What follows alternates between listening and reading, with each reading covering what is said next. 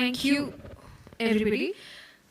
Now, beginning with the inaugural session, this inaugural session, we will be talking about careers today, challenges and opportunities for students in deciding a career, emerging courses, streams, and new technologies, the age of multidisciplinary courses, education and skill ecosystem vis-a-vis changing economy. And now, I would like to call upon Dr. B. Kalyan Chakravarti, IAS Principal Secretary, Skill, Employment, Entrepreneurship and Labour Welfare Departments, Government of Assam, for an address. He would be joining us virtually. Over to you, sir.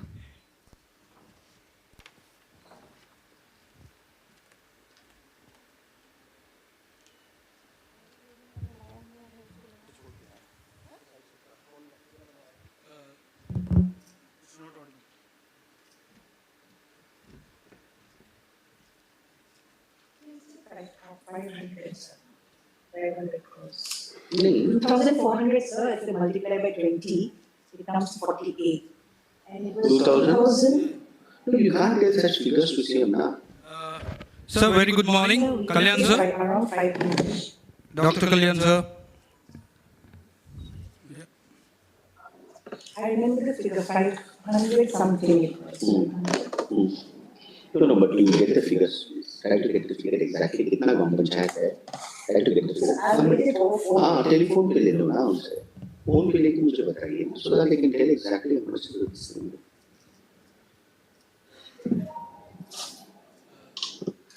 So here I can speak for hardly.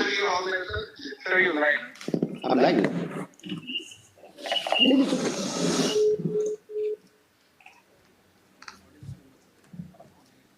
Okay, I think I'm audible. I saw one of my gurus, Ajay Mishra sir, in there. Good morning, sir. I see Karthikeyan also of the CEO task. Sir, I have a meeting with the Chief Minister in about exactly 7 to 8 minutes. I was thinking that I will speak from 10:30, so really I need to ration about 3-4 minutes. Sudhi, thank you for connecting me back to Hyderabad. And, the topics are very many. You talked about challenges and opportunities, emerging courses, what is the meaning of multidisciplinarity, education, and skills. So I would probably try to sum up everything in about 5 minutes time. And I will just start by saying that, the students who are watching us, they would probably looking at what kind of education, what kind of skills they need to do in order to get employed. And as we are aware that while agriculture as a part of the GDP is declining and industry in our entire economy is rather constant at about 20%, it's the services sector which is actually taking India forward. And though we do talk about Make in India, essentially the Make in India, where we have a challenge with countries like China or Philippines, show that we should be focused more. Perhaps this is my perception that we should be focused more on services sector, services around agriculture and industry, and and also the fact that there is a tremendous amount of urbanization that is happening, and India is rapidly urbanizing. Are the sectors in which the skilling needs to look up to and look forward to. We had a great kind of a skill conference. SAM has established something called the Skill University. And while industry is very important, the gestation period, the kind of labor codes that are there, make industry as a long-term investment and skilling, and therefore employment, to be a more difficult sector in our country compared to the sectors of services. And in the services sector, of course, I would like I see the future is there in the field of health, which is an ever-expanding field. There is a huge amount of employment in the various sectors of health. There is a huge employment potential in the field of education and in the field of infrastructure and environment. And of course, people skills. Now, in all these, whether it's health or education or infrastructure, environment, one of the common threads to all these four or five extremely important sectors which the country is progressing in would be digital skills and people skills. So these are also the sectors I'm sure as your task will talk about where there is a great amount of scope for employment in the future. As I was Principal Secretary Education, of course now I look after culture, education and cooperation too. I find that while we have a huge demographic dividend, a huge amount of youth which are coming out of colleges, to a large extent they are unemployable. In fact, early morning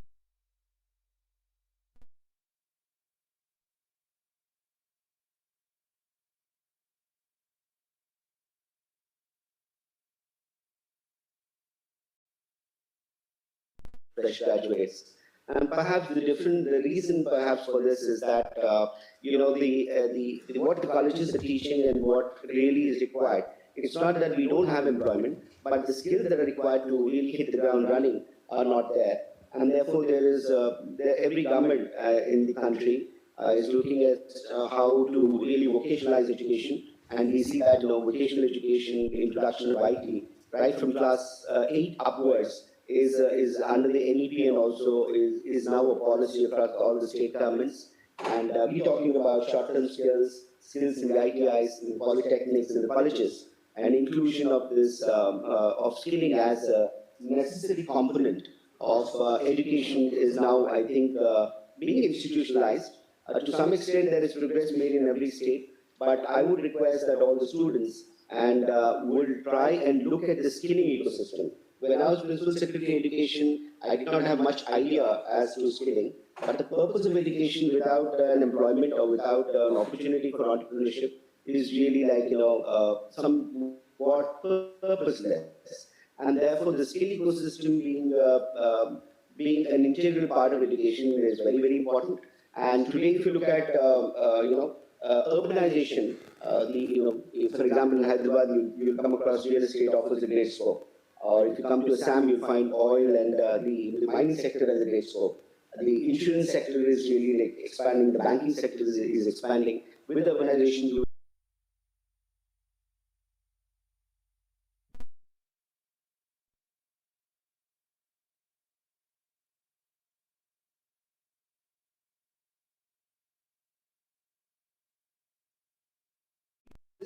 but the great thing is that while the world population ages and declines, India has an average age of about 26 to 27 years.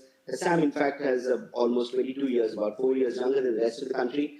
Our strength is the youth, and like the world is looking to Indian youth to really fuel their supply chains, to fuel their markets, fuel their production lines, and therefore skilling in order to meet the world needs besides the needs of the ever expanding markets of India, is a great scope. But bridging the gap between what is happening in the world of technology and what we really have right now as an output of education is the key thing. So I really need to go, but I would definitely like to join back sometime to hear all of the esteemed speakers give their views about how to take it forward. I did not go into the specifics because of the lack of time, but I do wish this conference all the best and all the success. And I hope that we are able to answer the questions of the children, the kids who are looking up to us in terms of getting employed.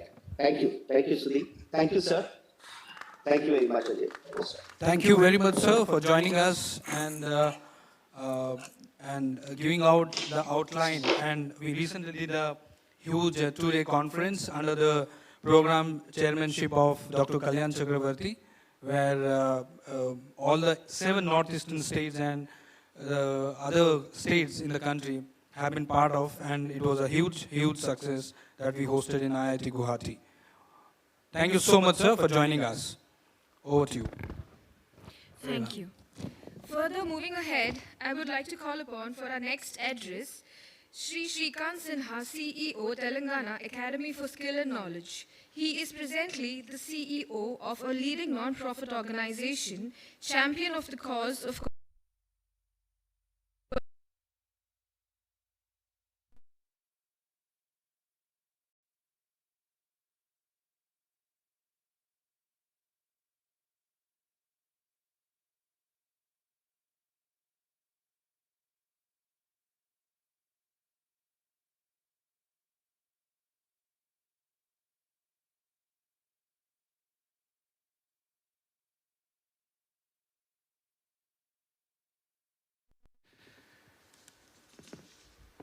Shri Ajay Mishra ji, who's Bhishma Pitama. A lot of people consider him to be Guru, and I am one of them. Of course, I was not fortunate enough to interact with him that much because I joined in quite late into the government sector over here in Telangana. But a lot of people talk about him and the kind of initiatives he had taken. Sir, honored to be present in front of you and speaking in front of you and being on the same dais with you. Of course, Sri Kartikeya, who is the Minister of Finance and Skill, Government of Andhra Pradesh. Mr.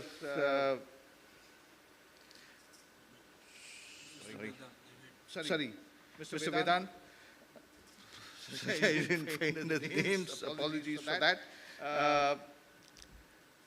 All faculty members, all the HODs, students, my colleagues from Task, and dear ladies and gentlemen. Indeed, a pleasure for me to be present amongst all of you here today. And out of the various topics that were there, I said, if I start talking about everything, I think probably I myself will take 1 hour. So let me not do that. So I thought, let me talk about one of the topics out of that, which is emerging courses, streams, and new technologies. And especially when people talk about emerging, in the same breath they talk about cloud, they talk about artificial intelligence, they talk about everything. So I said, if we need to talk about emerging, what do you mean by emerging? And what should be considered as emerging? Right? Genomics. Today is also very, very important, but is it emerging or is it mature? And that is the question that we need to ask ourselves, and that's where I said, let me start. So if we look at the characteristics of emerging technologies, I would probably put it into 5 buckets.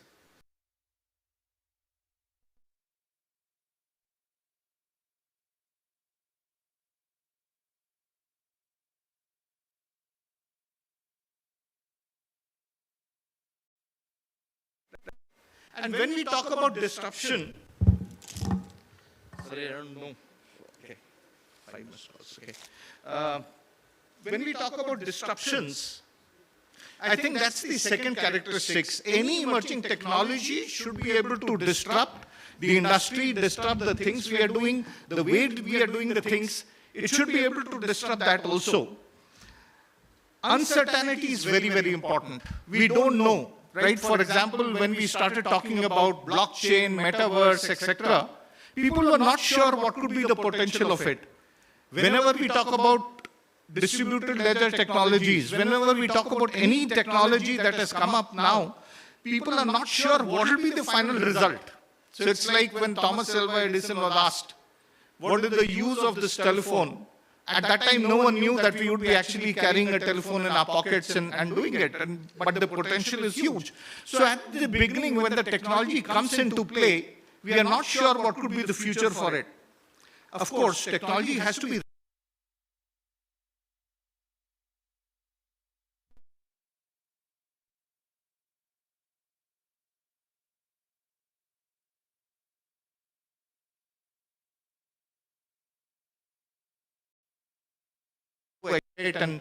and still improvements are happening on that. Rapid change is a thing that has to happen. It has to evolve rapidly.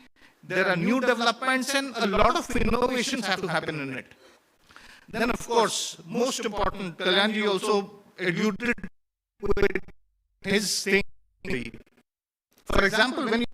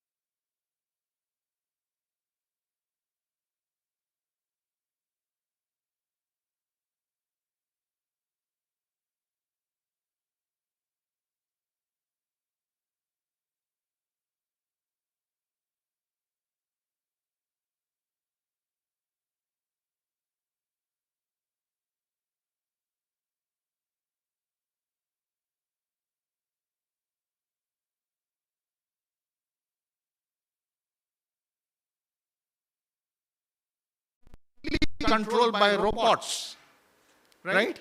And if you add AI into that robots, you can have different thing up, which is now called as II, Industrial Internet of Things, right? So robot, AI models coming in together, a lot of such scope happening over there. Automatically, you have reconfigurable industries. What does that mean? Today in industry, produce plastic water bottles, but tomorrow, plastic goes out of circulation completely, and I think it should. They need to start producing glass water bottles. They don't need to change anything. Automatically, the factory will reconfigure itself to produce glass bottles. Imagine that's the kind of future which will happen. AI, ML, and along with that, RPA, robotic process automation. So again, but this is more toward chatbots and the work that has been done. So mundane jobs completely move out, and you will have chatbots, etc., doing that work. Microelectronics, photonics, and nanotechnology. Nanotechnology is not emerging, it has already been there, but unfortunately, since India missed the bus earlier on because we were not multidisciplinary, therefore it has created a challenge for our youth, our researchers also, to move in that direction. So that is one area where things will change. You'll have a lot of things going smaller and smaller.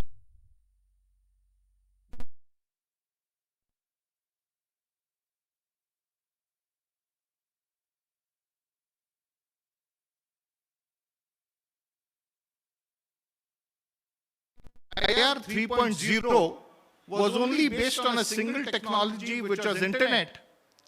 IR 4.0 and now 5.0 is based on a lot of technologies coming in together. So 10 technologies coming in together for 4.0 and 5.0, human behavior and human interface into it. Robots, working together with robots, etc., is what is coming in. But the base, if you look at it, is communications. Everyone is connected on a mobile device or any smart device.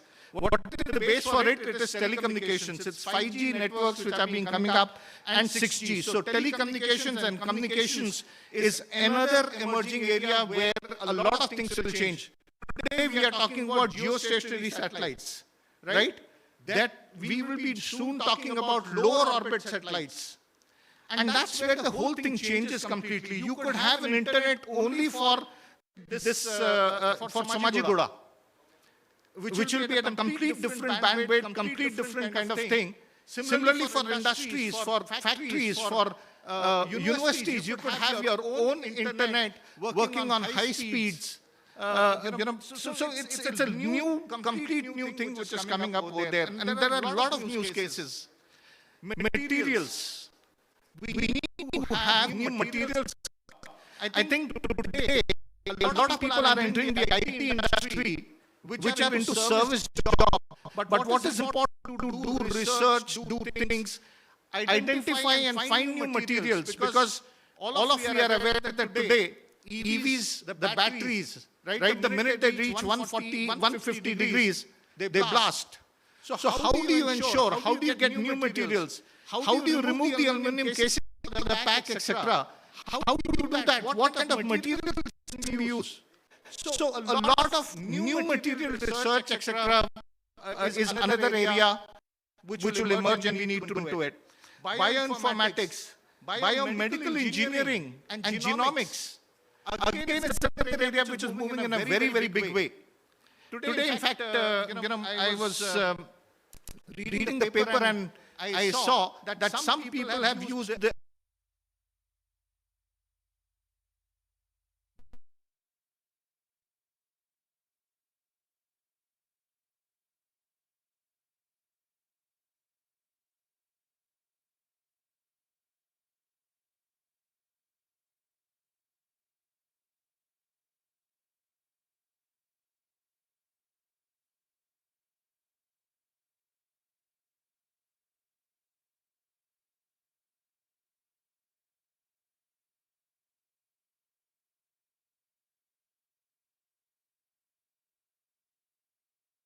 not only this country, but the world itself. You are not having enough civil engineers. You are not having enough mechanical engineers. Core engineering subjects are being neglected. I think that's one area where we have to once again come up. We have to ensure, today you might write a brilliant code, right, for a robot to work. But if you don't have a mechanical engineer to design that robot, then what will happen? Imagine, you need buildings to stay in, you need buildings to work in, you need a conference room like this. Civil engineers are not there, then what will happen? Today, if I take the example of Telangana itself, from last year, I'll take 102,000 seats are there for engineering in Telangana. 62,000 seats got occupied last year. 94% of that was only IT, com science, electronics and electrical. 6% were all the remaining core. I think we need to focus back on some of the core areas again, along with other things. So civil engineers should be also, now when we talk about cloud, civil engineer knows there are smart meters already. So he has to be aware about artificial intelligence. He or she has to be aware about cloud technologies. He should be aware about robotics. There has to be predictive models when the power fluctuations will happen, when the generator will fail, when the water supply will have a problem. All these things have to be there. So civil engineering in its new avatar has to continue and grow. Aerospace, of course, we are proud that a new startup from Telangana itself, Skyroot, was the first to launch a private rocket. And the best part was that it is incubated in T-Hub, and the prototype was developed in T-Works. Right? T-Works is T-Hub, if we talk about, in Telangana, it's the world's best and largest innovation ecosystem. 378,000 square feet under one single roof. When we talk about T-Hub, 78,000 square feet of pure space, which will help you prototyping anything. So you have an idea, go over there and prototype it. So that's the kind of facilities which will keep on happening, and people will move toward that side. Cyber security, right? If you look at the Fortune 500, and I was shocked to hear the statistics, 95% of them have been attacked by some cyber hacker or something else. And my immediate question was, what about the remaining 5%? They must have done something right that they didn't get attacked. The answer that came to me from the cyber expert was no, they are still unaware that they also have been attacked. So that's the fact. So cyber security is another area. It will grow and it will continue to be a space. One thing which is going to change a lot of things is the advent of, and it started as a gaming technology, but now moving ahead, AR, VR, and mixed reality, augmented reality, virtual reality, mixed reality, along with the animation, visual effects, gaming, comics, industry itself, will be another option. In fact, if any one of you know people, there is an organization which is about to set up in Hyderabad, which requires 1,500 people who have got 5 to 10 years experience in production, post-production, VFX, etc. Imagine, while people are being laid off in other industries, here is one industry which has got high demand and keeps on growing. Because today the use cases for the entire visual effects and everything else has changed completely. So I think these were some of the things, of course, blockchain and distributed ledger technologies, etc. These are the courses for the future. And when we talk about trends, I think the trends that, if I do crystal ball gazing, of course, Bill Gates said 64 KB should be enough for everyone. He made a prediction.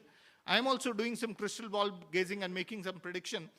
And my money, if I have to bet, I will bet on these technologies. Photonics, optical computing, right? Telangana already has got PVC, Photonics Valley Corporation, and work is happening in that field. Quantum computing and quantum communications. A lot of devices are being created, a lot of telecommunication things. Quantum cryptography will also come up soon. But yes, quantum is the next thing. If we talk about Web 3.0, and probably I'll talk about it slightly later, the next thing is Internet of Behaviors, right? With so many devices happening near you, all the devices being there, all the data that is being generated has to be analyzed by someone. So Internet of Behaviors, your purchasing behavior, your breathing behavior, your temperature behaviors, everything is being looked at. So Internet of Behaviors is a new area where a lot of research and a lot of new technologies will be put in together. So IOB is the new thing. New emerging solutions in renewable energies. I think that's very, very important. Today, if you look at it, if we have to meet the 2030 goals of SDGs, clean, green, sustainable is most important, right? And India is one of the 135 countries that's a signatory to it.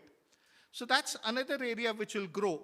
Manufacturing technology itself, we are talking about, it was deductive manufacturing earlier. You used to, have a block of metal and then you used to carve it out and reduce it to create a thing. Now it is additive manufacturing. You are putting dots or sheets combined together, and that's how you are creating things. So additive manufacturing is already there. 3D printing is there. New developments will keep on happening in this, because today you can even have a building created, a house created, an office created, and it's happening today. It's no longer science fiction. You have 3D printers for even printing buildings. So that's where things are moving. Of course, extended reality, which is a combination of augmented reality, virtual reality, mixed reality, and commonly it's known as extended reality. I think that's one area where a lot of research is going to happen, a lot of people will be required for that industry. Cognitive and generative AI, I don't need to talk about it. I think ChatGPT has already invaded everything. And forget ChatGPT, I'm always, of course, ChatGPT is much more advanced. If I look at a simple thing like Siri, I still remember one of my friends whom I visited in Bangalore, his son wanted to got a homework on Tenali Rama. And what it did was very simple. Siri, tell me about Tenali Rama, and Siri started narrating everything and he started preparing his assignment. So when Siri could do that, imagine what ChatGPT could do. But it will change a lot of things, so that's where we need to do it. Now coming to Web 3.0 technologies. I think Web 3.0 technologies are already here. Blockchain, distributed ledger, trust infrastructure, a lot of things are being spoken about. But there was also one thing that got spoken about, which is metaverse, right? And recently, I don't know how many of you have heard, metaverse concept has been challenged by Apple itself by something called as spatial computing, right? And my question as I end my session now is, would you like to purchase something virtually in a virtual world, right, with the help of technology, and pay Bitcoins for purchasing it? Or would you rather purchase something in the virtual world which is designed for you in the real world, which you can utilize, right? And that is what spatial computing is going to do. And it doesn't only have use of things like what I spoke about, but for logistics, for industries, for everything it has got uses. And that's where spatial computing, Apple has just announced it recently, and that could be one of the major disruptors moving ahead. On that note, leaving you with this thought about spatial computing, and I hope I've been able to cover and give you some crystal ball gazing as to what could be the future trends. Thank you very much for a patient listening. Thank you.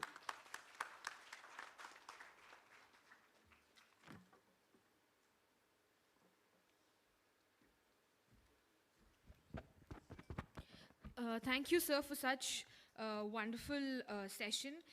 throwing upon light on the emerging trends of Internet of Behavior, robotics, renewable energy, manufacturing, chat GTP, Web 3.0 technologies, giving us some insights on metaverse. So it all in all has been a wonderful session, sharing your real-time scenarios, use cases. Thanks for throwing all the light on whatever was required here. Thank you so much, sir. Further, moving ahead, for the next address, I would like to call upon Sri Kartikeya A, OSD, to Minister of Finance and Skill Government of Andhra Pradesh. Sri Kartikeya is highly accomplished public policy professional working in the development sector with a keen interest in the area of SDGs, stepping forward with robust experience of 18 plus years of experience in executing high value projects that focus on upliftment of the most vulnerable and marginalized section of the society. With a creditable academic track record, including a master's in public policy from ISB, Hyderabad, and executive program management from Cornell University. Sir has worked with various ministries, state governments, and multilateral agencies, and has been driving schemes and programs for sustainable development, education, and women empowerment, livelihood creation, gender equality, poverty elimination, health, and skill development.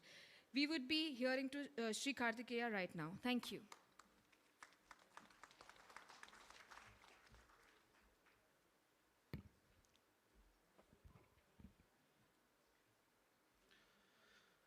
Very good morning to all. And I would like to thank Mr. Sudhir Gautam for inviting me to address on AI and the new emerging technologies and all this. And before that, sir, it's my honor sitting beside you and sharing stage with you, sir. You are role model for many of officers from Telangana and India. And as Kalyan sir said, Kalyan sir actually, B. Kalyan Chakravarti, Principal Secretary, is my mentor and is my brother who supported me for the last 8-9 years. Thank you, Kalyan sir. And thanks once again, Mr. Sudhir. And I wish you all the best for IndiGlobal to organize this kind of events.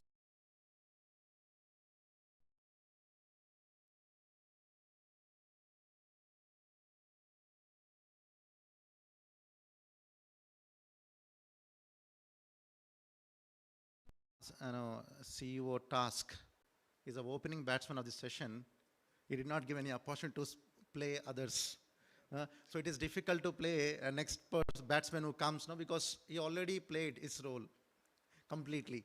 So it is for us nothing to say much, but still whatever we're doing from Andhra and Telangana and in terms of emerging technologies, I'll talk about it.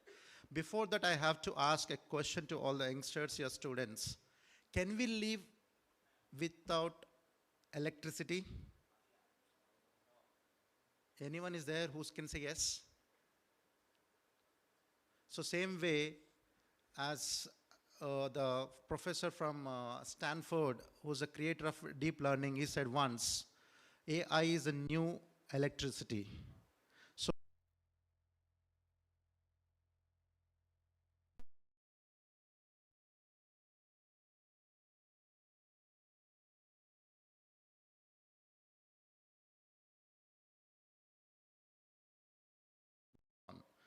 keep on, Google is coming up with new technologies. So we need to understand how we can use this technology with a traditional education. How we can add value to your whatever you're learning. Most of the people are from BCom computers, BA and arts background, commerce background. How we can use this technology. That's most important. Are we using it, technology in a right way? So as Mr. Srikanth Sinha said, AI, deep learning, cyber security, renewable energy, we are using it. Everywhere we have blockchain. So we should know how to use this. For that, what we are doing in Andhra government, at present I'm working with the Andhra government. So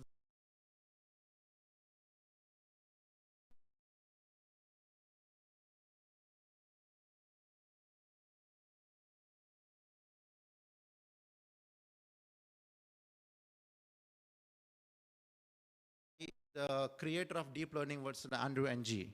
So I met him in one summit. I like the way he spoke about VR and augmented reality and all this. So immediately we started working with him, and very soon we are going to come up a dedicated center of excellence in Andhra Pradesh, where all the students can use this opportunity to understand it.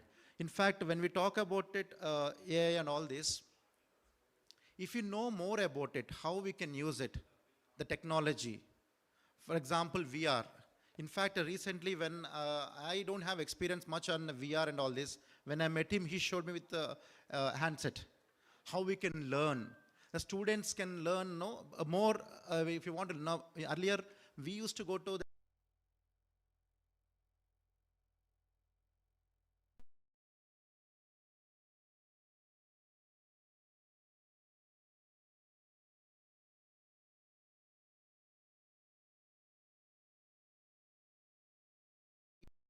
grassroots level.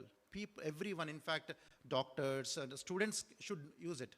It's not that only engineering students can use this, but even from 10th standard, people should be used this technology where they can become creators.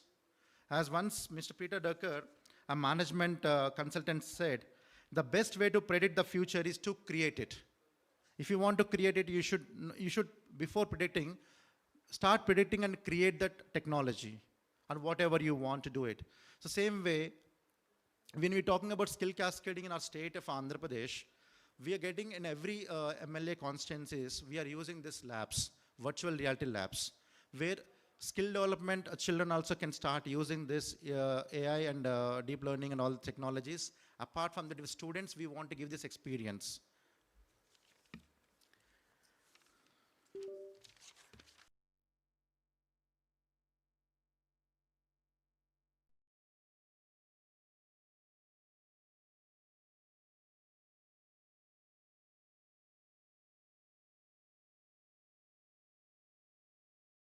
This note explores the role of these technologies shaping the future of highlights of some of the key technologies areas.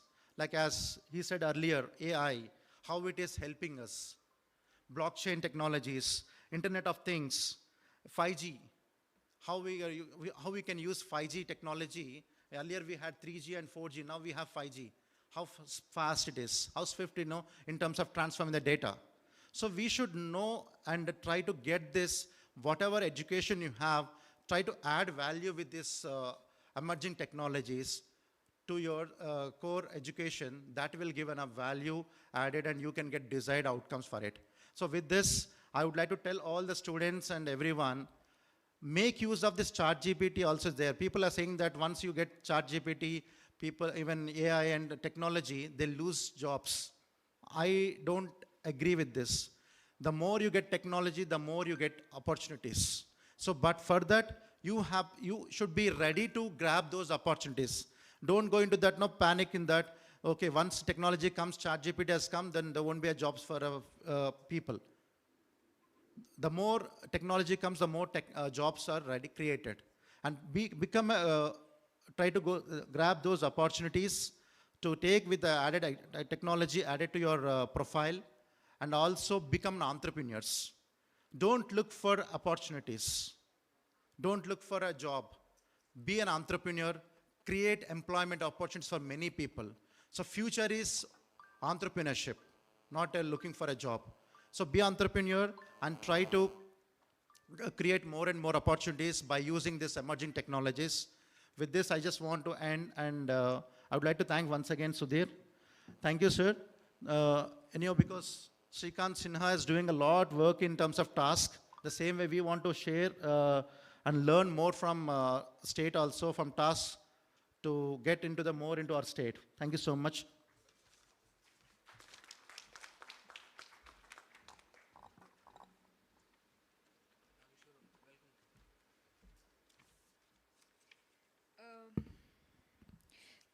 Thank you, Mr. Kartikeya, for your meaningful insights on opportunities for all students available at Andhra Pradesh in artificial intelligence and deep learning. I'm sure many of you all would have received required guidance to progress in your career. Thank you so much for your insights. Also, I would like to welcome Professor K. Nageshwar, ex-MLC academician and political analyst, onto the stage. He will be joining us.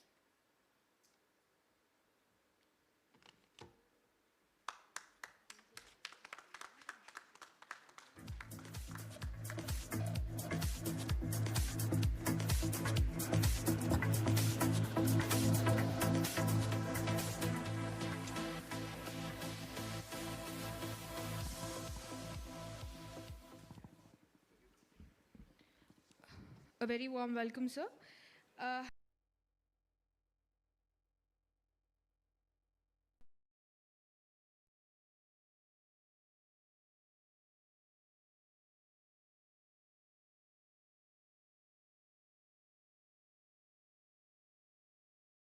VR, mobile, web, and more, scalable technologies. Mr. Vedant is having vast experience with several large successful enterprises, including unicorn startups, and establishing large companies across a variety of sectors. Mr. Vedant has done his MS in Artificial Intelligence at Stanford University and is also having vast knowledge in artificial intelligence, deep learning, and other focused areas. I would like to call upon Mr. Vedant to please address the gathering. Thank you. And a few applauses for our speakers here.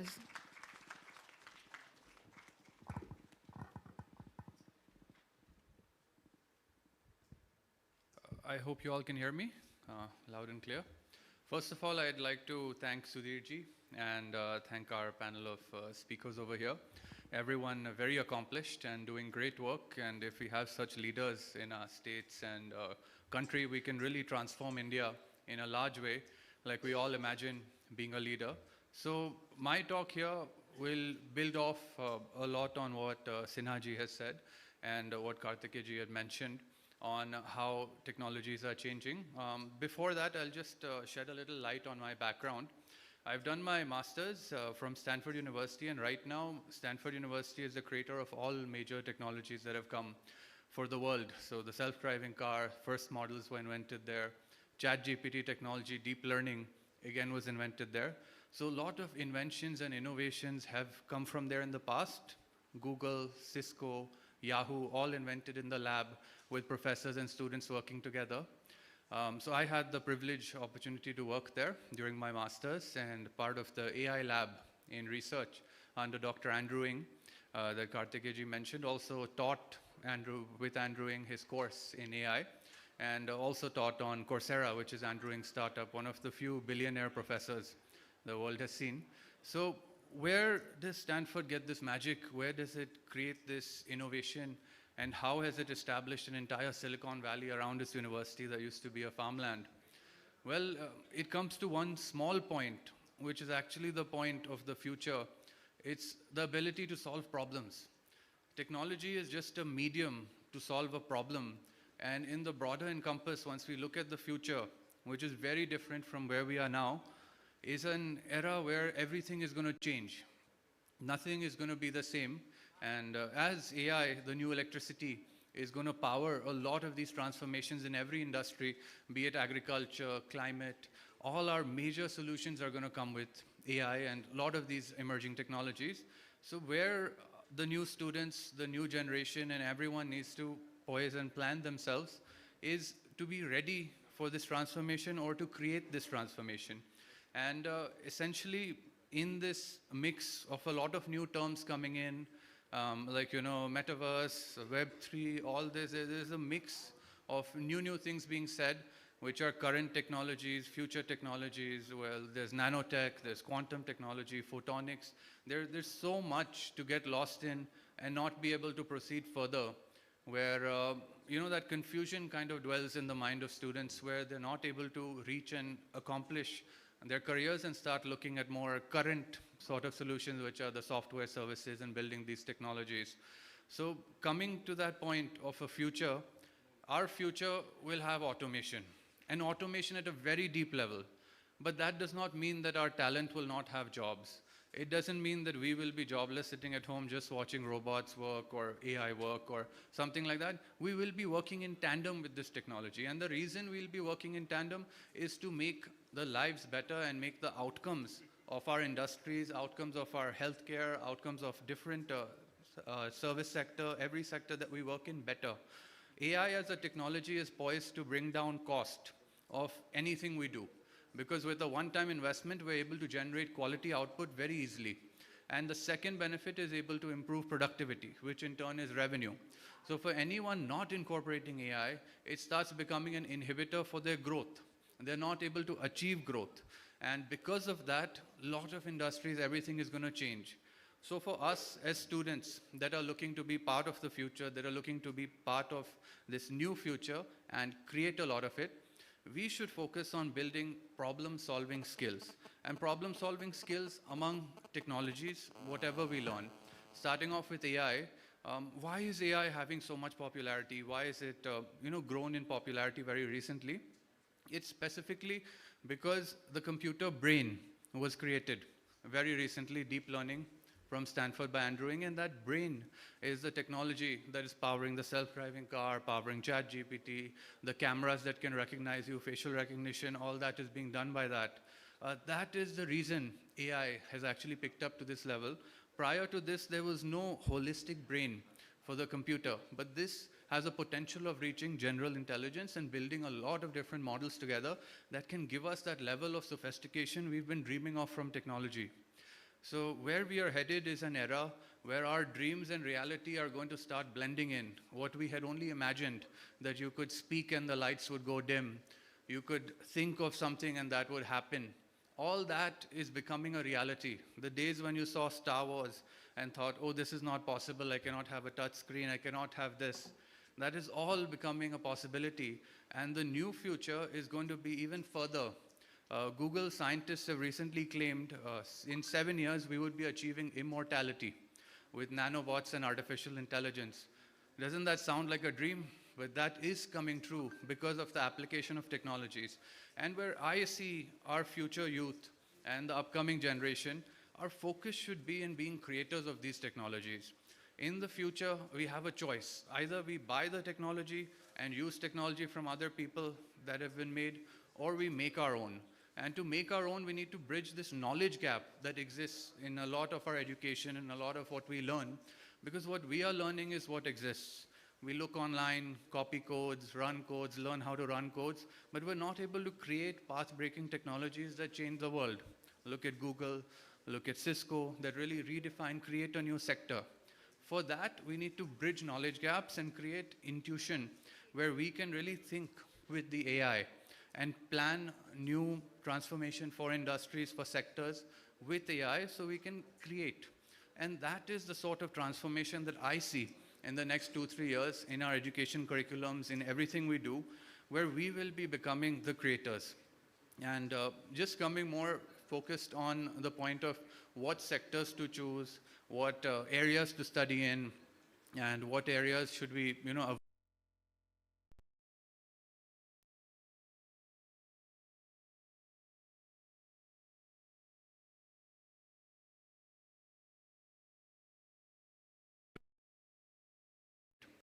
Since every sector has to change and there are new versions coming up, you will be relevant in any sector you work in if you have the technical knowledge. And how sectors are blending in now to create new and new sort of degrees. Like if you look at in Haryana now, a medtech degree has been recently announced where they'll be learning 3 years medical and 2 years technology to build talent that can operate the robotics for the medical sector. So that is becoming a new skill set requirement, and that is the new degree being created where you're blending two very important fields of technology and medical.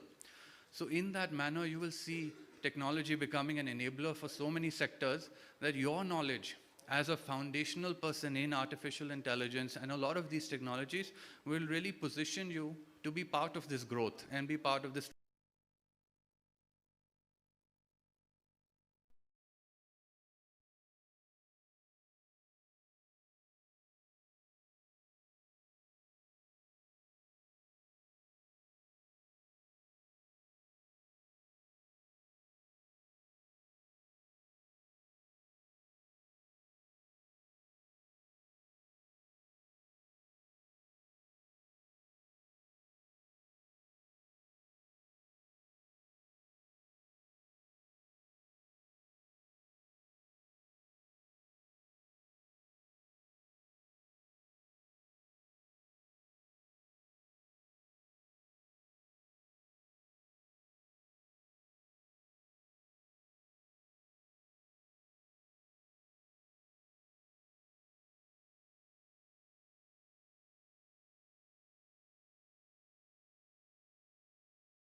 problem and not saying it's not possible, I can't do it.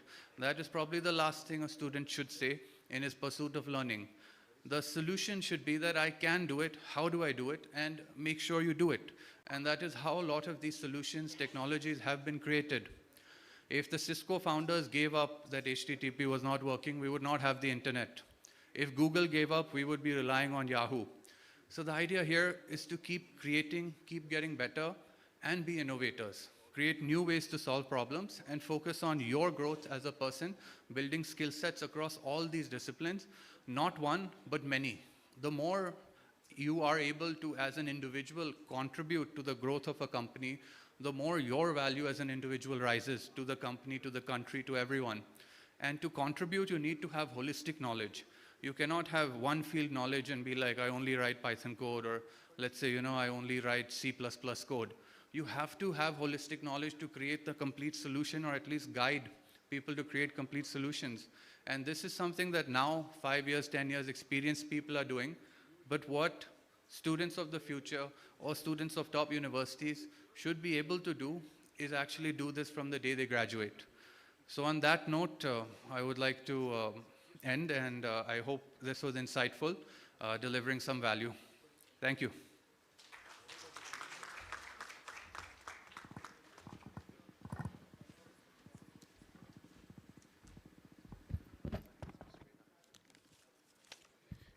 Thank you, Mr. Vedant, for helping us understand how AI is emerging and is creating a promising new future, the importance of application technology, the importance of creating path-breaking technologies, new transformation for sectors, and also how important it is to have holistic knowledge and not restrictive and limited knowledge.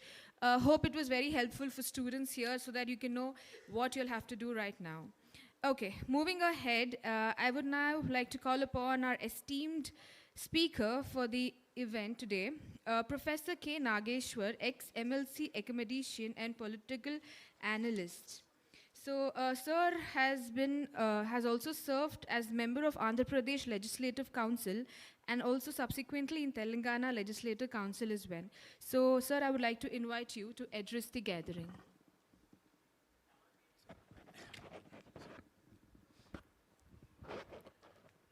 Friends, I'm not here as a former legislator.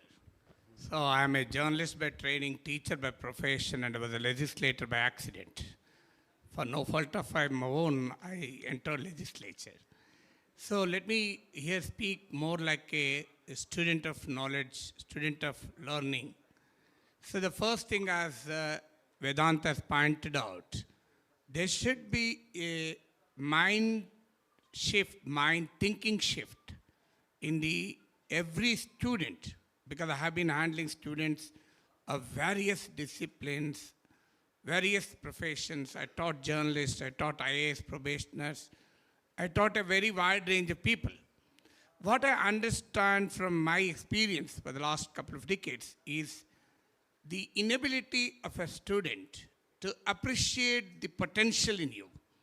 So we talk about a lot of obstacles, impediments, but we don't believe that emancipatory potential is within us.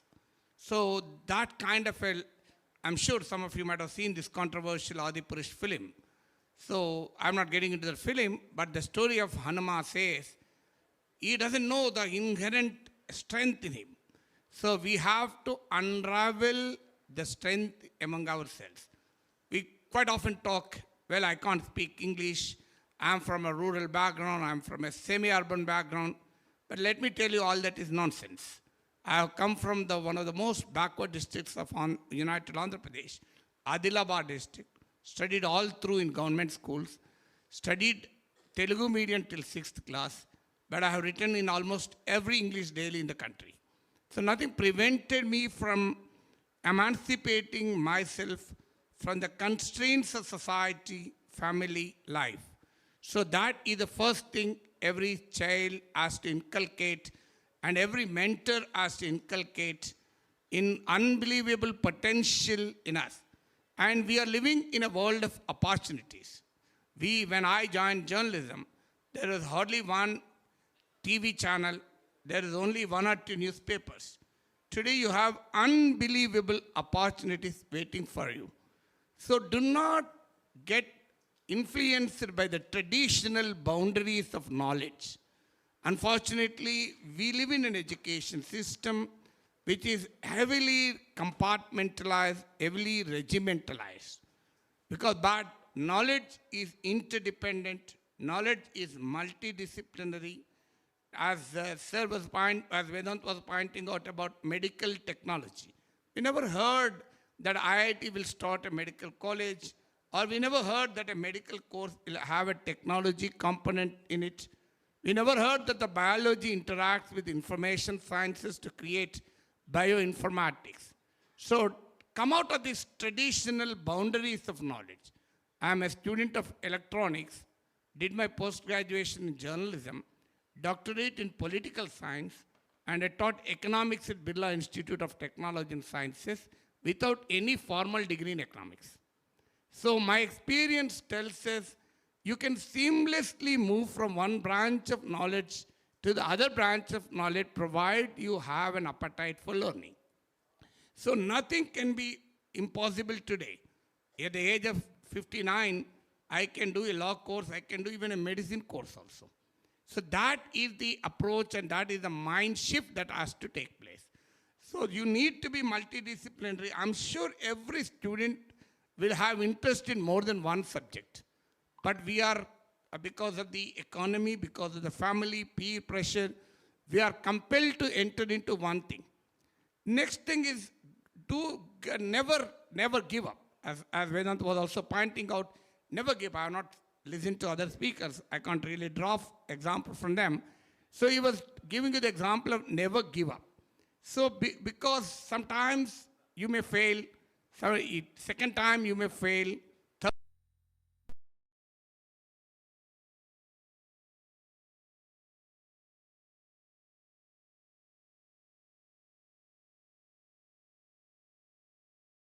unbelievable areas, unbelievable territories. So it is something which you can't even imagine, something which you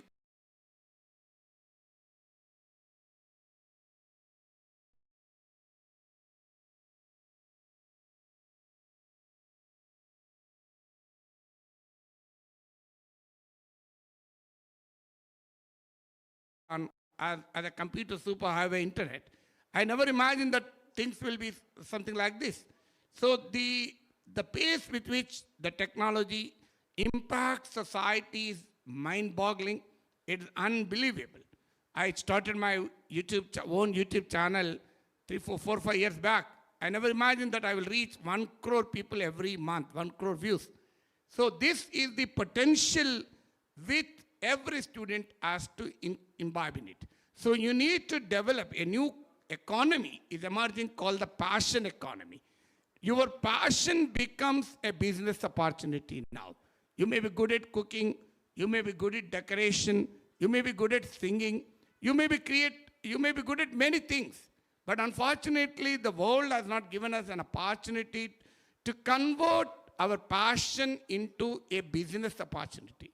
Now, we are living in a world where your passion can be an opportunity. So try to identify the passion in you and develop it, convert it into a business opportunity, what we call as a passion economy.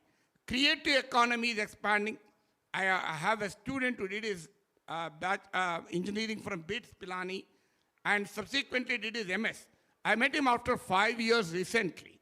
I asked him, what are you doing? Sir, I am a short filmmaker now. So I asked him, why did you do computer science and all that engineering? Well, I did it for my parents' sake, sir. Now I am interested in what I want to do. I've earned a lot of money in the first 3-4 years. Now I have given up the job for a break for 1 or 2 years. So I want to pursue what I love the most. So you will have a very happy life. When you do something, when your passion and profession converges, then you will enjoy the life very much. You will not only be successful, you will have a meaningful life. So identify the passion in you, identify the creative component in you, and unravel that creative component and convert it into a business opportunity. Then have a convergence with society. Today, economy offers us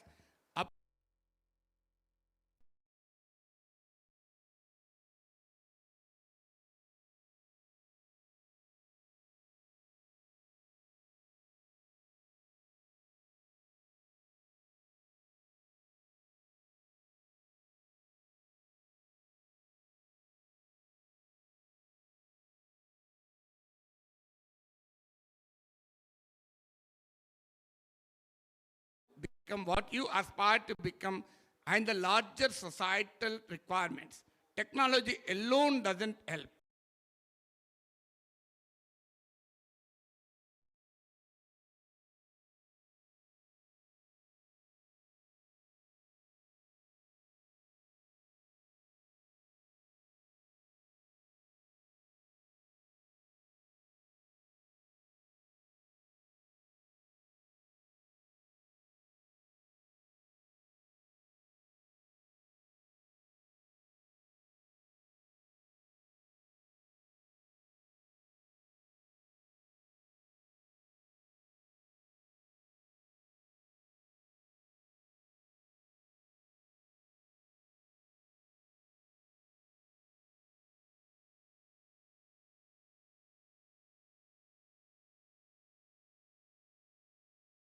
I started writing poetry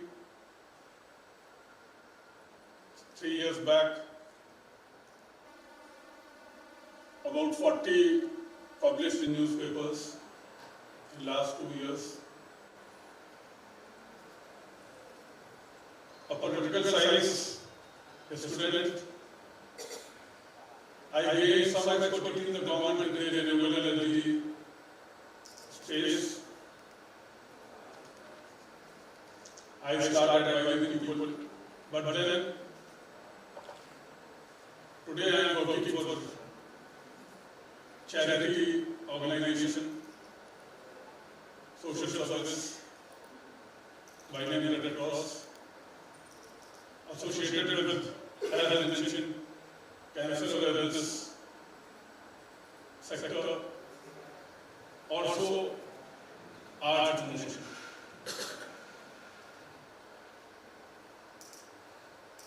When I see the kids today, don't mind my language, kids I mean from 15 to 30 years, because my kids are 3 years now. I get connected many times. That you have just repeated the same 5 minutes back, why I am telling you again. My daughter tells me. So I make a point not to repeat what predecessors have told you in their cases. The present generation, I feel many times. Because the kind of information, the kind of knowledge, the kind of exposure which you have in 20 years, I didn't have, very frankly. So, I was not a successful kid at attending one of them, but the kind of exposure which you have. On the other side, I also feel concerned. There is so much of information, there is so much of uncertainty. Where do you take yourself? There are two traditional options, as they say. One is for the bread, one is for the butter. The parents generally force the kids to go for the bread option, where you can make a living decently in the traditional mold. But most of the kids today, because of the information, because of the knowledge, because of the passion in many of them, interest in many of them, want to go for the butter option. But there is more uncertainty. There are very few openings at the correct stage. How do you have integration or a working relationship within yourself of these two? That's a challenge for many of you. More so, you have to keep abreast of what changes are coming in your chosen field and are likely to come in the coming years, and how you adapt to it and how you master it in a short time. It's not easy, because first 20 years you have not been trained for that. It's not your fault. Few institutions today are paying attention to different levels, but 99% of the institutions are not paying attention. So, but then, the period of uncertainty can be very enlightening, can be very productive, if the opportunity is made use of. This is repetition of what has been said earlier. But then, sometimes repetition is required.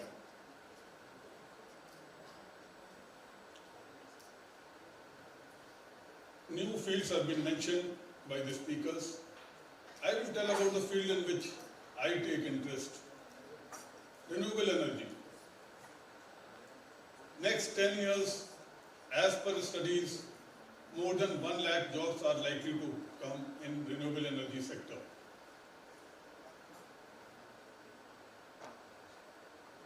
Today in the country, there is no graduation or no post-graduation exclusive program for renewable energy government.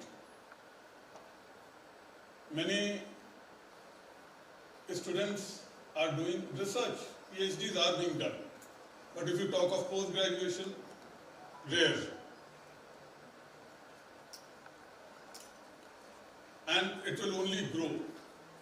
In renewable energy sector, I am not trying to confine to only solar or wind, which are two known areas.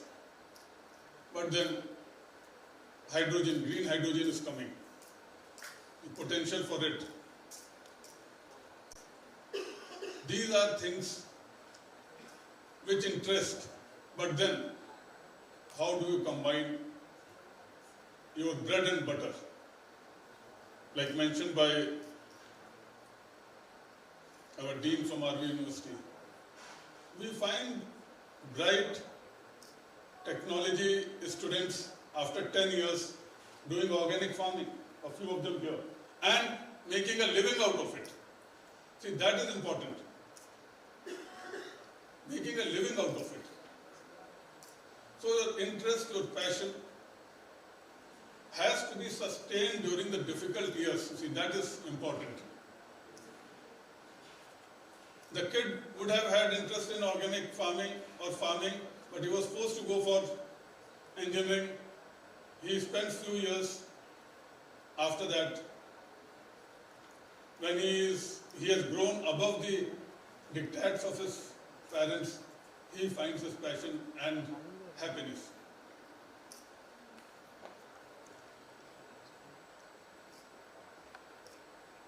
One other thing which has been not paid that much attention is about the skills we talk, about acquisition of knowledge we talk. That is required up to a point.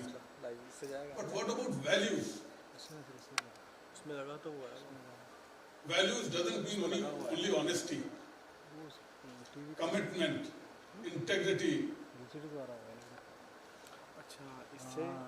That has taken a back seat. As I say, today degrees are not for knowledge, not for information, but for getting some marks. That degree will only help up to a point. Today the best jobs are, some of them go to people without degree. All of you are aware of it. I will not tell the details. Repeat the details.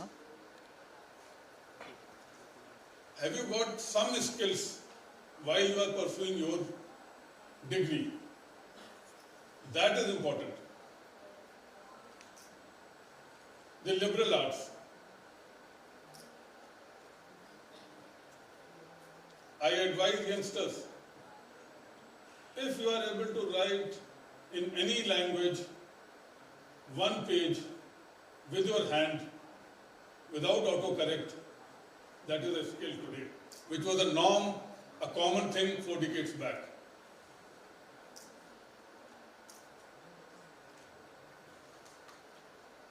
Today, content writing is a career. We never heard of it 4 decades back. And it's not new thing, see, by way of technology. The fields mentioned by Shrikant ji, are new. But content writing is what we all did when we appeared for different exams 4 decades back. So fields are being reinvented also in a different format. I would like to reiterate values for life. How do you face tough times? How do you not succumb when you succeed to different temptations? These are two specific things which I'd like to mention to the youngsters. One of the points mentioned was, can we live without electricity? The answer was absolutely correct, but I will advise the youngsters, try to live without electricity at least for a short time. You can think more, think differently, analyze things when you are not constantly interrupted by technology.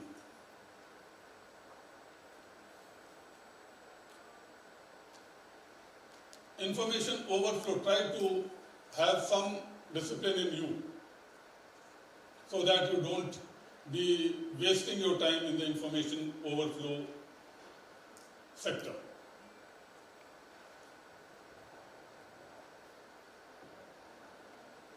Last few years,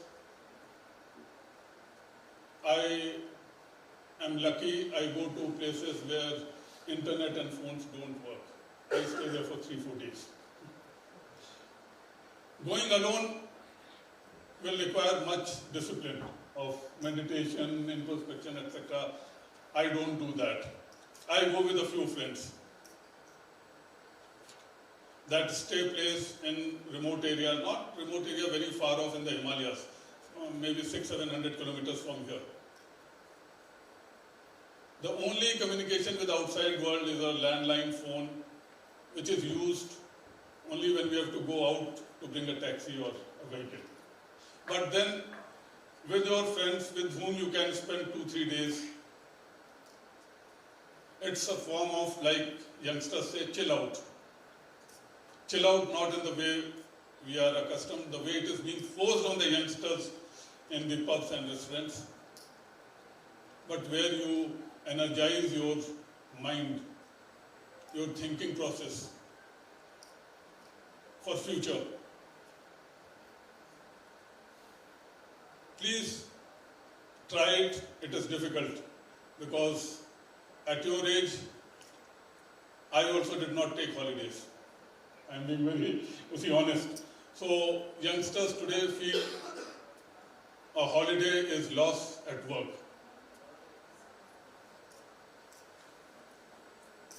The institutions, the employees also have to change. What is called work-life balance.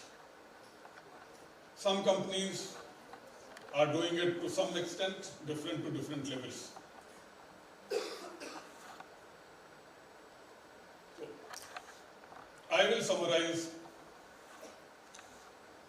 in the difficulty between bread and butter, how you keep your butter passion alive in the struggle during the first few years, that is important. How you continue to nurture and stand by values in your workplace and society, that will matter. And finally, some amount of chilling, introspection, different life for very short periods in the days to come will definitely enhance your overall growth. Thank you.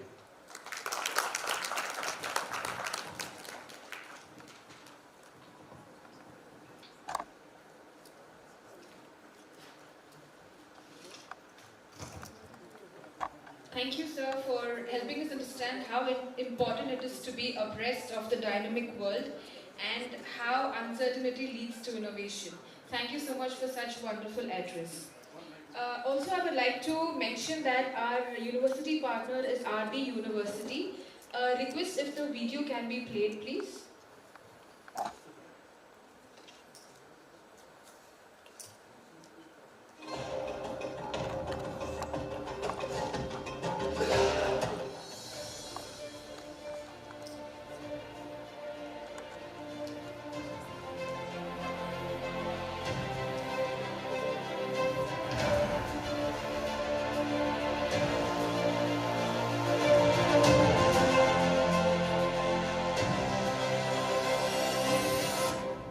The vision of RV University is to be a world-class, tech-driven global university for liberal education.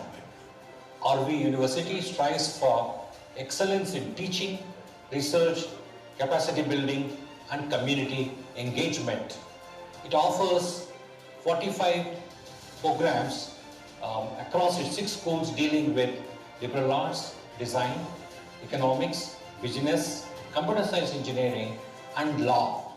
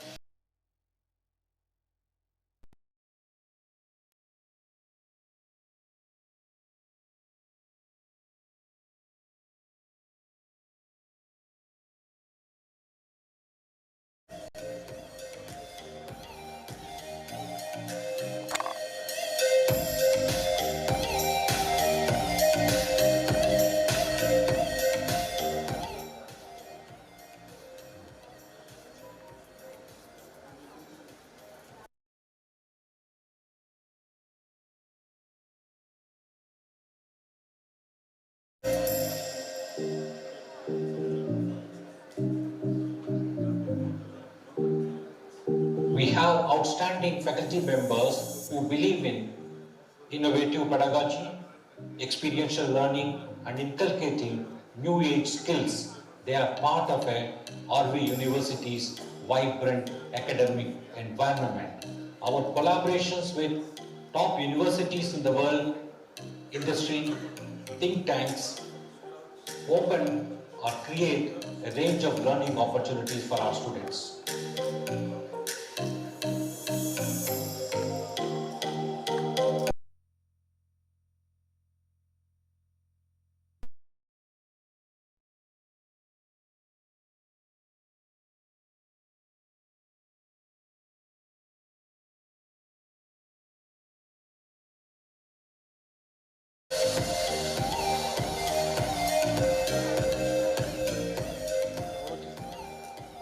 I am truly delighted to be a part of RV University, as it is a great place for a young student like me. Here at RV University, there is an equal emphasis given to extracurricular activity, sports, self-development skills, and soft skills.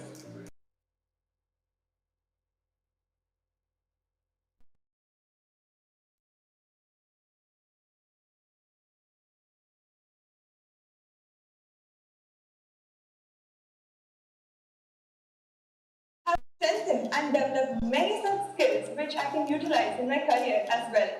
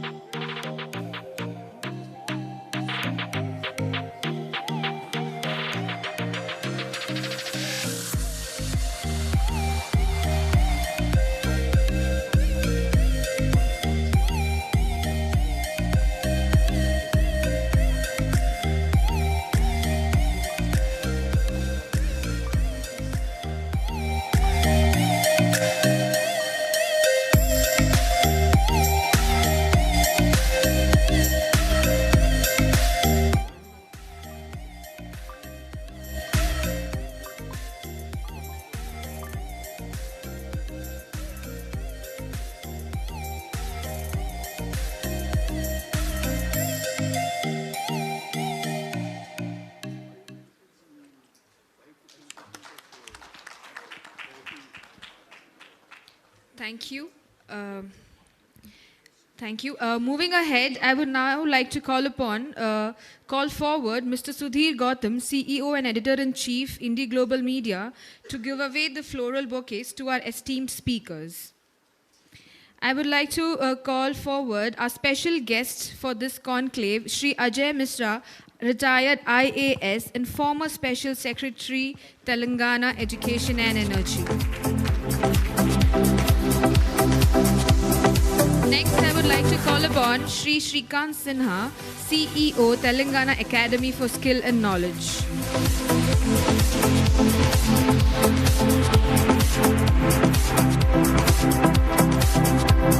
Further, I would like to call upon Professor K. Nageshwar, ex-MLC academician and political analyst.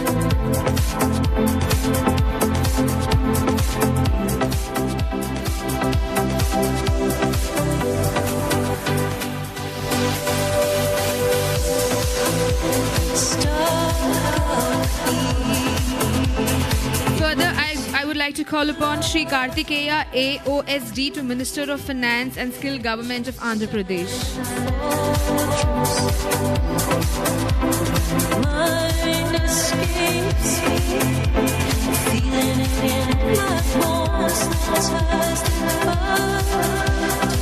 And finally, would like to call upon Vedant Aluwalia, Managing Director, DataViv Technologies.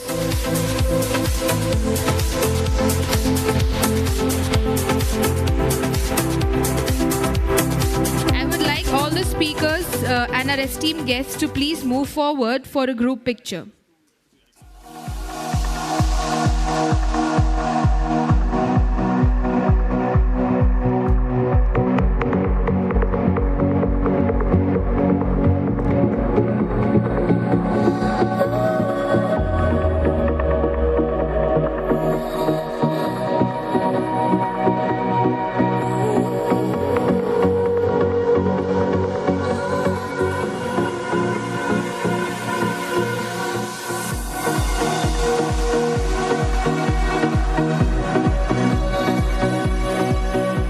Can we hear a huge round of applause for all our esteemed speakers here on the stage, please?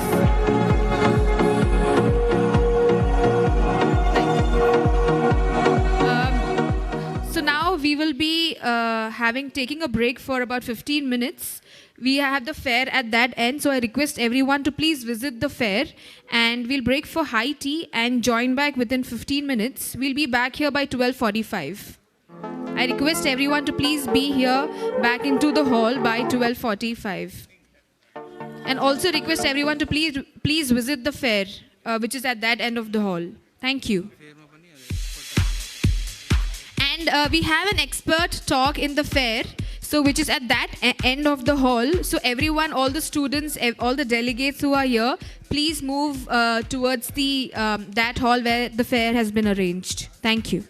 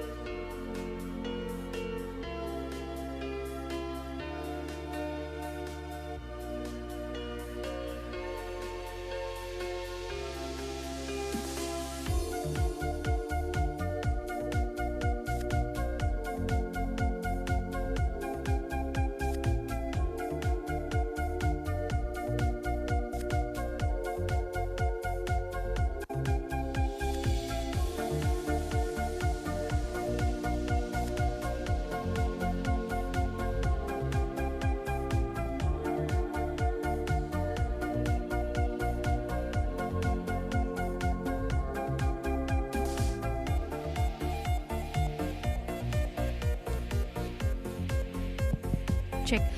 I request all the delegates who are seated back to please move forward and occupy the front seats so that any others joining later can add in at the back. Request all the delegates to move forward to occupy the front seats. Thank you.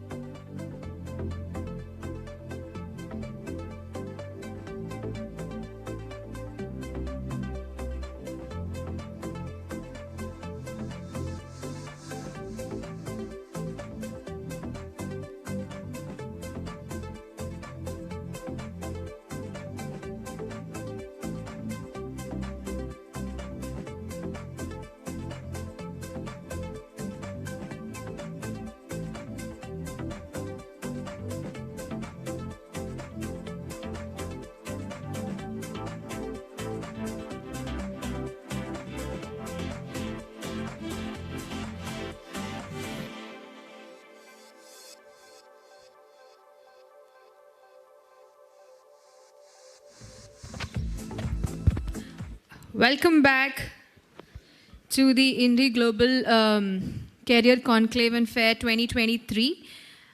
So we have an expert talk parallelly going on at the other end of the hall on education loan. So I'm sure students will join back here, and delegates who are seated behind, request you all to come forward so that we can start with our next panel discussion.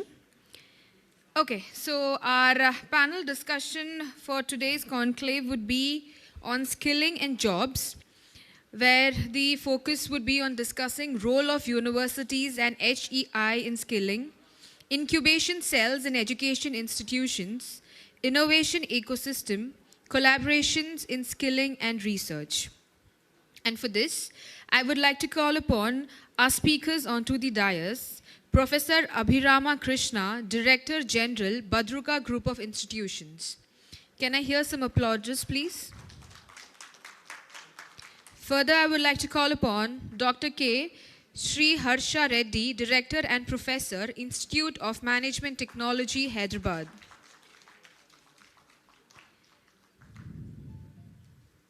Further, would like to call upon Professor Subhashri Natarajan, Dean School of Business, RV University.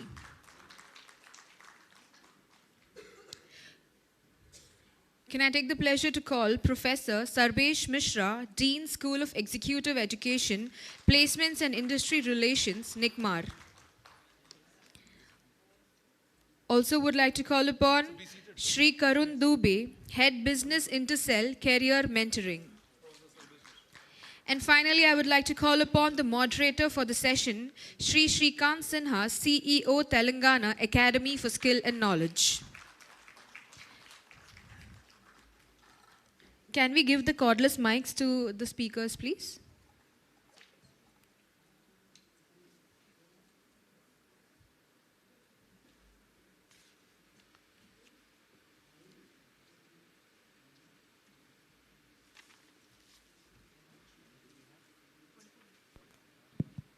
Over to you, sir. Thank you.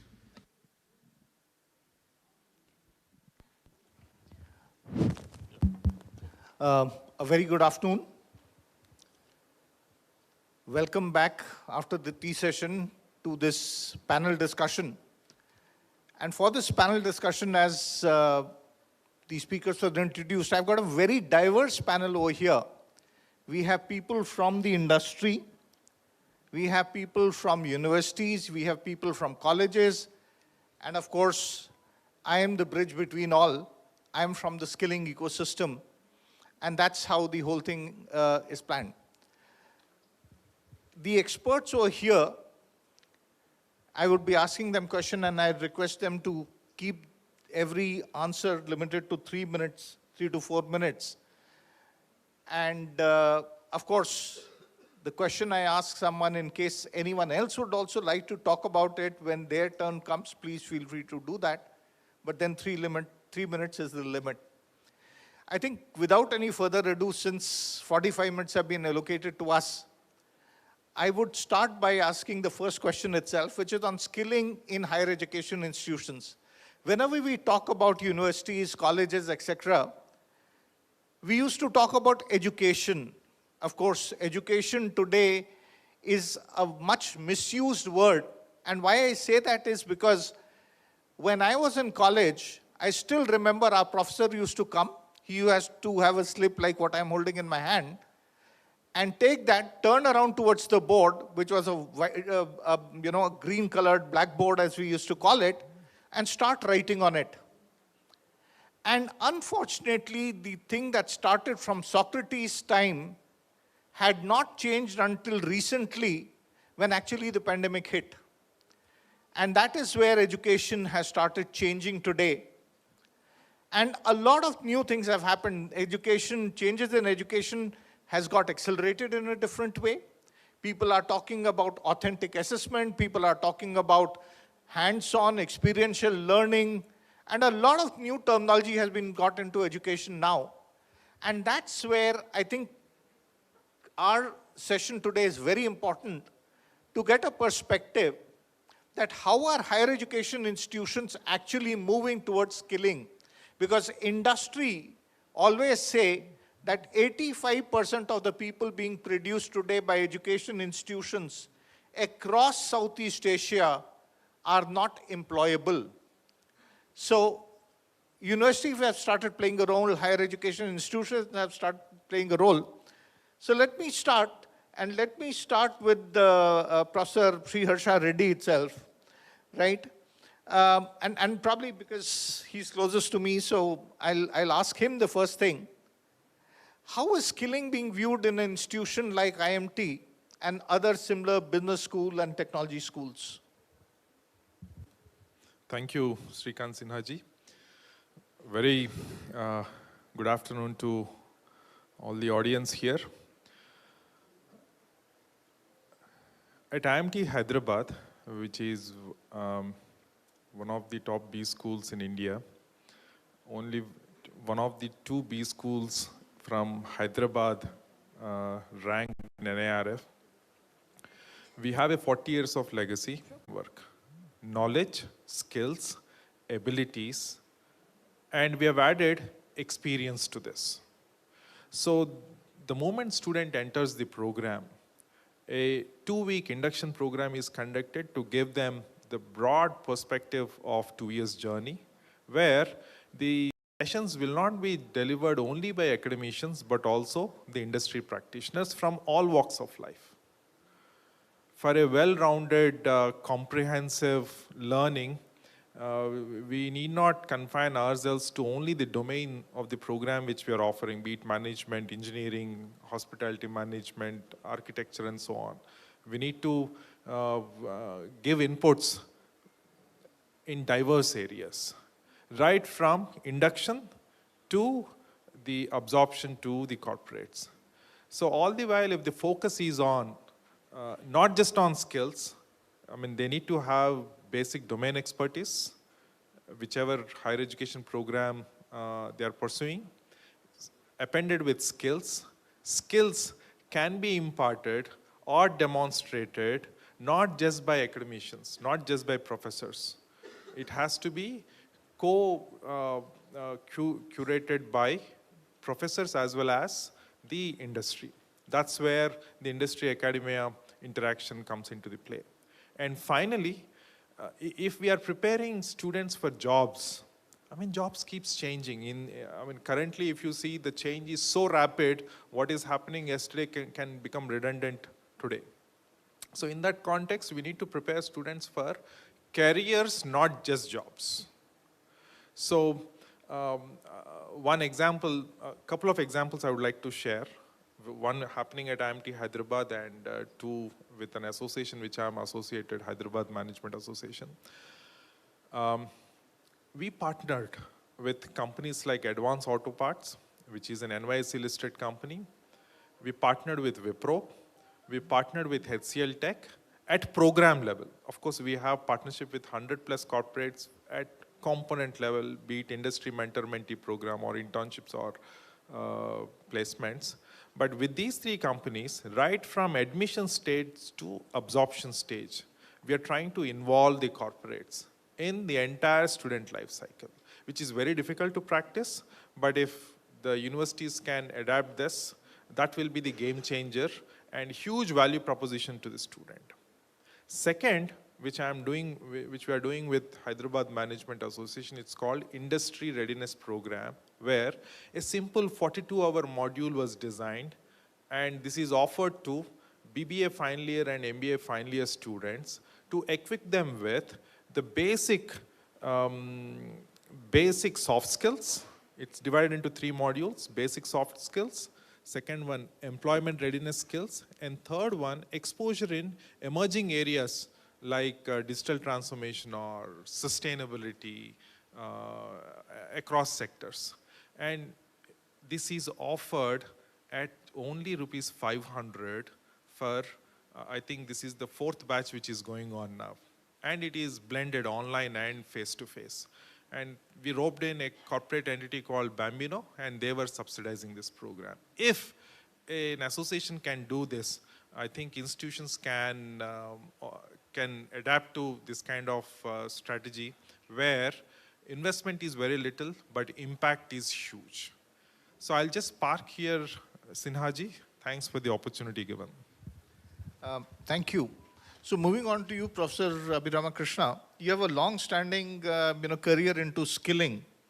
And institutions like Badruka getting you on board, of course, is a message in itself as to the importance that they give to such institutions. Now, I wanted to understand from you, as to what kind of a role do you see for skilling? What are the initiatives that you have taken? And what could be the roadmap ahead for it after this? Good afternoon, and at the outset, I would like to thank IndiGlobal for giving me an opportunity to share this platform along with fellow educators. Thank you, Sinaji, for that wonderful question. I come from the industry with over 35 years of corporate experience, and I have noticed that there exists a huge gap between what the industry are looking at and what the education sector has to offer. So when I joined the Badruka group of institutions, the first skilling is to bridge what the industry requires and how do we actually start with a disadvantage because we are an affiliated university. So we are affiliated to Osmania University. Unlike some of the open university, autonomous institutes, the PGDM program where they have the liberty to chalk out their own program, we are actually to follow strictly the curriculum laid out by the university. And as some of the educators here know, most of the universities are examination oriented. So the first thing we did is to interact with the industry, find out what are the kind of skills they are looking at. We identified what the syllabus has to offer and identified the gap. And we had a strategy for each of those things on how do we bridge the gap. So for want of time, I'll just quote two examples. I was interacting with the chartered accountant firms in India, and casually they told me one of the challenge is to get internship. So I told them that how many interns you would require. So he said, I would like to have 5 BCom graduates. So I said, fine. Does this problem exist with other chartered accountancy firm? He said, yes, there are more than 50 accounting firms which have similar problem. So I said, okay, we will give you an idea. So 10 of your friends, please come. We will have an interaction. So 12 firms turned up, and we told them what are the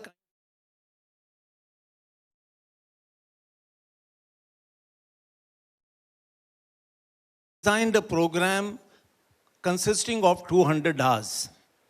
And out of that, we realized more than 140 hours our faculty can conduct. And we asked these chartered accountancy firms to come as practitioners and deliver those inputs. So together, we invited 200 students to participate in this experiment. And I'm happy to say that people who have scored more than 60 all got certificate jointly by the chartered accountancy firm and the Badruka group. And people who have scored more than the top 50, each of the chartered accountancy firm took this 5 each. And all of them paid 50% of the fees to the institute as well as intern scholarship to these students. So I find more and more, like this, we have a lot of corporate MOU participating with us. So the key thing is to skilling more than the students. First start with the faculty. The faculty also need to know, because most of the faculty are confined to the academic world. So they need to get exposed to more and more interact with what the corporate are looking at and actually participate with the practitioners in designing the program, in learning. So now the first 3 batches, this was the model. But today I'm happy to say the faculty are now able to handle 80% of the program and only 20% is for the practitioners. So we have tried this with a lot of finance firms and so on. And now more than 80 MOUs, not on paper, but to suit what exactly the corporate requires. I'm happy to say 3 months before the term is ending for the final year commerce degree, as well as the MBA students, 80% of those who are opting for placement have already got placement.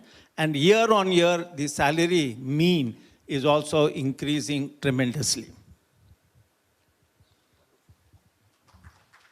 Wonderful.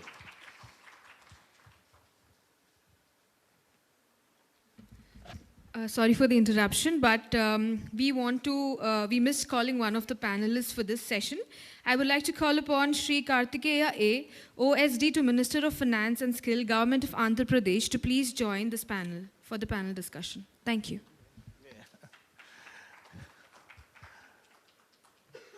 Kartikeya Garu, apologies for that, but please have a seat. And so, if you're comfortable, probably I'll now move towards you. Yeah. So, since we are talking about skilling and we have spoken about these 2 models where this is happening, want to understand from you, as far as Andhra Pradesh government is concerned, or the department is concerned, how exactly are you looking at skilling? Are you looking at skilling in the, for placements, and since the skilling and jobs, in the final year, or do you start earlier? And what are the success stories that you have from the state, please? Thank you, Mr. Sinhaji. A very, very relevant question and the topic at this time what we are discussing. See, as you know that NEP 2020 talks about new education policy, about a skill is a part, even vocational training and everywhere. So even in fact, when you see education is with skill, but we separated actually. Skill development has become a different entity and education, universities, colleges are a different entity. It is not that. As Dr. APJ Abdul Kalam said once, skill development is a lifelong process. It is not that once you complete your graduation or post-graduation, you focus on skilling. Skill is inbuilt. You need to upskill every time. The way we motivate, the way we go for bathing every day, the way you do natural, whatever you do in a daily basis, the same way, skill you need to do, upgrade, upskill every day. Then only you can survive in this world, 21st century, and you can compete with others. As it comes to AP, we are integrating skill in schooling from 8th standard onwards. In fact, in our earlier discussion also, we discussed on emerging technology, getting into that. So there also we're imparting skill development schooling 8th standard onwards. And also one major point I think I want to share with you all on the panel. Every state, most of the states have visited on skill development. Everyone does skilling. Government does skill development programs, universities does, colleges does, and foundations. But where are these people are going now? Even now also we talk about unemployment, lack of skill. You see any graduate, I think most of the students are here. The moment they complete, are they getting employment opportunities? So my vision, we all should work on it. As far as a student completes his college, if he really wants a job, he should get campus to the place, campus to the company. Not that he will, after completion of graduation or post-graduation, he'll come back and he'll start searching for opportunities. No. The moment he completes his graduation or post-graduation, he should get unemployed. are, and one more thing, why we are looking into employment opportunities? When are we going to change? Start looking into entrepreneurship model. If you start becoming an entrepreneur, you can create employment opportunities, correct? How many people we can create employment opportunities now at this point of time? 150 crore people. Can we create employment opportunities for everyone? And the emerging technologies, AI, ChatGPT and all are there now, blockchain and all this. Can we create employment opportunities? We can create entrepreneurs. Entrepreneurs can create employment opportunities. So maybe 2050, our vision should be like, create entrepreneurs, and entrepreneurs create a number of opportunities. So AP also, we have to understand this, our honorable dynamic and leadership of honorable CM, we brought all the skill development under one roof. That is called skill cascading system. What we are doing is, we have 175 members of legislative assemblies are there. Each legislative assembly, we have one skill hub, which talks about a 10 standard to ITIs and vocational, NSQ of level 1 to 4. So they'll be trained, and whoever wants to be an entrepreneur there, so we are giving the funding for them. We found startups and people who mentor these people, and whoever wants to become an employee, and we're trying to get industry. It is not that the government is doing it, government is partnered with industry. One such example I want to quote here, you all know that Kia cars. We have a plant, Kia Hindupuram Kia plant. So what we have done is, under my minister constancy, we identified Kia is a partner to that ITA college. We are not calling government ITA college now. We are calling Kia ITA college is run completely by Kia industry, though they have given a complete infrastructure there, and they are giving manpower, and it's not that whether they take them in their company or not, but they are modernized under ITI. So same way, now we are working on all 84 ITIs, which industries, like we found Michelin. Now Michelin is going to work with one ITI college. So same way, 84 ITIs and 87 diploma colleges, polytechnic colleges, we are identifying industry as specific for that. So this is one thing, and universities, higher education, we have universities. Universities also, we are aligned with skill development only. So part of, as you said, third year, fourth year, no. We are started from 8th standard only. The skill is given, life skills. It is not that life skill can be taught at the final year or third year. It should be taught from the day one. Then only we can get, we should know the life skills. We all know that Mahabharata, Ramayana, everything, it is there in that. And we are now coined as a new word called life skills, but it is there in with the values. So life skills is a part of a thing, and we are encouraging our faculties, capacity building programs for them, new age technologies, and even capacity building on pedagogy and all this. Skill, we are not looking into a separate entity. It is a part of education itself. Thank you so much. Wonderful. Thank you for helping us understand the entire ecosystem. And yes, of course, I think catch them young is the philosophy, and that's the way things should be. In fact, since I'm part of the AVGC task force at a national level, one of the things that we have recommended over there is that from 6th itself, there should be an examination, a test should be done to identify people who have got the flair for creativity. I'm not saying they'll become animators in the 7th class or no, but they will be choosing a direction. They will be given inputs in that direction itself. So yes, catch them young is a philosophy, and of course NEP talks about it. So Professor Subhashree Natarajan, when we talk about skilling, yes, of course, that is important, but TechWhip also gave funds to a lot of institutions, and colleges set up incubation centers, etc. And that's where I want to find out from you, every institution wants to have an incubator, while there are incubators in the state, etc. So what is the reason behind it, and how is it benefiting the students? Also, does RV University have an incubation center? Yes, we do have. Yes, we do have. I would like to be very clear. RV Group is about 82 years old. But RV University is a very, very young university and a very progressive university. We create a space for the students to innovate. We have an entrepreneurship cell. We give them seed money. But more than that, we embed entrepreneurship within the curriculum. As you rightly said, cash them in. When they enter in, they need to know whether they have this entrepreneurial efficacy. Are they fit to be an entrepreneur? Need to be realized by a student. Let us assume that there is a CSE student who wants to run a business tomorrow. If he doesn't know anything about finance, if he doesn't know anything about marketing, what will he do? So we give him a space to work with another course student in business. So when they collaborate at the student level, at the faculty level, number one, they understand what is their idea all about, what is their strength, how they can take it forward. This is the first platform where there is a self-realization or a conviction happens. Second thing, let us assume that he is convinced about running a business. His idea is an extremely good idea. There should be a place for him to prototype. There should be a place for him to do a hackathon or a makeathon and sell it to the industry person. When he does that, he enters into a real-time problem solving.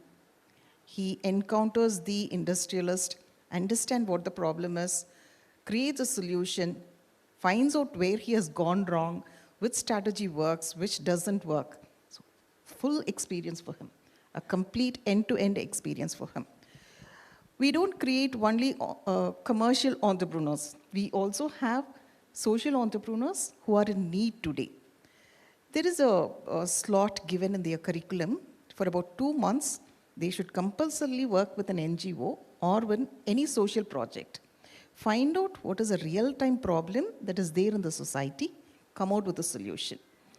So supporting them with a space, with the money is the normal thing that happens. But going beyond that to make the students understand what is their strength, what is their product, what is their idea, and nurturing them from there on happens. At one stage, let's say that the product or a solution is an extremely good solution, he's able to commercialize it. We help them in by patenting it, commercializing it. In addition to it, we also help them to network with MSME and to work with CXOs, shoulder to shoulder, so that they can take the product further. So with that, I think. Wonderful. Thank you. And I absolutely agree with you. I think it's important. And in fact, we at Task run a program called as I4TS, Innovating for Telangana, which runs with a punchline, Samajika Avishkarnalu Sardamaina Jivitanki, which is social innovation for simplifying lives. And over there, we don't dive directly into entrepreneurship development. And this program has got a social focus also, and rural innovation. So that's what this program is. And about 20,584 students are benefiting from this virtual program that we run every week. Now, Professor Professor Sarbesh Mishra, you are coming from a different background, right? It is construction. Of course, I spoke about civil engineering in the morning and the need for it and need for the core engineering subjects. But let me try to understand, what kind of incubation center do you have and what's your incubation policy? Good afternoon, Mr. Sinha, and thanks to the organizers for calling us on this particular platform. Probably I am from a very different kind of background. We are from the construction management, project management, quantity surveying, health, safety, environment management, valuation. These are our areas of expertise. And this particular building in which we are sitting right now, the project manager was my student, okay, passed out in 2006. Any good structure that you see in India, okay, most of them have been executed by our students, including the parliament project, which was executed. Now the temple projects, which is coming up in Ayodhya also, is our student. The Cyber Pearl, Cyber Gateway, T-Hub, then Raheja Mindspace, any structure, any signature structure you believe that has been there, it is all because of our alumni. We have been there in this particular space for last 42 years. Last year, we have been accorded with the status of the university. We have been continuing this particular program in the postgraduate level only. We don't have any undergraduate program or anything. So we were having the PGD in ACM, PGD in the project management. Now, since we have become a university, probably we'll be trying out the new courses, new programs. if you look at the inception of the NICMAR, then you will see that NICMAR is an outcome of incubation. Because if you look at the board of trustees, the chairman board of trustees, they are all the industrialists. So our chairman board of trustees is Sri Ajit Gulabchand, who happens to be the CMD of Hindustan Construction Company Limited. If you look at the fabric of our board of trustees, you will find the L&T is there in the board, Afcons, Sapurji Palonji, SR people. These are the people who sat together in the year of 1981 and they thought that we should have some kind of educational institution beyond BTech and MTech, because BTech and MTech will be sufficing to a particular research kind of requirement, whereas we should be requiring the people who can manage from end to end. So the concept of turnkey management, turnkey, what we say, we can say that NICMAR started long back, and we have been an institute which has been conceived and floated by the industry himself. And we have already into that particular learning curve of 40 plus years. And when we talk about the incubations, then we have the partnership with who's who of the construction domain. Okay. And let me tell you that probably sir was telling in the morning that there is no program. We are probably the only institute or only university who is having a MBA in sustainable energy management. But it is not only the, I can say that only a particular kind of energy. We are having both conventional and non-conventional into that particular curriculum. We have been training to the lecturers of all the civil engineering. Most of the states are taking the help from us. Very recently, we received the letter of intent from the government of Andhra Pradesh.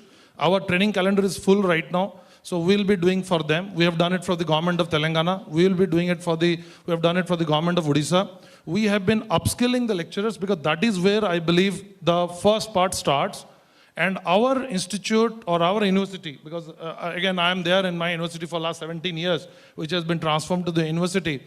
So in our case, we have got the all kind of specific lab. So whatever AR, VRs are there, we have the lab for the AR, VR. We have the drones with us. So drones will be flying off. For G+52 building is coming up. That is Basavi Atlantis project, where my student is the project manager. So people don't have to go in the upstairs or the lift and they have to find out what is the work done. We are sending the drones to that, and that particular capturing the images, it is coming back, and we are collating all kind of quantities taking off, what kind of progress that has been made. And we have partnered with the Greenco, that is one of the very non-conventional energy major. We have partnered with the Renew, another very non-conventional energy major. I believe everyone knows them. We have partnered with the Wellspun also. Okay, and those are the people who have been, time to time, they have been taking the help and assistance from us how to upskill and upgrade their existing manpower, because the disruption in the field of construction and project management is very severe, especially post-pandemic. And so if you look at the housing sales statistics, corporate office statistics, I believe in the post-corona, there has been an immense demand. And housing sales have breached all the records in the cities like Hyderabad, number one probably I will say, then probably Bangalore, then Mumbai. And when the housing sales are so much, that again reinforces the faith that everyone wants a house to stay. Everyone will be coming back to the office, that's for sure. Whatever virtual or physical office may be there, either you require an office space or you require a housing space. So in both the cases, our people are there. And we have been receiving the avalanche of requests to partner with the different companies and to help them, assist them. And as far as the placements are concerned, it has never been an issue with us, because we are probably only one such institution who is into the deeply specialized into the construction management and project management. And we have breached all-time records whenever the placements are concerned.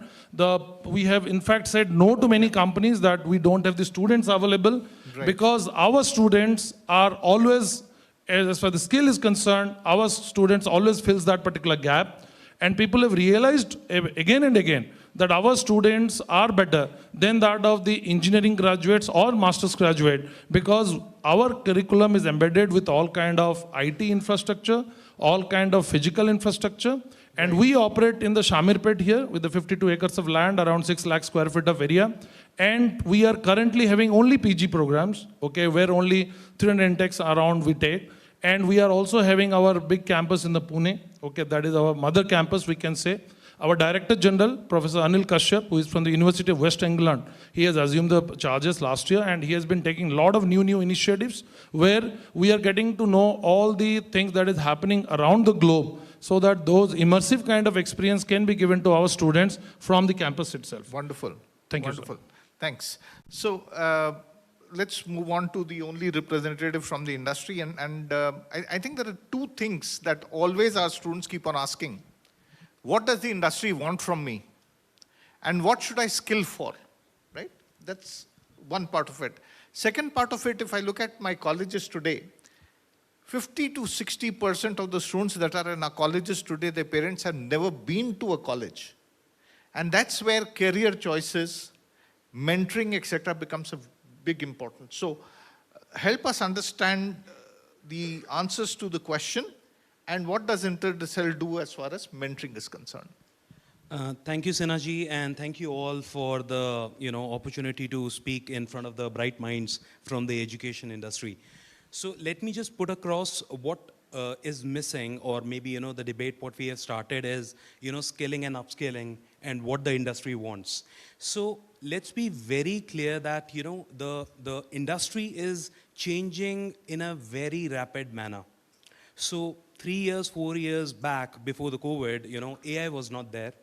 Right now, everybody is talking about the AI. Everybody is talking about the chat GPT, 3 and 4 version. So what we need to, understand is that we need people in the industry who is ingrained in such a manner they can adapt to a constant change. And that constant change is coming, in a very short span of time. The strategies in the corporate has changed in the last 3-4 years, and what we are upskilling or telling the student to be skilled at a university level or at a schooling level, as Karthikeyan mentioned that in 8th standard onwards, the government is trying to identify the skills. But after identification, are we putting efforts towards upskilling them also? Because upskilling is a constant phenomena for the growth of the country, for the nation, right? So the industry is something that is very much, is working towards and joining hands with all the educational institutes. And with IndiGlobal also, we have mentors from the industry. We are doing career mentoring for the student. So we are trying to make a balance wherein the educational institutes are doing the best of the things to, identify the skill of the student and training on them, right?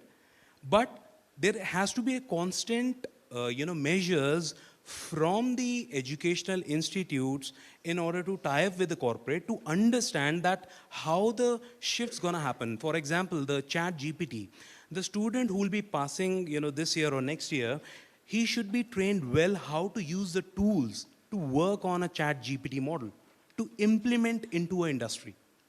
Not only to use them, to implement also.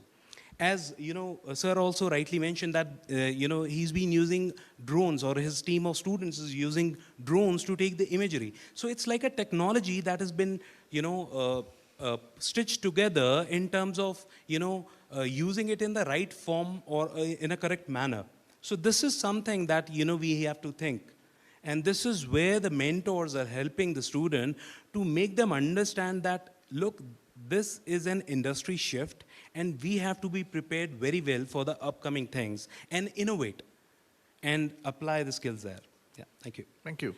So what you said is absolutely right. In fact, I think AICT itself has come up with the major and minor subjects where they are saying from semiconductors to biomolecules should be taken as electives by people who are doing courses. So innovation is the name of the game right now. So Professor Abhiraman, I'd like to understand from you, what is the importance of innovation and what kind of an innovation ecosystem do you have at your institute?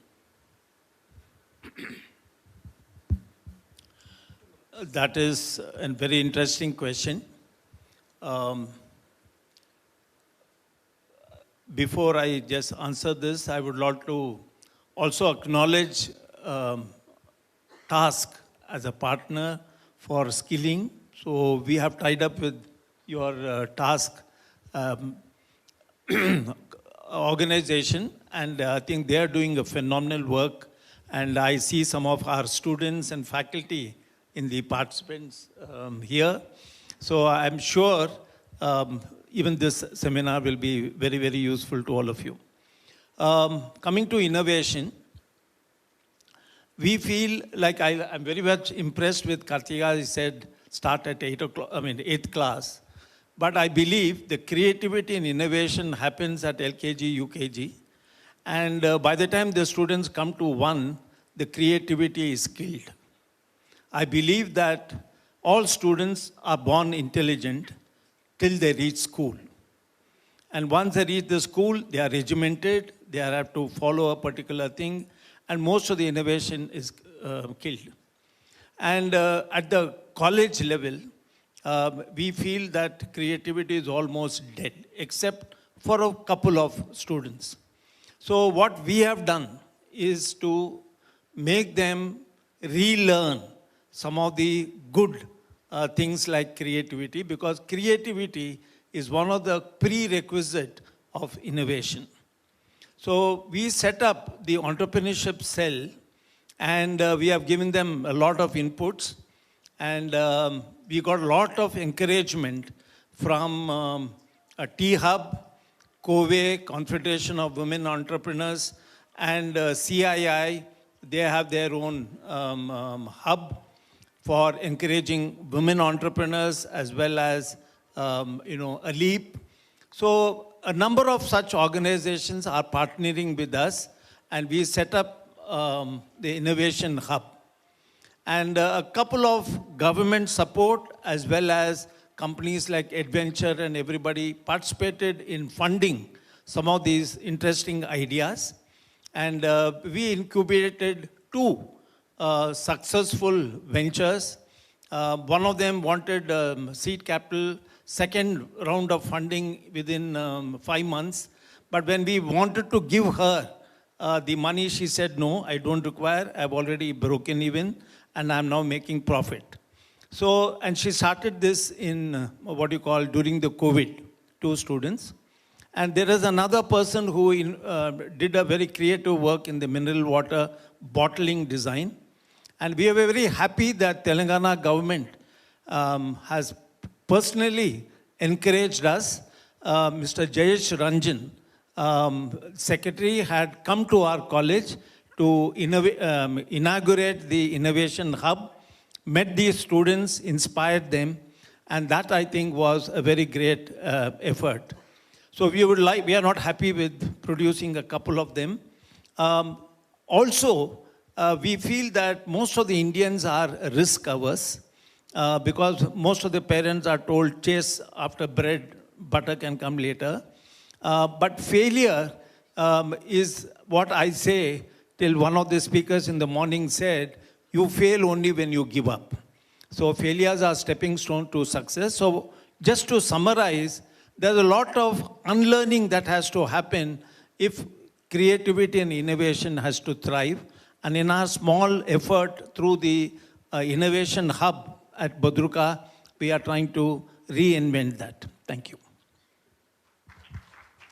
Thank you. You're absolutely right. I think the kind of ecosystem that we have over here with T-Hub, V-Hub, TSIC, Rich, T-Works, and of course Task, it's a phenomenal ecosystem that the government has. And thanks to the 2 tall leaders, Honorable Minister of IT and Industries, KTR Ramarao Garu, and under guidance of Sri Jayesh Ranjan, we have been able to do all these things. So, Dr. Sriharsha, let me also understand, IMT, of course, has been into this space for long. So what is the next wave of innovation that you're doing over there, and what kind of ecosystem you are setting up for that? And please, we are standing between Sure, lunch, sure. Thank you, Sinerji. I mean, I just want to share a couple of things. Out of, I mean, all the while our endeavor is to give that experiential learning to the student. So we have included 9 such initiatives, but I'll just share 2. One is social immersion program, and second one is global immersion program. So social immersion program entails students as they come into the program. I mean, as we are talking, all my 300 students went to 5 different corporate foundations, be it GMR Varalakshmi Foundation or NATCO Foundation or TechM Foundation. And one day immersion program was arranged for them to see corporates are not just creating economic value, but also they are pursuing creating social value through their CSR initiatives. And this is just beginning. They will be undergoing a 1-month social immersion program called Dayatva, wherein they will be working out a project and then presenting it, and that is evaluated, and then top 3 persons are recognized through a small competition. Second one is Global Immersion Program. Thanks to the digital acceleration at even academic institutes, we are able to invite professors from all over the world, be it LSE or University of California, Southern California, across 5 continents. They will be sharing their perspectives to the students as sessions. And once again, this is a 1-month immersion program where the student cohort will have to tie up with foreign students in that respective country. So around 30 groups collaborated with, we call it as Foreign Buddy. And they will have to appreciate not just the domain, but also their cuisine, culture, the way of life. And they'll be making a video presentation, and that is evaluated by a faculty team. And then once again, it's a competition, and we recognize the top 3 players. Both the things which I've shared doesn't entail a lot of investment, only the intent. And every institute, whether they are autonomous or affiliated or not being a management institute, can adapt these 2. And we'll be more than happy to share. You can just go to our website and see these 2 initiatives. Very much implementable. Thank you. Wonderful. In fact, along with QuitC, which is quantum computing, so we ran a hackathon. And the interesting part was we had a student from India, a student from Russia, and a student from USA, all part of one team, and they had submitted a project together, a solution together. So yes, of course, global immersion becomes very important. So now, moving on to you, Karan, because this is an ecosystem, and your thing also is using technology. So what would you suggest to institutions? What kind of innovation ecosystem should they have to sustain mentorship? Okay. A very good question. So, the sustenance of the mentorship is something should be measurable. Right now, whatever all the institute across, in India especially, whatever we are doing, in order to mentor the kids, are we able to gauge or map what kind of a mentorship or, the assistance they've got? So do we have any data that, we do have the data that, these many students were mentored by this particular mentor, the frequency was this, and, for industry, one particular mentor hand-holded about 5 students, 3 students, or 10 students. But what kind of a learning was passed on? What kind of a learning these mentors ingrained into the minds of the students so that they got elevated to the next level? So do we have the mapping over there? That is something we need to, put in the education system so that we can pull out the data, because everything is data driven in this era, right? So in order to understand that what kind of a mentorship particularly the student got, it is something is to be measurable, right? In terms of, jobs and placement is something that will by and large, get to the student if the student has got to that level. Right? So this is something that I would like to put in. Sure. So let me now shift gears, and typically we say for good music you need musicians, but you also need the Bachs and the Beethovens for writing the good piece of music. And that's where probably I'd like to move to Kartikan Garu with the question on collaboration for skilling as well as research. And what is his take on it? So recently I visited IIT Chennai, where I've seen drone technology, and even one thing I've read in news about Economic Times and all this about e-plane. We're talking about e-taxi, taxis and all this, correct? Uber, and I think maybe next 2 years, by 27, we are going to see e-taxis, e-plane taxis. So in that way, how we are really advancing. So what we did is now IIT Madras is working with our state government in skilling. We are setting up research institutes in terms of universities where we can drones we can use in agriculture sector and also even other areas, logistics and all this, and also bringing them e-plane, where students itself, they are working on it. In fact, when I've seen that youngsters, like 19, 20, 21 years children, they are actually working on it. The technology, see how, with the professor, when I met him, Satya, I think he's coming on 29th, 30th. I invited him to Telangana also to display all this. So he's at present he's in Paris, France. So when I saw him, I think I saw one more Abdul Kalam.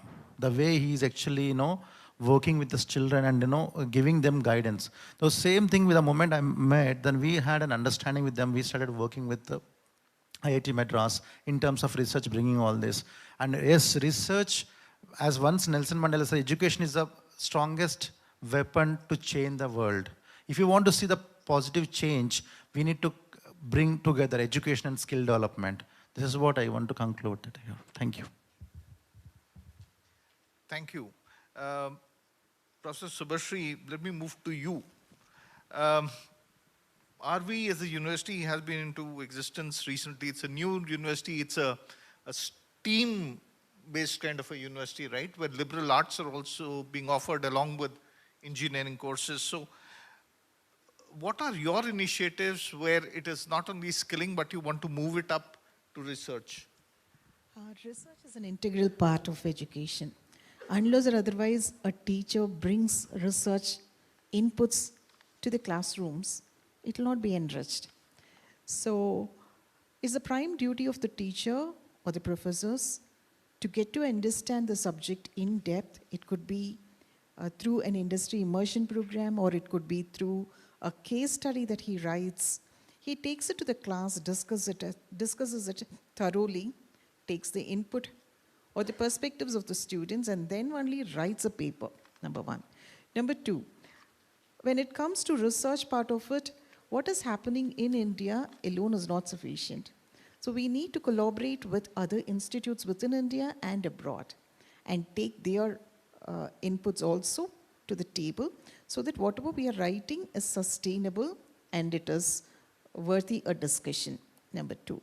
Number three, there are a lot of incentives, there are a lot of other curriculum structures whereby we force or we encourage the students to do a kind of a research. Sometimes I'm very consciously using the word force. Unless or otherwise there is a kind of a push for the students to think. They will not even think.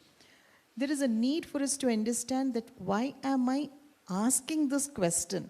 Go to the roots of that particular area in order to say that you are learning something new and that is going to stay with you forever. If you want to relearn, you can do it, but then these concepts are very thoroughly given to you. So research is something that we don't compromise upon. We have our faculty members from IIMs, IITs, ISC, who bring in that rich research culture inside the classroom. I think this is the foundation part of it. Sure. It is a long way that we need to go. Sure. Now moving to NICMAR, because as far as building, construction, etc. is concerned, I think research is happening every day. Every day something new is coming in, technology is changing things. And I also spoke about in the morning how buildings can be 3D printed now. So what kind of research and what are the collaboration that NICMAR has? Thank you for posing this question, because I otherwise would have answered this. Thank you. So we have been completely disrupted. Let me tell you that the field of, we call it as AEC, architecture, engineering or construction, or you can say CRIP, construction, real estate, infrastructure projects. So either of this acronym you can use, but I can tell you that our sector has been completely disrupted in last 4-5 years. With the net zero emission standards are now coming to be implemented. Yes. Then COP27 summit recently, that has happened already. Holcim withdrawing its stake from the cement industry and Adani is acquiring it. And so finally 3D printing machines. Now 3D printing machines are experimented for the ground floor only. So we have to go to the elevated structure. So how it can be incorporated, we are doing that. And we are talking about how to reduce the setting times, how to make the things very quickly, because the quickly we do it, we save money on that. So we cannot have the affordability of 21 days of curing, what it was there earlier. So we have to have new materials, we have to have new machines, and we have to have automation and digitization integrated to that. So I request you to come to our campus sometime, and suddenly after this I'm going to invite you to our campus. So you will find that we have got individual labs for them, okay? We have got Microsoft Primavera, we have got the ProChain, we have got Calquen, we have got Candy, we have got every individual labs with us. The students are exposed to them, and which they have not done it in their graduation time. So what sir has told just now, industry experts told just now, that whether there is any kind of cardinal analysis has been made, that what kind of skilling has been made, so that is not made, that's why we have to do that. And when they're coming to our campus, and when the industries who are coming, they're the top 5 B leagues, or you can say all the construction majors, they're coming for the recruitment, they have this kind of expectations, whether the people are having the idea on the Primavera, they know the MSP, they know the Calquen, they know the ProChain, they know this particular VR and OIR, all these things integrated to construction. Probably we are the only one in this particular space. And so it is being evolved day in, day out. And we are having a leader who is from the London, that means our chancellor, who is from the University of West England. And you will be finding that 99% of our faculties are either from any of the central universities or central institutions. So the research focus has been very high on all the faculties. In fact, we have to bring them to the teaching aspects also, because they are so thoroughly immersed with the research. We have to, because executive education is something that we are upskilling. All the company employees, we are doing the skill gap analysis, we are doing the competency mapping of the employees, we are doing so many things in the executive education. So sir, all these inputs, whatever we get from the different enterprises, and whatever incubation centers that we've created with the association of Greenco, or we can say Wellspun, all these things are taken to that particular bottom level. And we want to implement it so that it starts giving us the result. And so this is going to happen for next 4 or 5 years. The admissions into the BE BTech Civil, as you have told sir in the morning, that it was restricted to 5-6%. We are fully aware of that. And that's why we are integrating with all the IT tools that is there.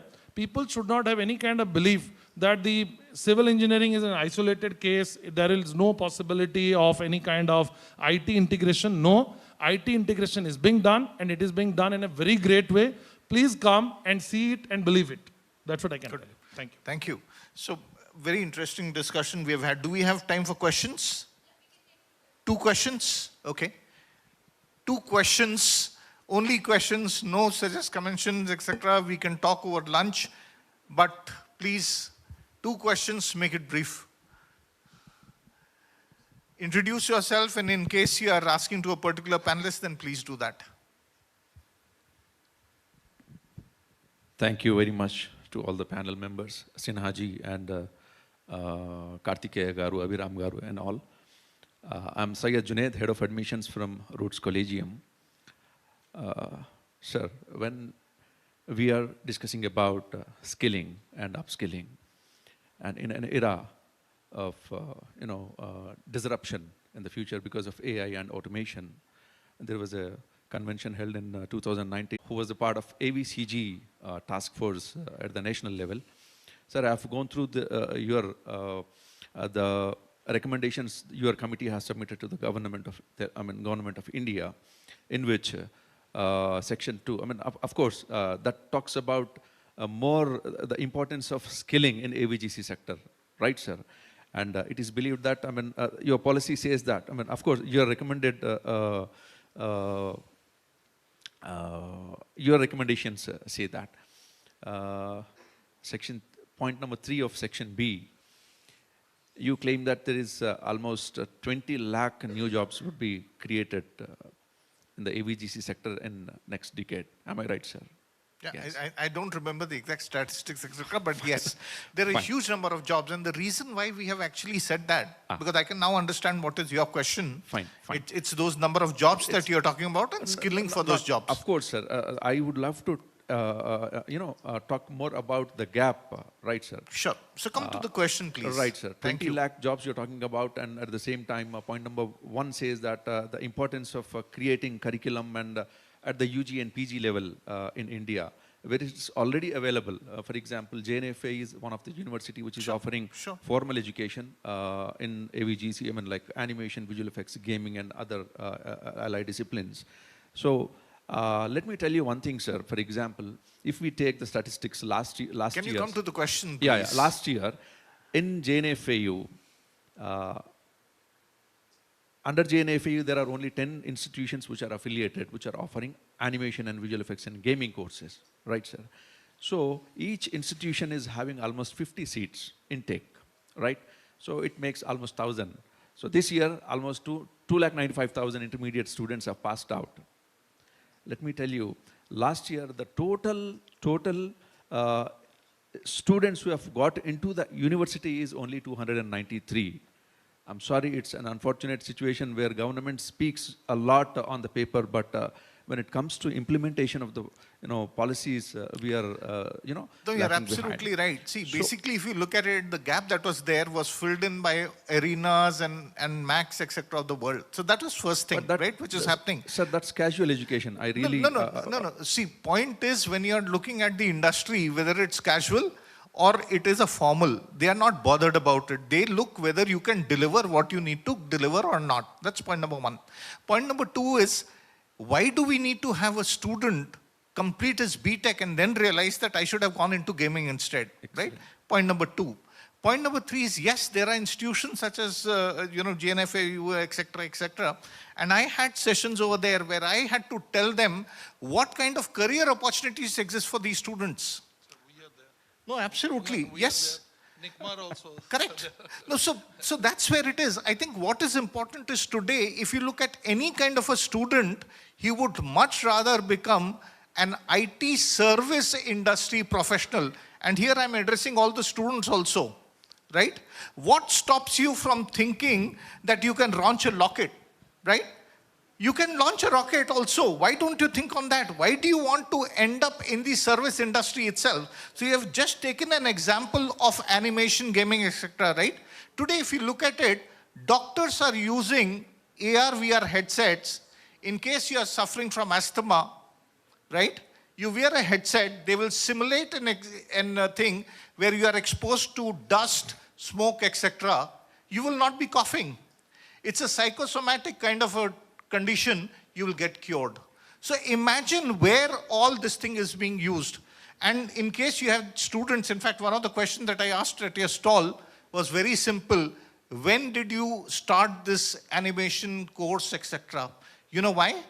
Today, I have a requirement of more than 1,500 people, I spoke in the morning also, of production, post-production, right, and creative of 1,500 people. You give them to me with 5 to 10 years experience, I will employ them. I'll get them employed right now. So jobs are there. We don't have the right kind of people for it. And that's where it is. And this 293 numbers that you spoke about, it's sad but true. And that is the reason we said, let's try to identify people who are in creative field early itself so that we can guide them and make them, in that direction. Because we want, where the first thing happened, and I don't know, Biren Ghosh, how many of you know in the room, but his claim to fame was the Kawasaki Bajaj ad, where the motorcycle used to change into a cheetah and back, right? If that kind of work could be done in India ages ago, I think we have moved up the ladder many folds. And today we can produce the best. And sorry, no means of talking about the movie, but I think the VFX effects that were there in Adipurush, people's expectation have become so high that these kind of visual effects people didn't like at all. So imagine the pressure on your industry and how it is. And probably we'll take this discussion offline. We can discuss a lot. Yes, ma'am. You had a question over there. One last question. That lady there. Yeah, that was more of a statement. I said very clearly no statements. Hello. Yes, ma'am, please. Yeah. Good afternoon, everyone. This is Shailaja. Basically, I'm an entrepreneur, but I'm coming from an IT field and I've got into creative line now. So my question starts here, like when we see students, when we see students and their journeys, we think, they say, actually I got into medicine, but I was interested somewhere else. So instead of completing completely, why can't we combine in our course line itself, in our study line itself, like US, where we can combine something and probably they can take that line right in the beginning. So in our courses, can we have something of that combination? In our study line itself, like we have basic, we want to get into engineering, you have maths, physics, chemistry. You have something else also to be combined with that. So can we make a little difference there? That is my question. I would like to answer you. There is an opportunity of late where RV University and many other universities are adopting. One is that a student would focus on the major area of expertise. In the sidelines, there is also an opportunity to do minors. The speciality of NEP 2020 is this. So now you can do an interdisciplinary, a multidisciplinary degree with the proof of work. You can show the industry, look, this is what I have done and I am eligible. You want to become an entrepreneur? Again, there is an opportunity for you because you have already tested the waters. You know what is your strength. You know where to get the money from, where you have to market your product. Everything is known to the students. So there are universities which are doing it because we need to cater to the parents. We need to cater to the industries. There is a lot of expectation that is coming up. The whole gamut of how industries wear is now getting transformed. Yeah, I think you're right. Mindshare for parents is required. But if you look at Telangana itself, right, in our degree, we have a bucket system. So there is already existing choices where you can combine together. And of course, with these liberal universities that are liberal arts universities, etc., coming up, I think a lot of things will change. And of course, choice-based system has been there. Point is, when will the discussion on the dinner table change, right? In the 8th to 10th, that you should do engineering. You have to go to US, right? Sorry, I don't belong to Telangana, but yes, I'm passionate about these students over here, and that's why I'm here. So I think it's important for that discussion to change over the tables, and that's where it is. So thank you very much, ladies and gentlemen, for such a patient listening, and to the entire panel itself. Wonderful comments coming up. I think students, all of you would have benefited also a lot. And like to thank my friend Sudhir for giving us an opportunity to share our view on this very, very key subject. All I would like to say is when a child is born, and we as parents, and I'm addressing the parents over here, the first thing we do is eat this is good for you, right? When you go to the college or the school, in fact, they say, learn it by rote, there will be a recitation exam. You're forcing them to learn, right? Memorize it. When you come to college, the first thing they say is, this is important from an examination point of view. When he joins the industry, he say, think for yourself. And as Mr. Mishra said in the morning, 20 years we haven't taught him how to think. I think important for us is we have to encourage the culture of thinking and asking questions, which is most important. If we as educators are able to encourage asking questions, who knows tomorrow the next Elon Musk, or even better than him, would be from this country itself. Thank you very much, ladies and gentlemen.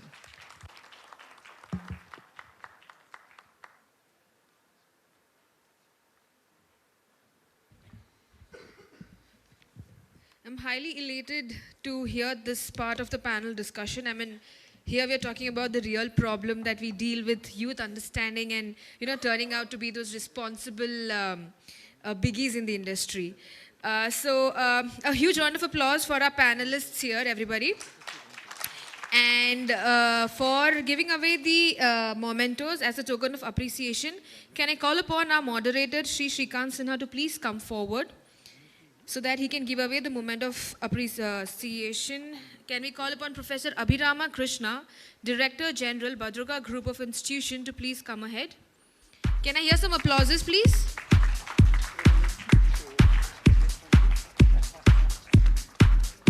Further, can I call upon Dr. K. Sri Harsha Reddy, Director and Professor, Institute of Management Technology, Hyderabad.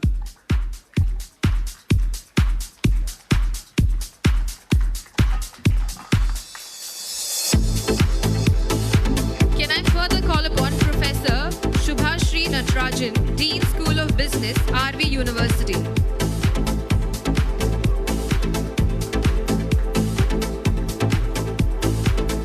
Can I call upon Professor Sarvesh Mishra, Dean School of Executive Education, Placements and Industry Relations, NICMAR.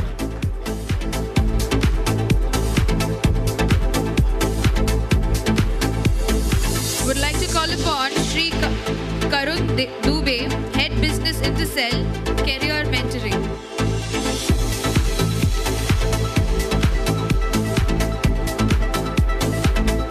Further, would like to call upon Sri Kartikeya A, OSD to Minister of Finance and Skill, Government of Andhra Pradesh.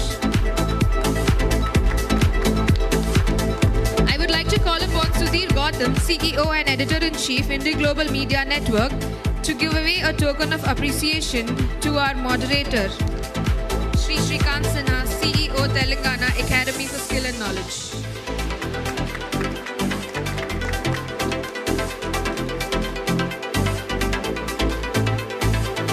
I request all the speakers to please come ahead for a group picture.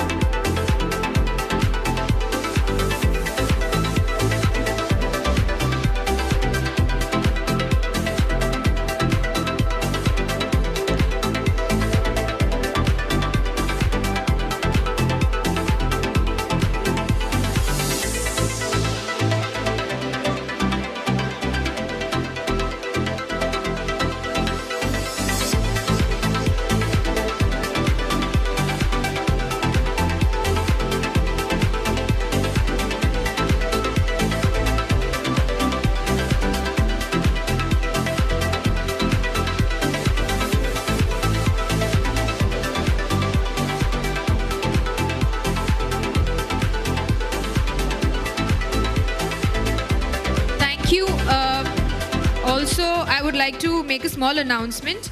We will be breaking for lunch.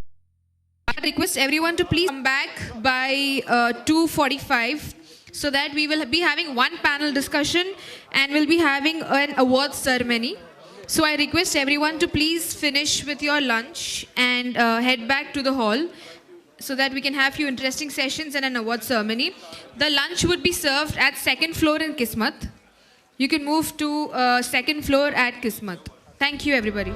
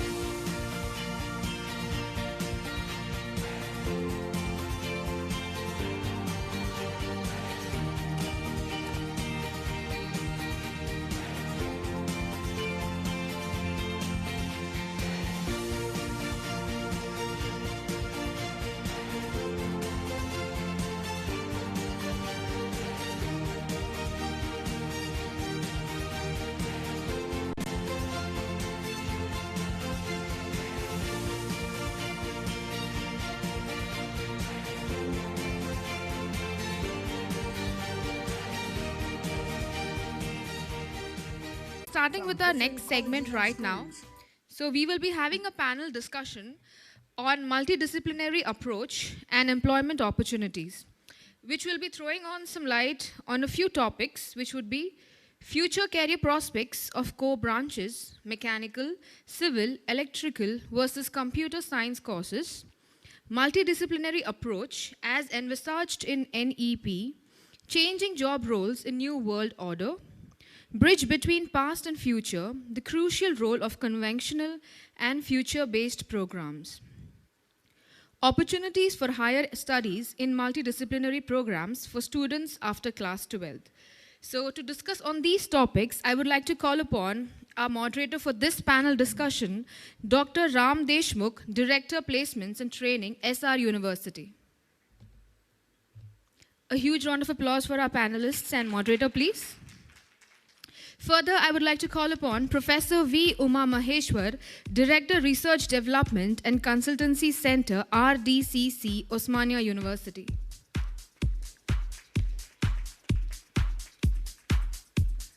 Please help me call upon Dr. A. Raja Reddy, Dean of Agriculture, School of Agricultural Sciences, Mallareddy University. Would further like to call upon Dr. P. Ananda Raman, Mentor and Director, FIIT GEE, Hyderabad.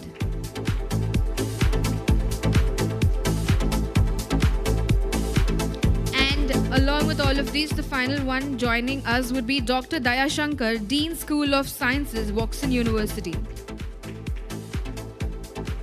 Can you please give the mic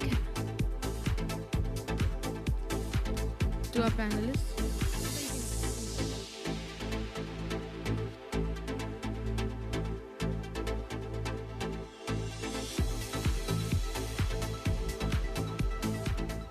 Over to you, Dr. Ram Deshmukh. Thank you. Good afternoon, all. I know it's a very difficult session after lunch. However, IndiGlobal had very interesting topic after lunch, which is multidisciplinary approach and employment opportunities. Because most of you who are students over here, they have heard about a lot of multidisciplinary course coming into market. And then what about if you take this course and what is the employmentability of this kind of courses? It's very vague, so it's very difficult to select these multidisciplinary courses. Of course, they sound very artistic, beautiful, but how can we go ahead with that? So this session hopefully will give you some idea where we are heading to with this multidisciplinary approach. And to start with, when you select the course nowadays from a post-pandemic, I'm seeing as in placements as well, in my university especially, if not all, most of the students select computer science engineering. Correct me if I'm saying very objectable, but yes, this is like 60%, 70% students are taking computer science. Now comes the question, what is the future career prospects for other core departments? We have electrical, we have civil, we have mechanical. So on this, I would like to ask Mr. Professor Uma Shankar, Maheshwar, how you can, how can you do with this? What is the problem and how we can solve this, or what is the approach we should take to uplift this kind of courses?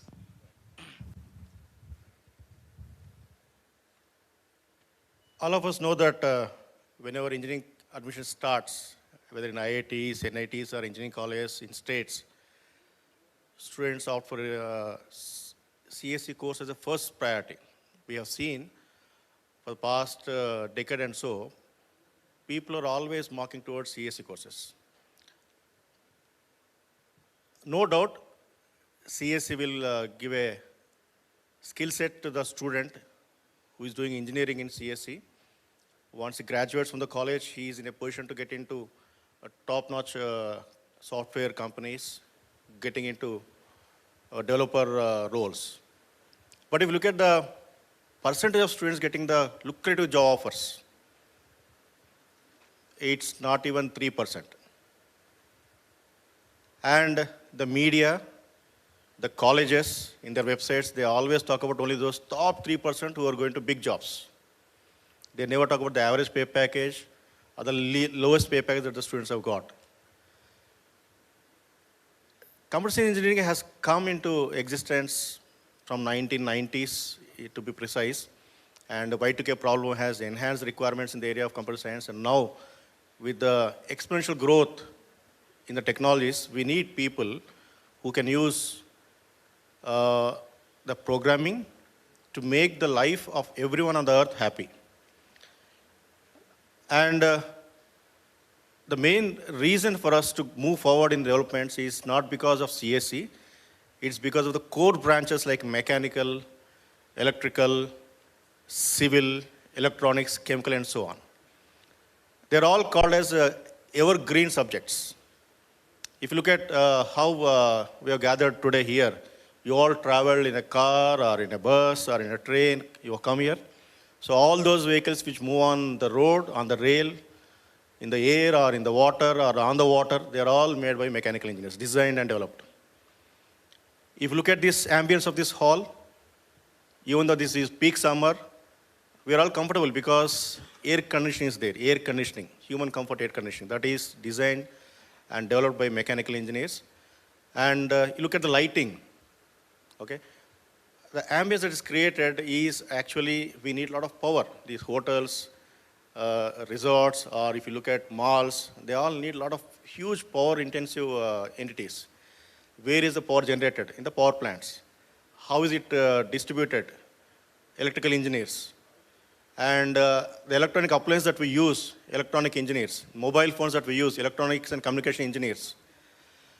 And to all these engineers, the supporting roles are played by the CSE. So computer science engineers are required everywhere. And it's not that only CSE students will go into software industry. Now, if you look at the statistics, companies are looking for taking graduates from BSc, BCom course also, who have some knowledge in the programming, and they are actually competing with the computer science engineers. We also see that if the student is not above average, if he gets graduated through a BE computer science degree, it's like a normal degree. He will not end up in a big job. He'll be just struggling to get his career on. But if you look at the mechanical, electrical, civil students, they have the double edge. The first thing is they have a core knowledge on their hand. They can get into core company. And at the same time, if he wants or she wants to get into software, they are all welcome by software industry. Provided they add on some skill sets, what they look at. Like if they are good in C++, Java, or Python, and if they are good in some communication skills, if they can talk good English, and if they are good in team skills and leadership skills, they are welcome by the software industries. And within 1 or 2 years of joining the company, they compete with CSE engineers. In fact, I'll tell you, I was a placement for Engineering College, Usman University, for almost 14 years. Presently coordinator for corporate relations for Usman University, apart from being R&D director. I have a lot of interaction with the HR managers. They always used to, TCS specifically used to tell whenever we have meets, they have presented a report on the analysis of performance of the students who are joined after 1 or 2 years. They have seen the students from mechanical are progressing very far ahead compared to CSE engineers. The reason is probably psychological.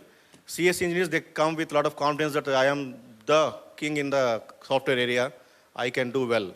But mechanical engineers, they come with a lack of confidence saying that I'm into a TCS, but I don't know this. So they'll have a lot of thirst to learn more and more. And in the process, they get far ahead. So the current scenario, the parents, students mocking towards CSE courses is understandable. But only thing is, the media hype, the hype created by the colleges, they wanted to have low investment on the branches. So if you look at the branches like mechanical, civil, you need to make a lot of huge investment if you want to set up laboratories. But CSE, buy some computers, that's sufficient for you. You can run a branch of engineering. So over the years, over the last decade, what we have seen is, since ASCT is not sanctioning extra batches or sections, they have started new buzzwords like AI and ML, data science, cyber security, Internet of Things, and so on. So to just add on to the branches in the college so that they get more revenue, they get more students to take the advantage of this the mob mania what the students and parents have. So if you look at the salary pay packages, if you forget about those top 3% students who are going to top developer roles, other students will end up with Average salaries maybe around, starting pay would be around 4 lakhs for CSC, above average. Whereas if you look at mechanical, electrical, civil students, they have the double edge of getting into government sector also. They can get into PSUs. PSUs, they offer an average pay package of 12 to 16 lakhs per annum, starting pay package. If they write a gate examination very well, they get good percentile, they directly be called for interviews, and they'll get the job right away. But if you look at CSC, they don't have that many jobs in PSUs, number one. And also government jobs, state government or central government, there are very few in place.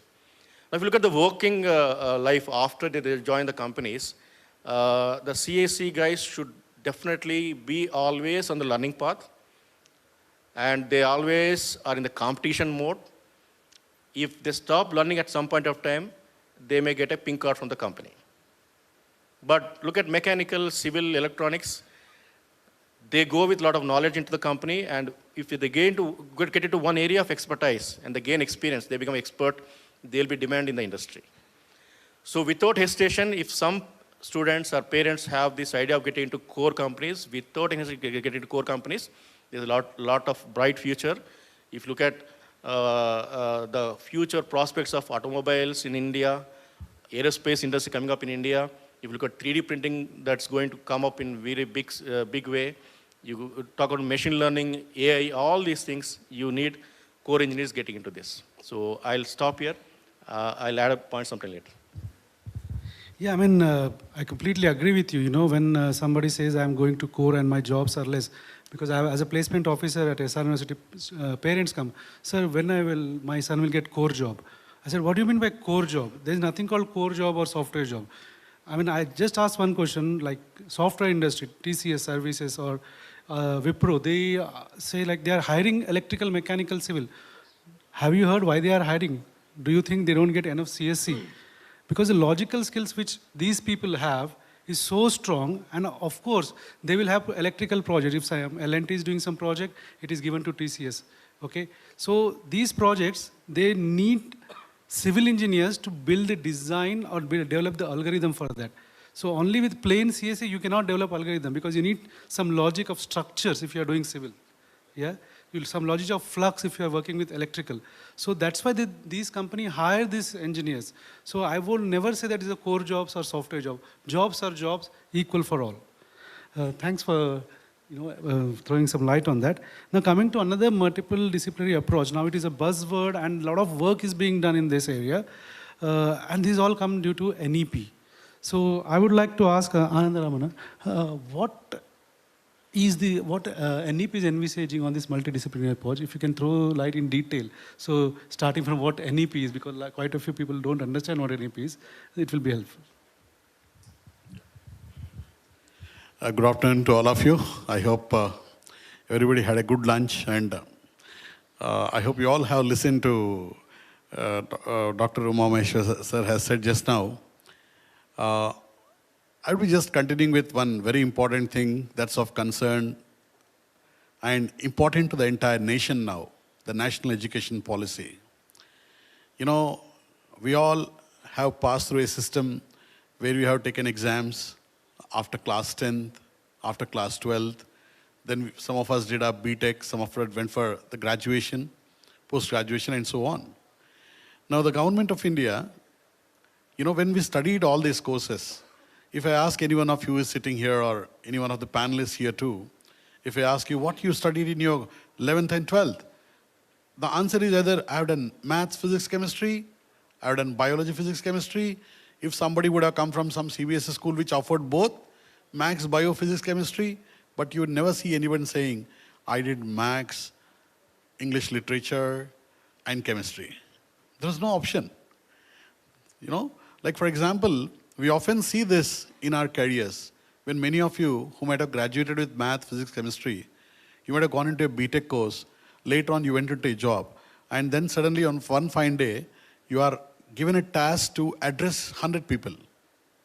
The question is, you may have enough knowledge to speak about, but you may not have the skills to speak at that particular moment of time. Where does this lacuna come from? Was it in our preparation?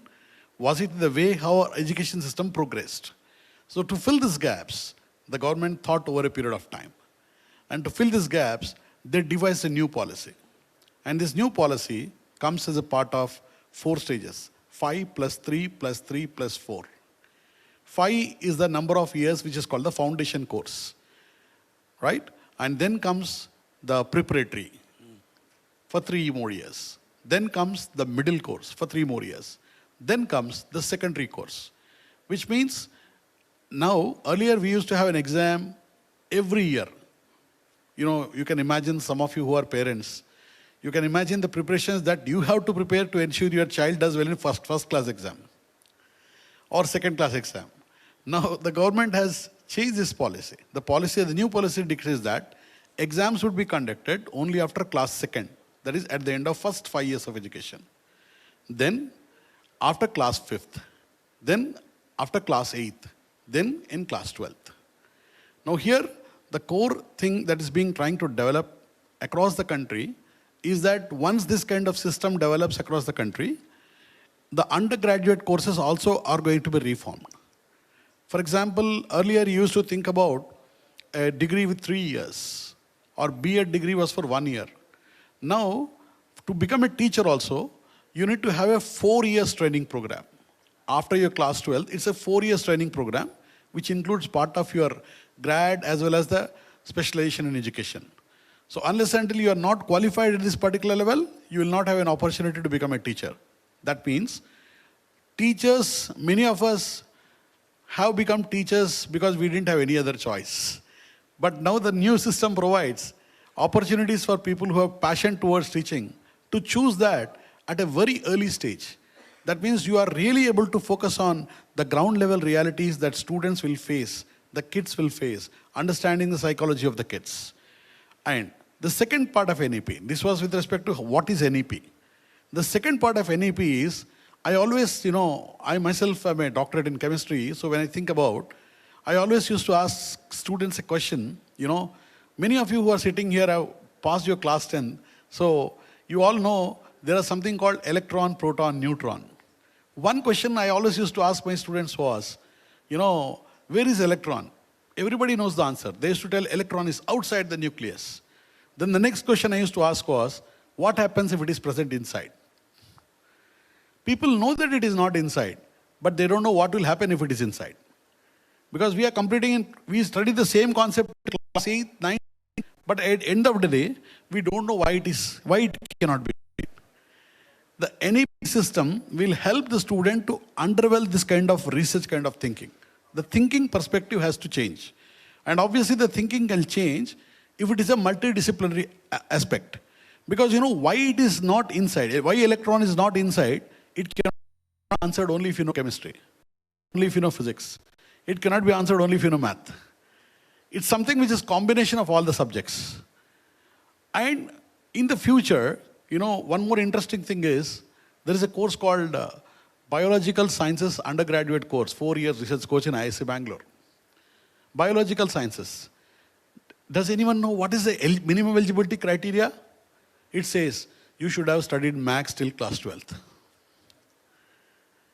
What does it mean? No subject is as such dependent on singly on that subject alone. You need a combinatory aspect of all the basic subjects which will enhance your thinking skills. Ultimately, at the end of the day, the thinking hat is the most important one. Unless and until you don't put the thinking hat on, it's impossible for you to crack and reach the zenith in any particular subject. It's literally impossible. We had certain examples of students who basically we used to feel that students appear for IIT-JEE entrance and they used to get very good ranks. I would just like to take this opportunity, sorry for deviating from the topic a bit, because it's very relevant. There was a student who got a rank, All India rank of 550 in IIT entrance. Ideally, the student would have chosen any engineering. But the student said, no, let me go for chemistry. The student took chemistry with 550 rank, not because they did not get any other branch, the choice. After pursuing from IIT Mumbai, the student went on to do research, and you can Google it, the name of the student.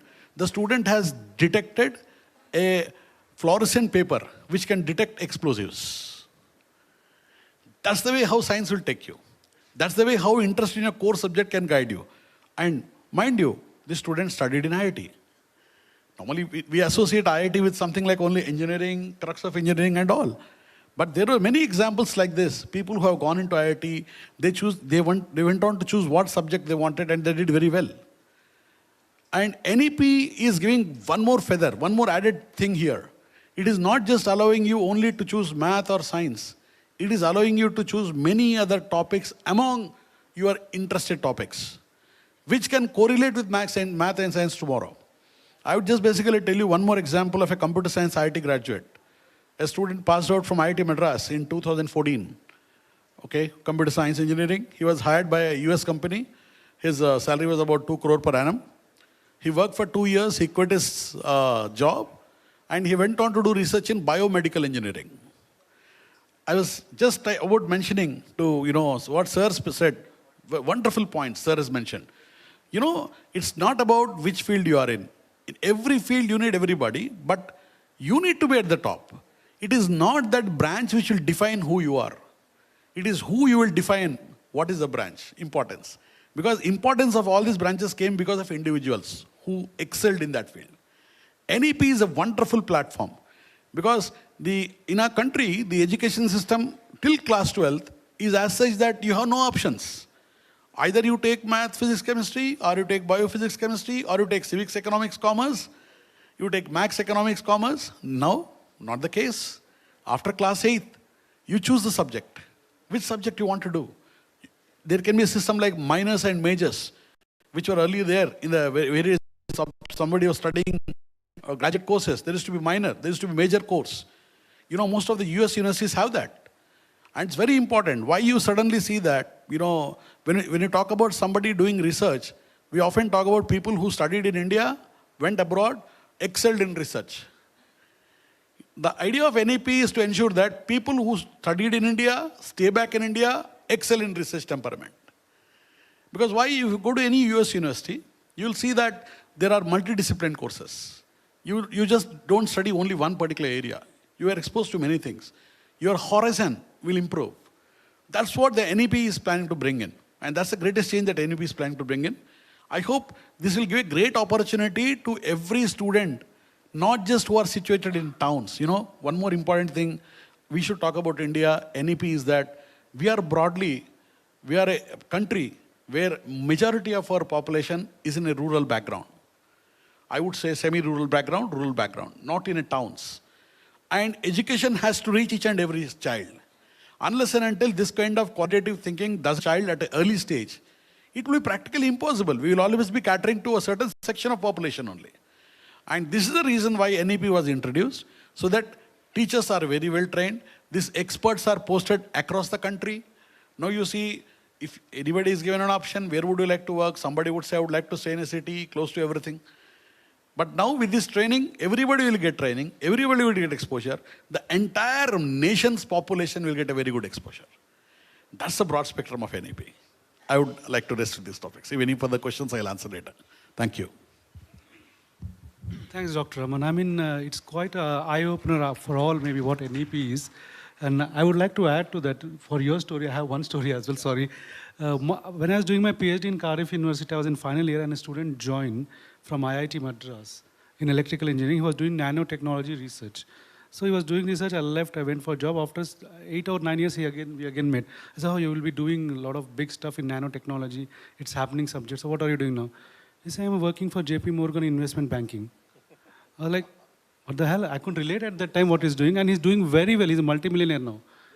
So then now it is falling in right places. All these buckets are mixing in a tub and saying we can be together. So this kind of multidisciplinary will be a huge success in future. Yeah. Taking this discussion forward, I would like to ask Dr. Dayashankar. There's a bridge between past and future, right? So what are these? What is the crucial role of this convention and future courses? How we can relate these two? And how we can take this forward. Sure. Am I audible, right? Okay. So good afternoon, everyone. And myself, Dayashankar, and I'm here to represent Watson University. And before beginning my entire things, let me give you one quote. Your future depends on what you are doing today. This quote is basically given by Mahatma Gandhi. And what sir has asked, there is a direct relationship between. I'll add some few things more. But before going further, one fact I would like to mention here. In 1969, NASA has launched its Apollo 11 mission, through which they have deployed first human on the moon. At that time, they have used their emerging, or you can say that the modern technology, which is a rocket science, you can say that, or rocket technology, you can say that. That particular technology has been based on their previous research and everything. And on the basis of that, they have made the current one. Now, to this particular time, that particular technologies act as our past technology. And we can clearly see that whatever development we are doing in that particular field, apart from other all, they are directly related to that technologies. Or not a particular, there are so many technologies at that time that are basically related to that.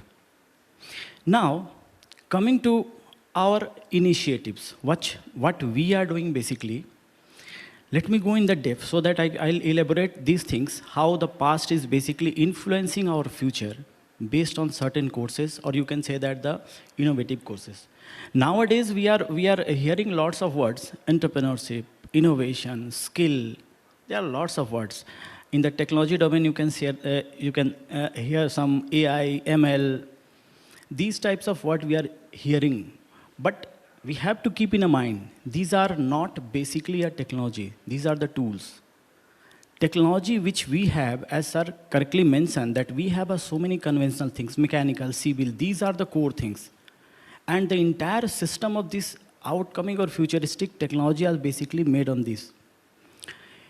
In our university, how we have designed our course, let me give you an example. We have tried to put these 4 components in a course, or you can say that a program. First, conventional, another industrial oriented, then interdisciplinary, and 4th is futuristic courses.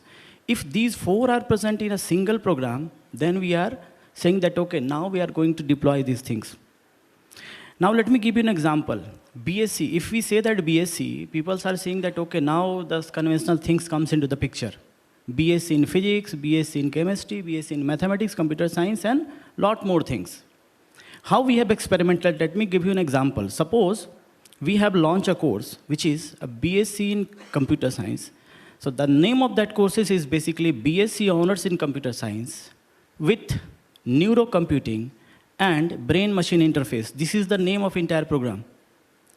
Now you can imagine what I said earlier, the 4 things: conventional, interdisciplinary, industrial-oriented, and futuristic course. All the 4 components we have mixed inside it. Now let me give you one more example. We are talking about conventional thing. Definitely conventional will be required, whatever things you are making. And these skills, we are every time we are hearing that, okay, learn this skill, learn this skill, learn this skill. We once learn this skill, with the times we can modify this, but we cannot unlearn that skill. That is the basically you can understand. So lots of words nowadays we are hearing. Now let us take an example of this AI one. If you go in AI, there are lots of dimensions open. But again, we have to remember at the same time that this is not technology. These are the skills. Even suppose a student can completed his BTech in mechanical engineering, he or she completely understand the entire terminology or what are the goings on inside these things. But a student, suppose, which we are floating at BTech in artificial intelligence, suppose this is the course, what the students are learning? Basically, they are learning all the tools and techniques which they can able to utilize it. That student cannot take or work whatever work are basically done by this mechanical engineer. But this BTech mechanical engineering student can definitely do that particular work. So that here we can able to understand what is the exact segregation of this conventional, what is the importance of these things. So we have tried in that way. So lots of courses are there. Let me give you one more example. example, we have tried with a biotechnology. And now we are hearing that a lot of the students who has a biology background, they are trying to enroll in the biotechnology. But as sir has mentioned, the mathematics is equally important in almost all the branches of science. In fact, we can say that this is the main. Without mathematics, you cannot do anything.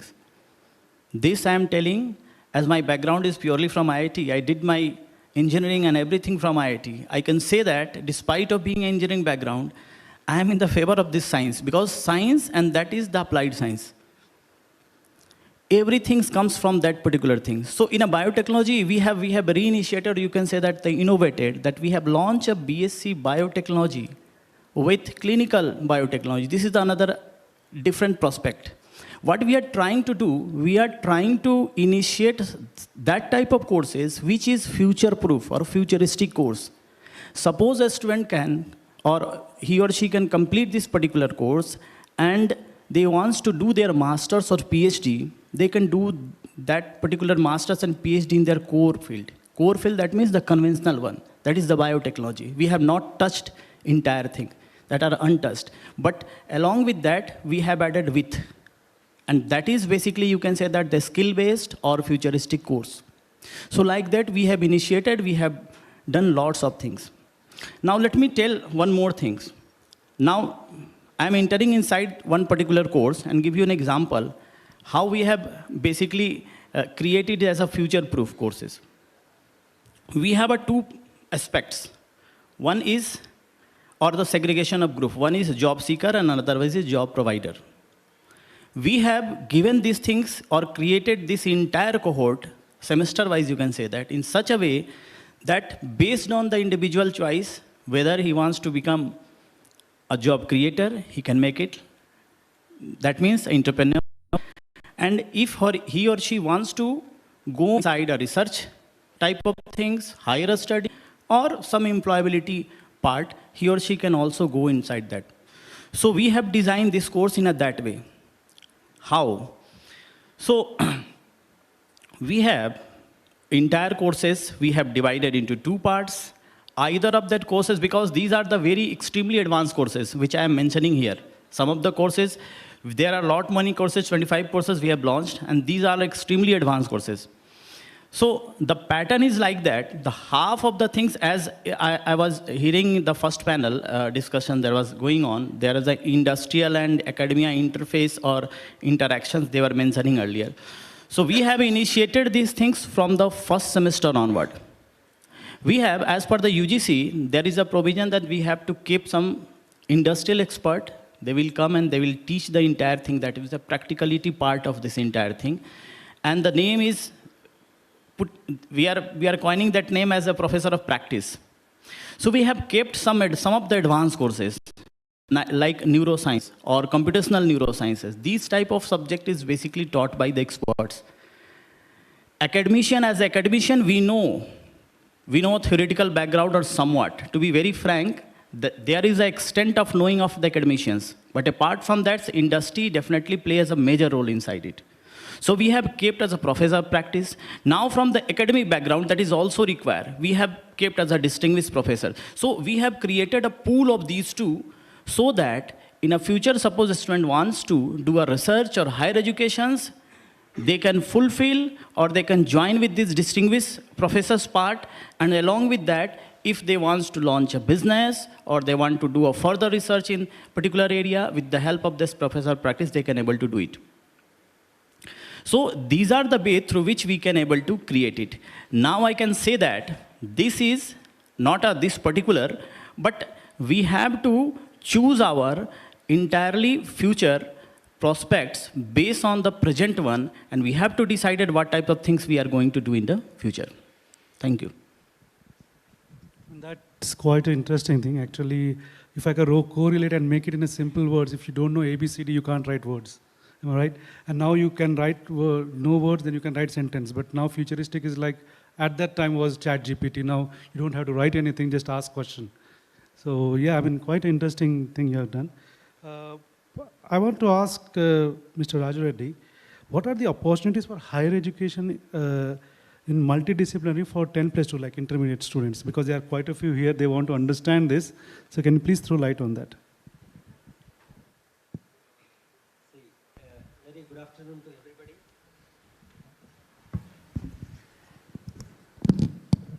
Yeah, basically 10+2 after their SSC education, most of the students, either they'll go for MPC, BPC, or MEC, CEC. These are the 4 streams they opt after SSC. See, our education system is something difficult to understand. See, up to 10th, all the students are studying common courses. They don't know in which field they have to go after SSC. Most of the parents are in dilemma, students are in dilemma, whether they have to choose MPC, BPC, and then they say, mostly they will be influenced by the parents or their relatives, because their success will show them in which area, which direction they have to go, either BPC or MPC. Only BPC they seek those who aim at medicine. All MPC students, they'll select MPC stream to become an engineer. All the BCom or MEC students, they'll just go for chartered account, CA or BCom afterwards, like MCom courses. So these are the 4 streams they choose. But now, thanks to the NEP, because most of us, we didn't have that choice. Now, the choice has been created, NEP, National Education Policy 2020. Maybe not this particular passed out students of 23, 24 or 25, but 25, 26, definitely there is going to be a seesaw change in the choosing their subjects. Because they can choose, Professor was mentioning, they can choose literature, they can choose even medicine also. That provision has been created, and now they are working on this model to implement this NEP throughout country. For that, some more preparations are needed, like common course and credit bank depositing in the universities, because universities has to gear up for the credit bank. So what courses you are offering, it should be visible to the other students across the country. From Northeast state, they can come and join in Hyderabad also, any university. The university which I represent is Mallareddy University. We are offering a quite new subjects like what other professors mentioned. We are offering School of Engineering, in which almost all 7 emerging technologies we are offering. IoT, cybersecurity, and AI, ML, data science, computer science, data analytics. So these are the engineering stream.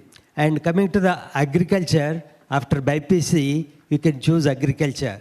Agriculture is a course where all multidisciplinary courses will be there.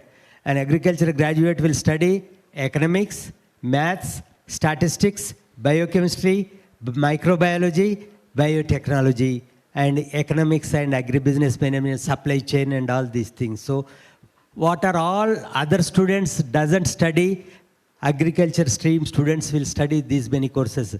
That multidisciplinary or interdisciplinary courses very well fit in the agriculture course. At UG level, there is 4 years of agriculture. We are preparing or prepared a course curriculum where we are keeping the student-ready programs. 3 years they study complete core courses like entomology, pathology, microbiology, economics, extension, and all the agronomy, plant breeding, and genetics. In the final year, they do 3 modules. Rural Agricultural Work Experience Program. That means they'll be staying with the farmers in the village for 3 months. They will study all the farm activities from seed to seed. That means seed sowing to seed harvesting till it reaches the consumer. That is the marketing channels. So that is the economics part, marketing part. They completely study while staying in the village for 3 months. Afterwards, they study agricultural experiential learning program, that is known as AELP. So wherein they study a technology like how vermicomposting is made, how a silkworm, a red and mulberry cultivation is there, how honey is collected, how mushrooms are grown, how organic farming is being done. So this is how we have another module, and industry internship. Because we know we have the input industries like fertilizers, pesticides, and seed industry. So these are the main inputs farmers require at every stage. So students will be experiencing these 3 modules. There's pesticide industry, seed industry, and fertilizer industry. How the fertilizer manufacturing is there, how they'll be marketing, and what are their things, how they are working in the field. So they'll be studying this industry internship program. These 3 modules they'll do. Entire final year they undergo these things. So with that they'll complete the 4-year degree course. So that is a very, very fit, multidisciplinary subjects will fit in this particular agriculture course. And we have another course, Allied Health Sciences. So that is another. That is what most of speakers in the morning, before lunch also they are speaking. They should be job providers, not job seekers. So what are all courses we are offering, especially in Mallareddy, they're all, both they can become job seekers and job providers. So these are the important things after intermediate. Students has, in the intermediate or after intermediate also, you can choose these subjects.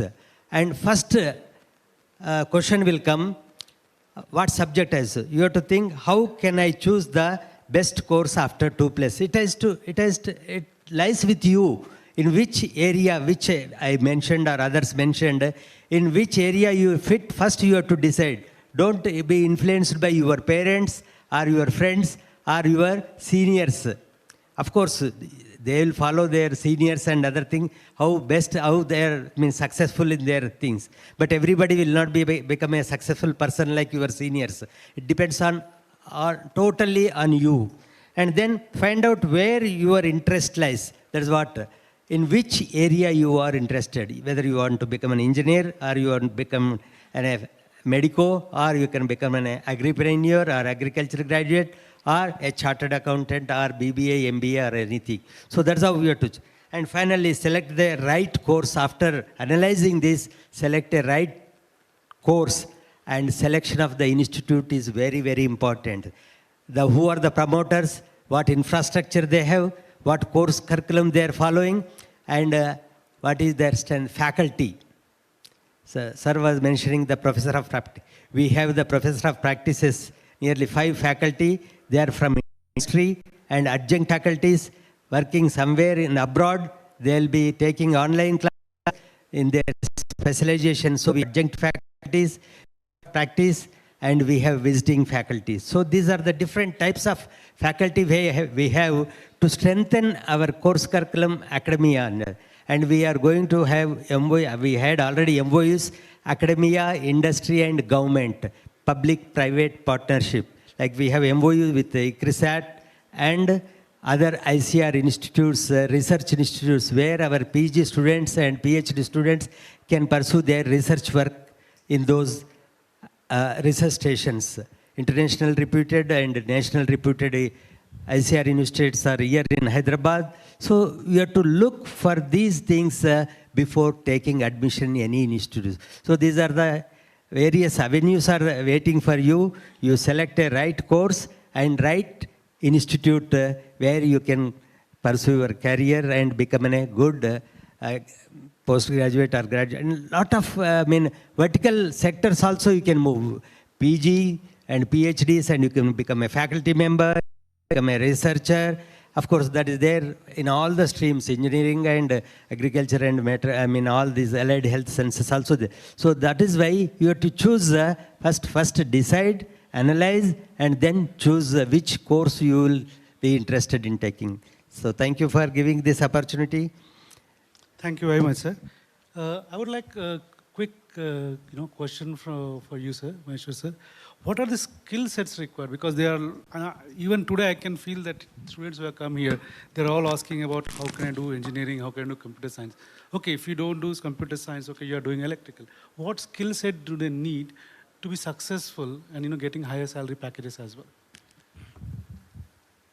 That's a very relevant question to the current generation students. So, what will be the branch that you join? CSC or mechanical, civil, chemical, electrical. Till 10+2, you are all getting into spoon feeding from the corporate teachers, okay? And you are not allowed to look outside the curriculum and go out of the box. These 4 years of engineering, what you spend in the engineering class, are very, very precious to mold your life and career.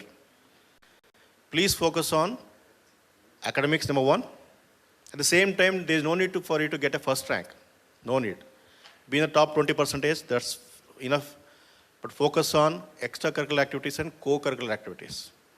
If you have a passion for music or for other sports or anything, please go ahead, explore.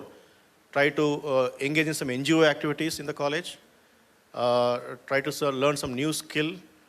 And when you go for the placements at the end of the third year and starting of fourth year, one interesting question that the HR manager will ask you, if you are going through the test process, technical interview are cleared, when you go to HR interview, they'll ask you the first question. Tell me, what else you have done other than academics in these 4 years? Okay, it's good that you have got 90 percentile, 95 percentile or 80 percentile. You're good in academics. You've gone through technical interviews very thoroughly. Now that you're at our HR table, I would like to know from you, what does your resume talk about you? What else you have done? What other things that you have done other than academics? That's very, very important. In these 4 years, please focus on acquiring the personal development skills, like you should be a good leader, acquire leadership skills. You should be a good speaker, go on to the public forums, engage in clubs, go in debates, talk, work with the teams. There are several clubs in the college. You can join them. For example, technical clubs like Society of Automotive Engineers. You can fabricate vehicles right from the first year onwards. Think about creativity.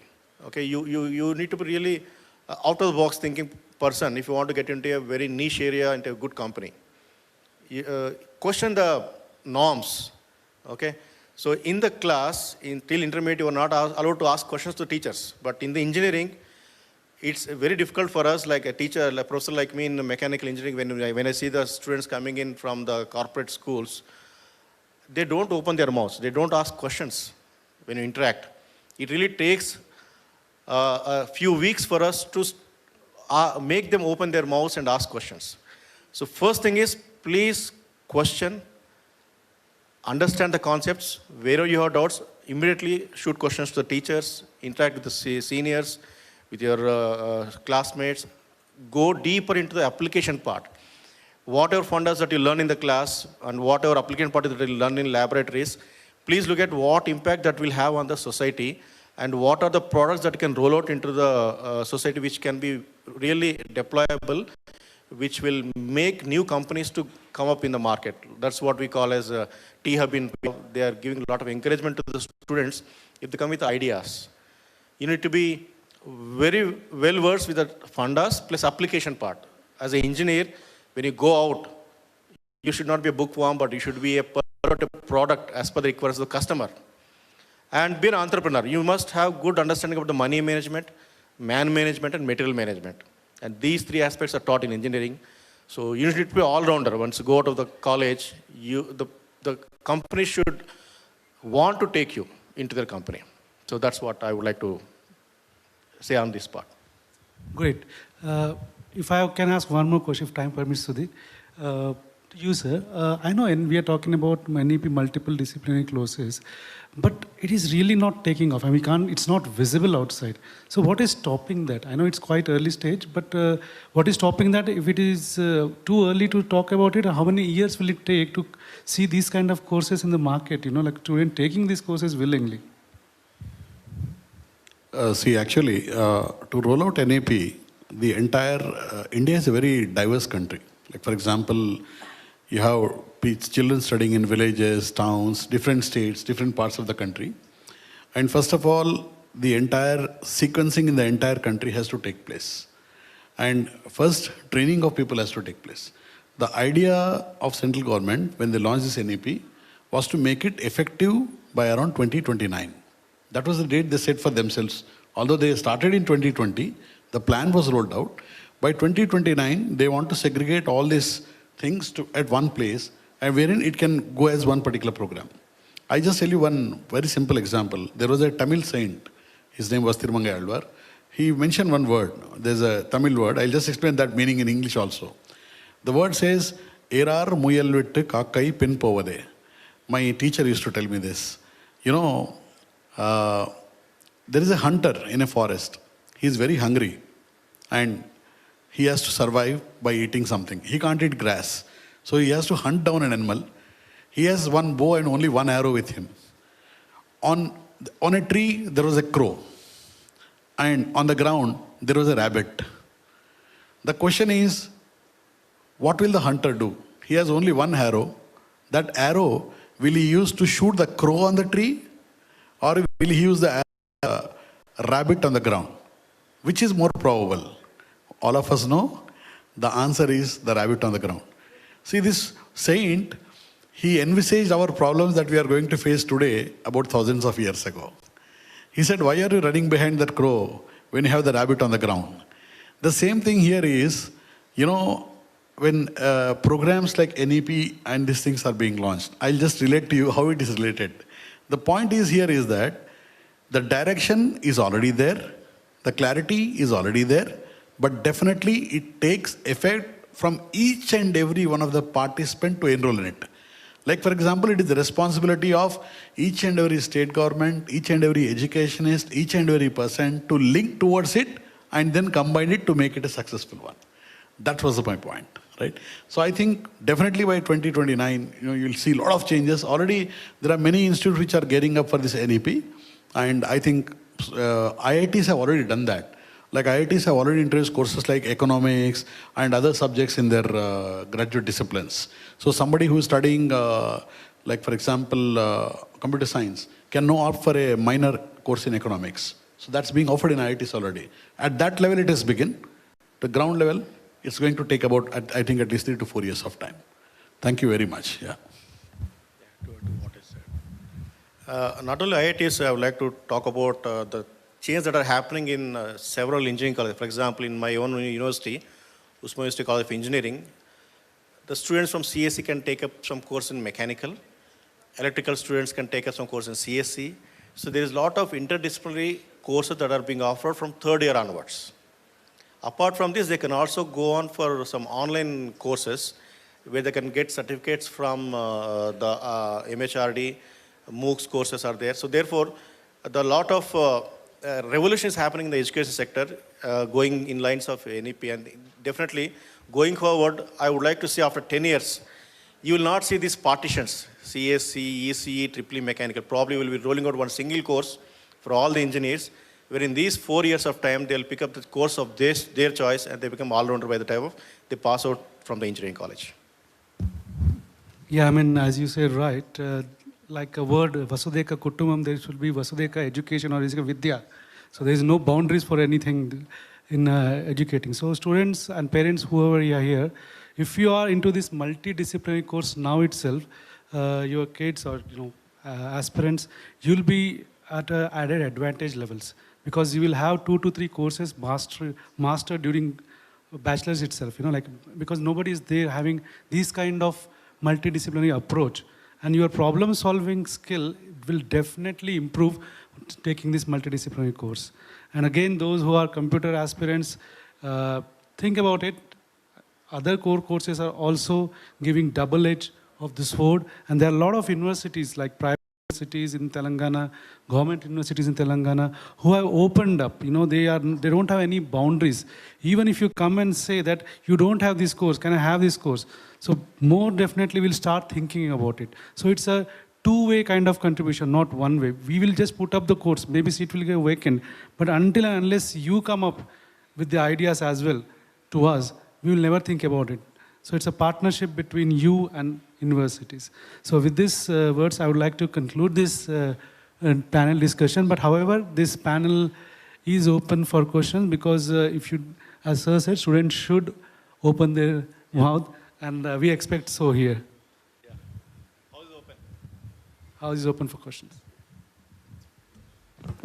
Thank you, all the panelists. Thank you, Mr. Ram, for moderating the session so well. So here I would like to call Dr. Ram Deshmukh to please move forward so that you can give away the mementos to all our panelists. I would like to call Professor V. Uma Maheshwar, Director, Research Development and Consultancy Center, RDCC, Osmania University. Can I hear some applauses, please?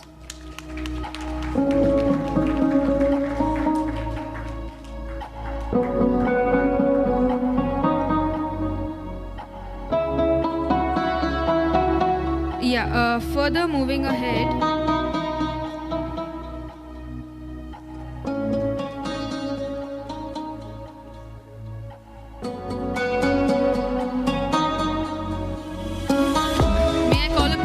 Dr. A. Raja Reddy, Dean of Agriculture, School of Agriculture Sciences, Mallareddy University.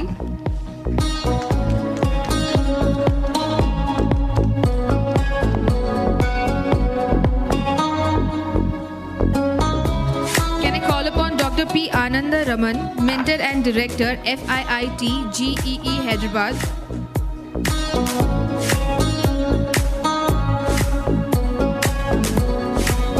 Can I call upon Dr. Dayashankar, Dean, School of Sciences, Watson University.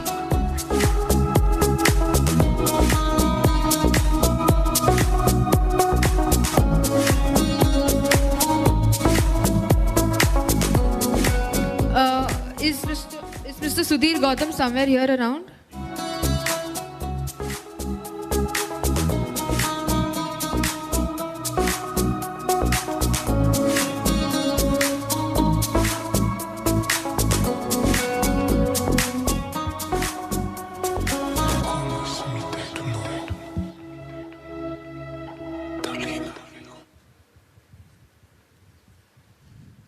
I think meanwhile, you can take some questions from the students if or we parents. have any questions in the audience.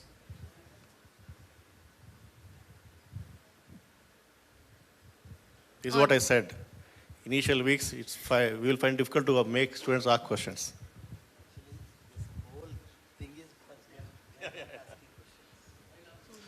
Yeah. Please pass the mic to sir. Actually, dear students, this program, entire program is for you, for your career, which course you have to see, where you have to join and all these things. None of the students are asking questions. Yeah, they will ask. I am taking the lead, so they will follow. Okay, don't worry. Now, coming to this panel, after entire panel discussion, I have got a doubt.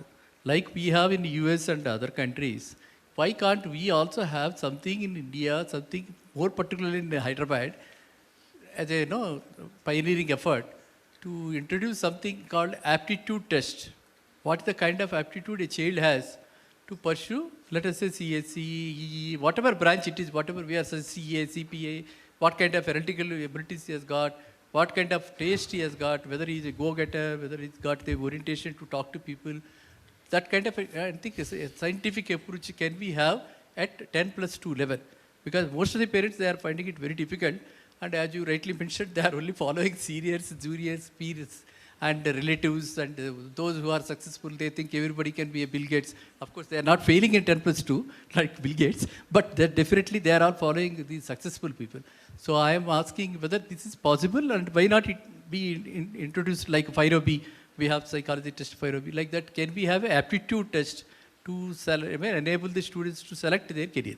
Thank you. Very relevant question, sir. In fact, if you recall the Three Idiots movie, when Madhavan wanted to become a photographer, he was pushed into engineering.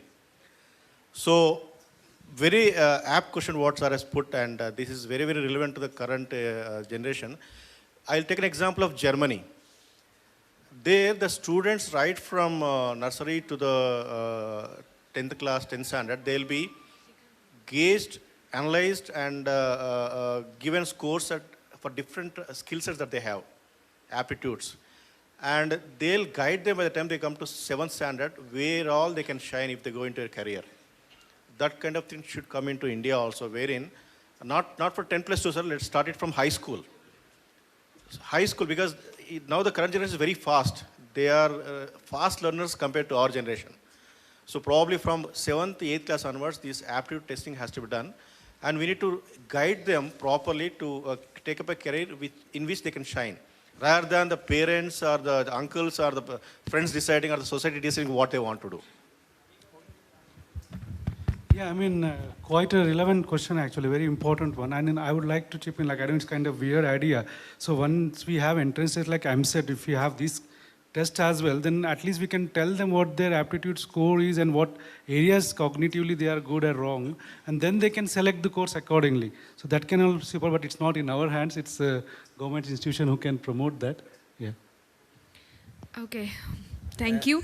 I would like to call upon Shri Shrikant Sinha, CEO, Telangana Academy for Skill and Knowledge, to please come on to the dais to give away the memento to our moderator, Dr. Ram Deshmukh, Director, Placements and Training, SR University.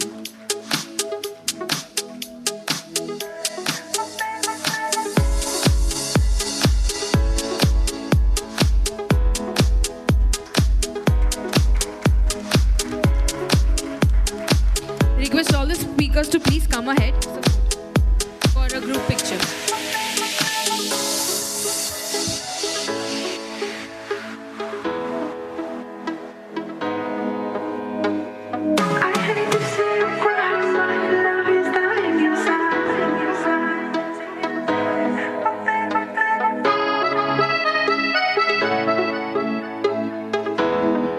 Thank you, sir. Thank you. Thanks to all the speakers and the panelists for the lovely session we had.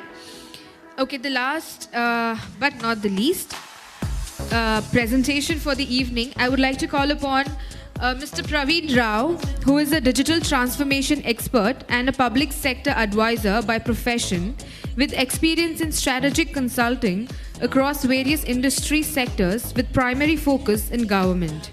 He extensively works with central and state government, city municipalities, urban development bodies, and quasi government agencies. Mr. Praveen is also a founder of Capturing Life Foundation, which deals in various digital literacy and skill development programs. Mr. Praveen Rao.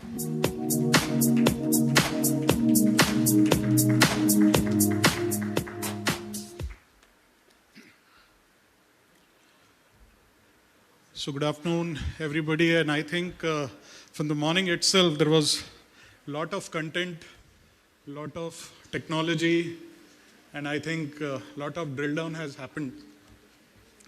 Considering the theme and considering the you can say knowledge which people might have absorbed today, so I believe that there were a lot of fantastic speakers we had today, and also some great scholars who have contributed their knowledge during the tea breaks and sessions. So let me just not repeat, or you can say, let me not again take you to something which have already been explained, and let me try to make it little interactive. So about me, my complete name is Praveen Rao. I'm pretty new to Hyderabad, but I'm enjoying this city thoroughly. Lot of IT, lot of projects, lot of engineering, data science, AI. So that's the daily thing I'm listening. Moreover, what I thought to deliver today, or to take you through some basic things, that there was a discussion that an aptitude test should be a value add for the students. But moreover, I believe that if a student is moved towards the employability, so like the way we evaluate colleges, there is a big pressure nowadays on colleges, irrespective of smaller and bigger to deliver placements.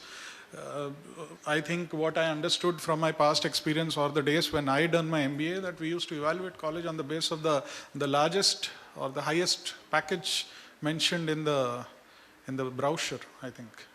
We used to get at, okay, this college has reached to this level, which means it's good. That's the way a typical student who comes from a middle class background or something, they evaluate. Moreover, the child or the student who has scored a higher number, so there is a probability to go towards the engineering, or the person who might have not reached to having a good score in maths or something like me also, I'm not an engineer. So there is no scope for him specifically in the field of engineering. So let me just bring some interesting things to you, and let me try that I will not put a lot of AI or something, which is something upcoming, and there was a lot of brush up happened in the morning. What I have understood in the last few years, when I started my career from a box seller to a consultant today, so I have seen the streams like the people from arts and commerce background is doing great in the technology, and the people who have done some great things in technology, but they are not happy with the roles what they got. Second point is the immediate moment when you feel that the moment you are out from your college and there should be an appointment letter in your hand, that's a dream of every student who have picked up such assignments of doing MBA or even engineering. So it's quite normal. But beyond that, what I have understood that there is a lot of things happened even during COVID, or you can say in the span of last 4 or 5 years, where every state government has opened up doors for the people to listen them. So you can say the few years the gap was reduced between citizens and government, or you can say the skill development agencies, so the gap was reduced. So what I thought to share some content here is, there are a lot of things that you can explore, or you can say you can experiment in the initial days when you can think about some new careers apart from what technology, or a lot of things are happening. Like city like Hyderabad, Bangalore, there are a lot of organizations. I think as per my memory, there are more than 5,000 companies who are in the development, in the data science. They're getting a lot of projects from US. But what I also believe, there are few good organizations, or you can say some good areas, specifically on the governance side, specifically on the public policy side, which can be an alternative or a fantastic career to work on. Recently, I met with some officials from Delhi who were doing some initiatives or who were working in some of the large public-private PP models, and they were really doing good in bringing some change in the society. So the students who might be, having some, typically the mind when we enter in the corporate world, what we see that let's finish off our education loan as soon as possible. That's the first thing that we believe. Okay. The people who have very well self-funded, the market is open because there is no EMIs haunting behind you. So definitely there's a big scope to work.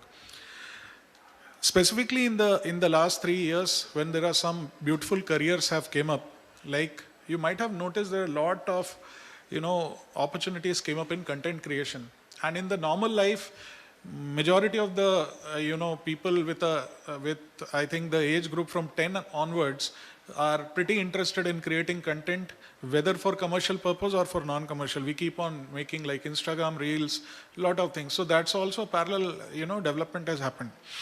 So more or less, what I believe, that rather running behind a traditional approach of getting a degree and getting an appointment letter, you should also explore on some of the areas through which there is a lot of scope is there to work.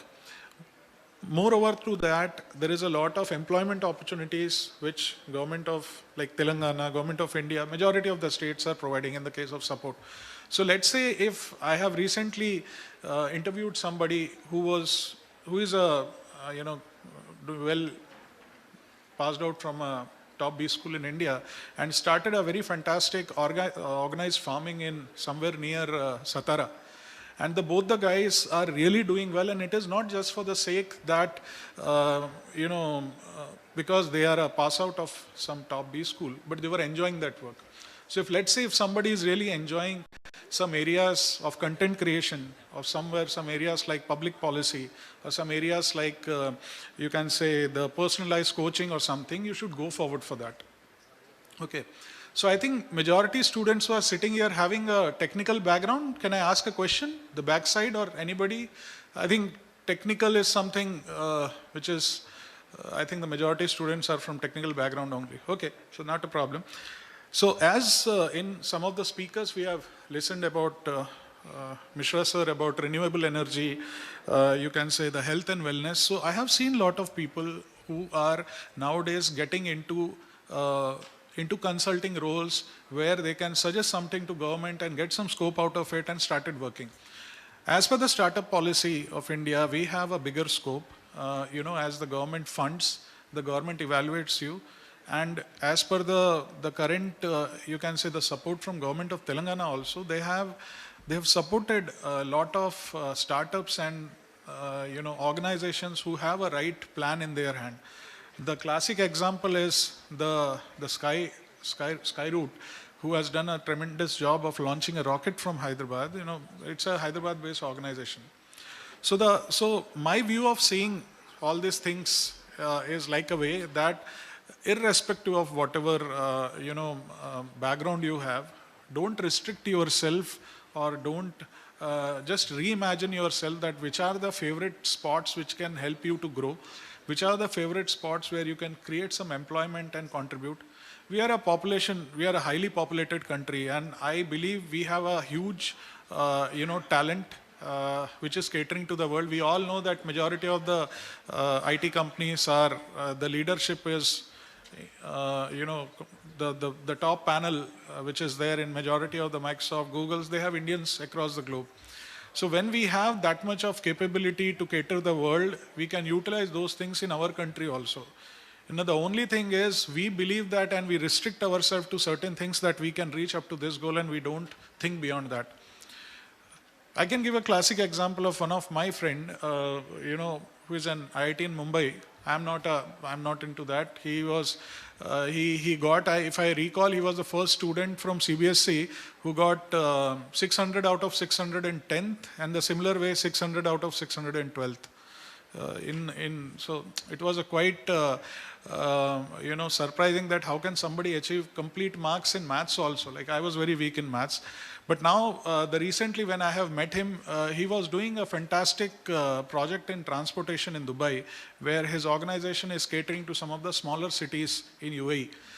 So, my friends, my message to you, or you can say what I thought to convey you is, think beyond technology also, rather than just following that because your friends, your family, your relatives.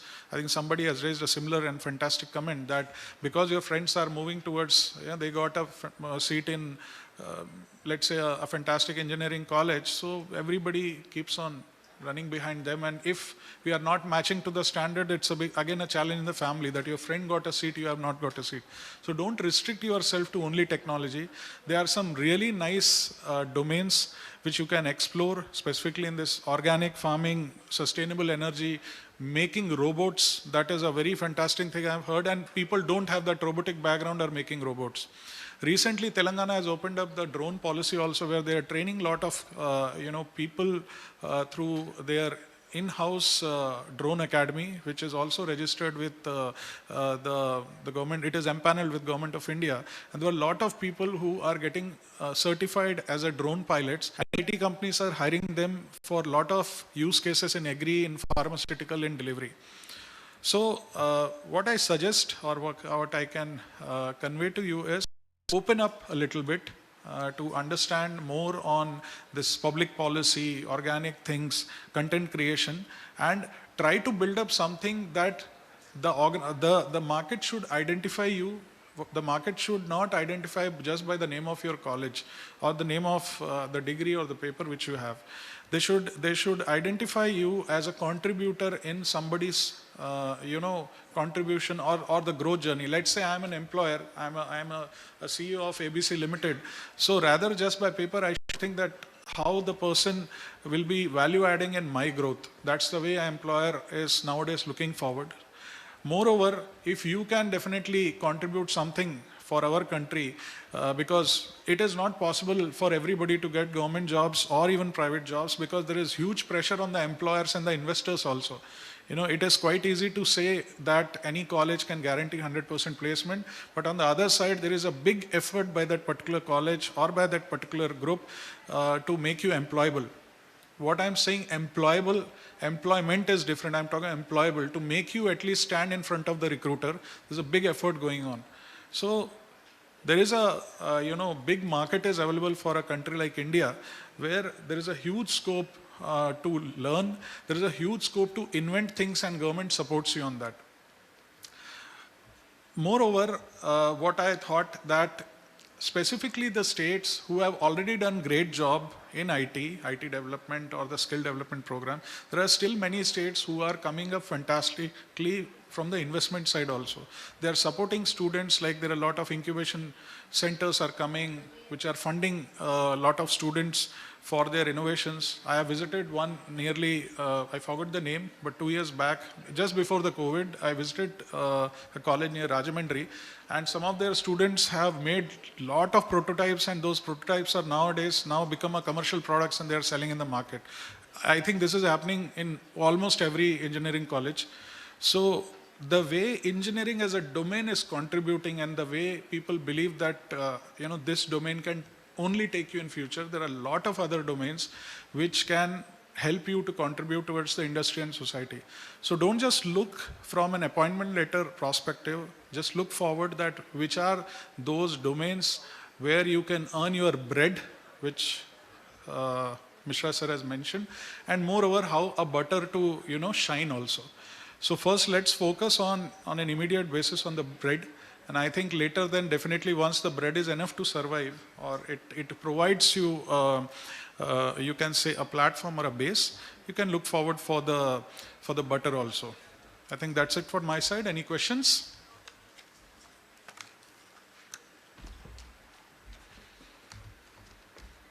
Okay, so I thought I have conveyed my message. Thank you.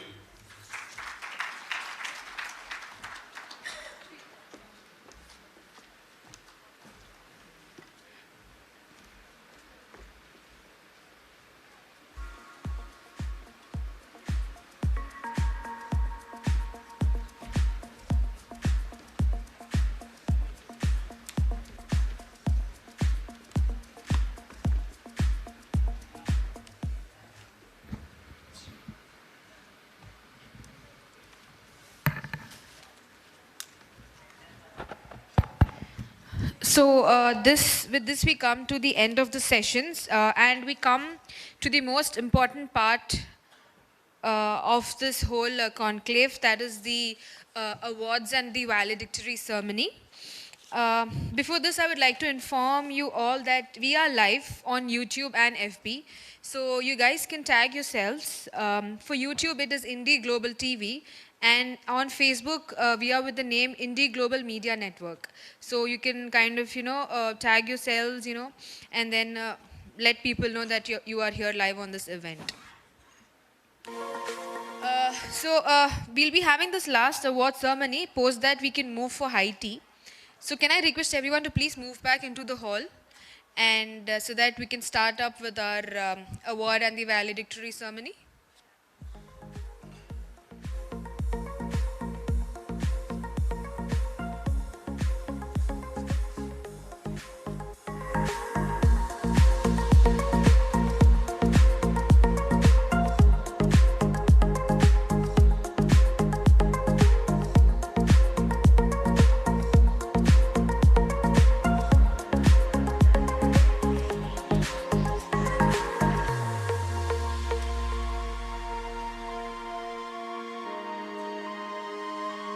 Especially from the science stream, given job offers by RE Sustainability, a Hyderabad-based company. Sujeev Nair, CHRO, RE Sustainability, handed over the offer letters to the chief guest, Sri Ranoj Pegu, Minister of Education, Government of Assam. The potential and energy of youth in the Northeast is unparalleled, and so is the passion for adoption of new technologies and services, said Abhishek Singh, IAS, President and CEO, National E-Governance Division, NAEGD, MD and CEO, Digital India Corporation, and CEO of Karmayogi Bharat, Government of India. Assam is poised to turn into a medical hub. Bhaskar Rao, Founder Chairman KIMS, and KT Devanand, Regional CEO, Telangana and Andhra Pradesh Cluster, Aster, DM Healthcare, evinced interest in expanding healthcare services to Assam. This apart, Microsoft, Google, HCL Technologies, PV Callgood, Senior VP, Education and Skill Development, Tata Technologies, ANSYS, and several other bigwigs showed interest in collaborating with the Government of Assam. The Telangana Academy of Skills and Knowledge Task CEO Shrikant Sinha said that the talks with the government were fruitful and Task would be working with the Government of Assam in the near future in skilling youth.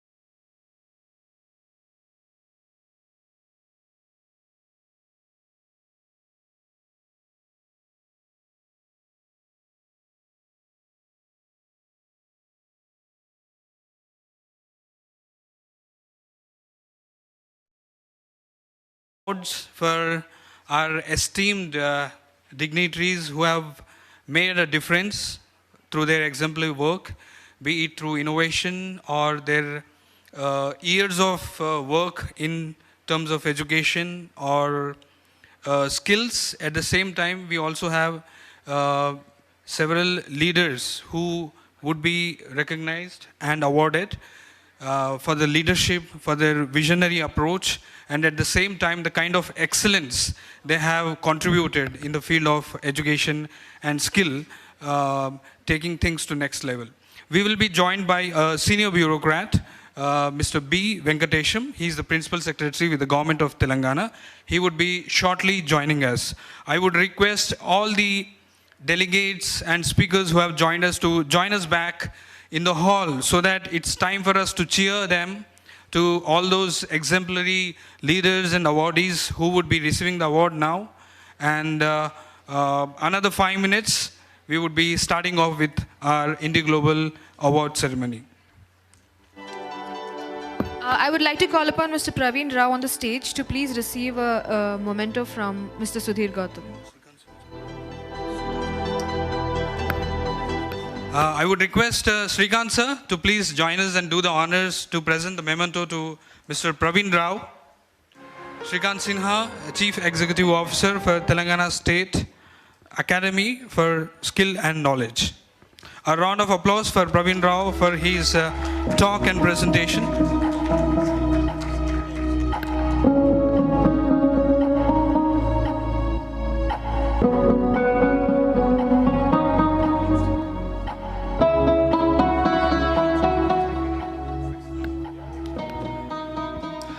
While we wait for our chief guest of the evening for the valedictory session, I would also like to give out the information to all the delegates or teachers and staff from the education that we would also be coming up with our second edition of IndiGlobal Healthcare Summit that would also be hosted in Hyderabad. This is in association with Government of Telangana. Honorable Health Minister Mr. Harish Rao is the chief guest, and we have several bureaucrats from across the country joining us who are basically Principal Secretary, MD NHM Commissioners in Health, Family Welfare and Medical Departments. we would also request all of you to register and join us. It is in Hyderabad on 7th of July. Venue is Marigold Hotel by Green Park. And just to give you all an information that we are actually live, though the information is late, but right now is the moment to share the achievements of the milestones, the next level innovation that's been done, who would be awarded. We are live in YouTube through, you can just type in IndiGlobal TV, who all have mobiles with them. Can you please raise your hands? Okay, there is no one who is not using mobile, so you can just go on to your YouTube app and just type in IndiGlobal TV. You would be live, and you can share it with your friends, your relatives and family members. At the same time, we are also live in Facebook through our Facebook page, IndiGlobal Media Network.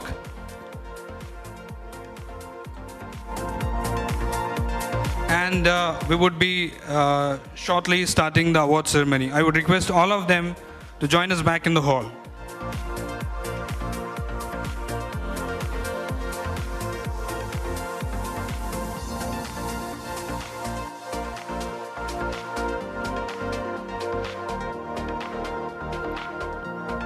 So meanwhile, I would request all the volunteers who are the students who have given their hard work, and we have been in coordination to conduct such a conclave and a fair. It takes a lot of effort and a teamwork.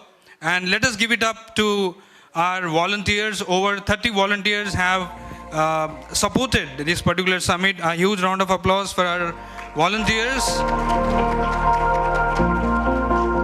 You can recognize them who are wearing white IndiGlobal t-shirt.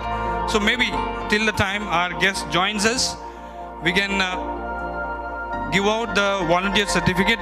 Taking the opportunity, our esteemed guest, Sir Srikanth sir, I would request, we'll do the honors to all our volunteers for their efforts by the time our chief guest comes for the valedictory session.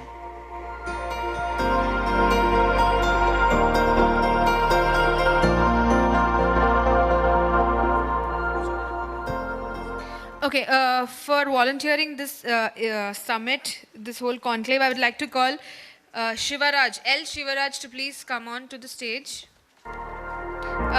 Soni Kasturi. Please come faster, guys.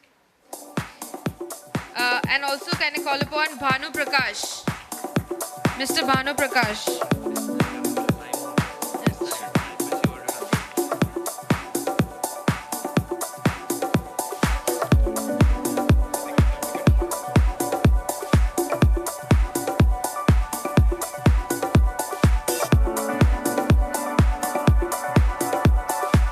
Naresh.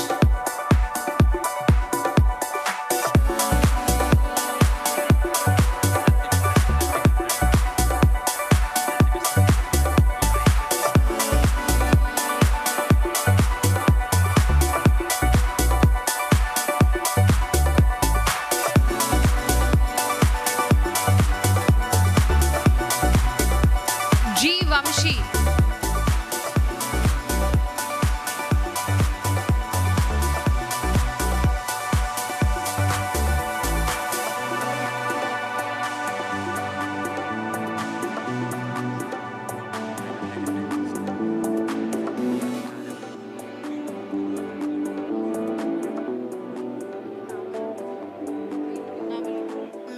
Vemula Gautam Gaud.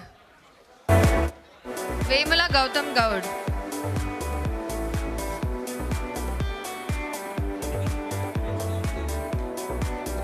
Isha Sharma. Can we have Isha Sharma?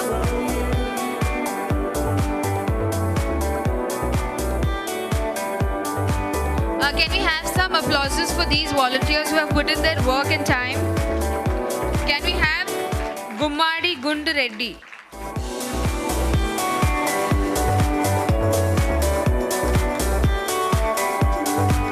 Can we have Mamidi Shiva?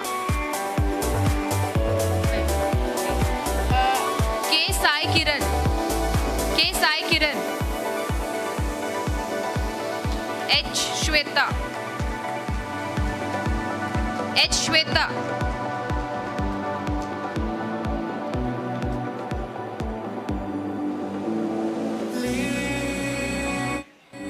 Mandala Amani. Mandala Amani.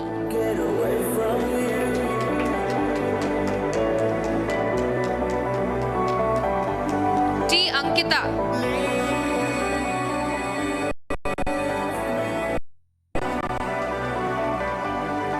A. Sai. Karthik.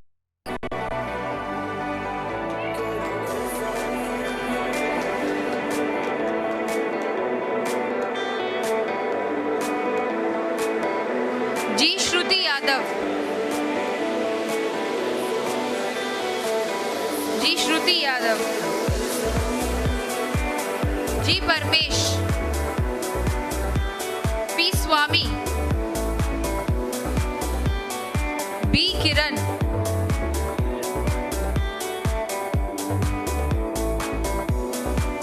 P. Vishnuvardhan.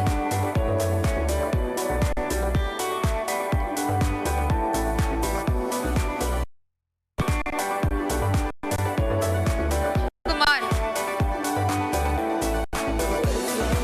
Raipuri Sai Ganesh.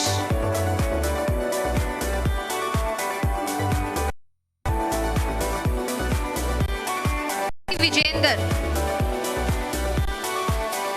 M. Jagan Gaud. M. Jagan Gaud. Pavan Kumar. Maisani Pavan Kumar. Hindu. Hindu. Is anyone there? Hindu? Tirumalachari.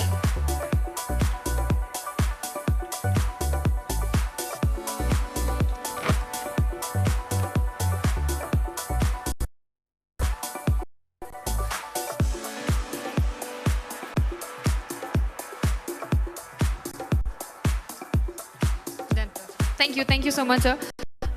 Thank you all the volunteers for spending your hard work and time. We'll be happy to see you again during our next summit. Group photo.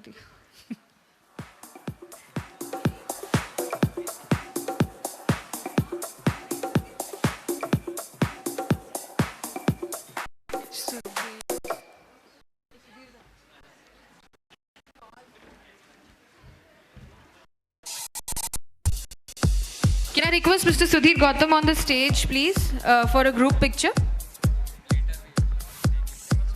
Sure.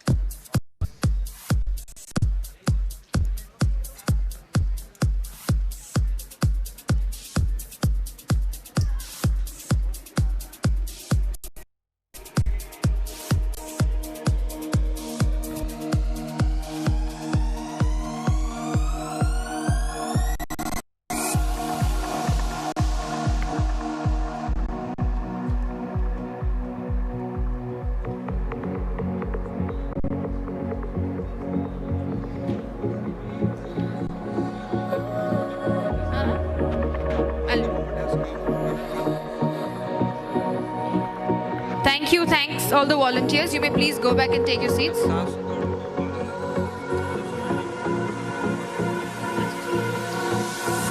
So now we have approached the moment we were all waiting for. We will be having our valedictory and the awards ceremony. And for this, we are having about 5 categories of awards held.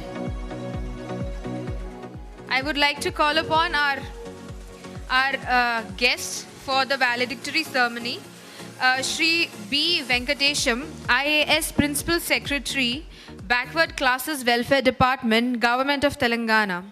Request you to please come on to the dais and have a small address.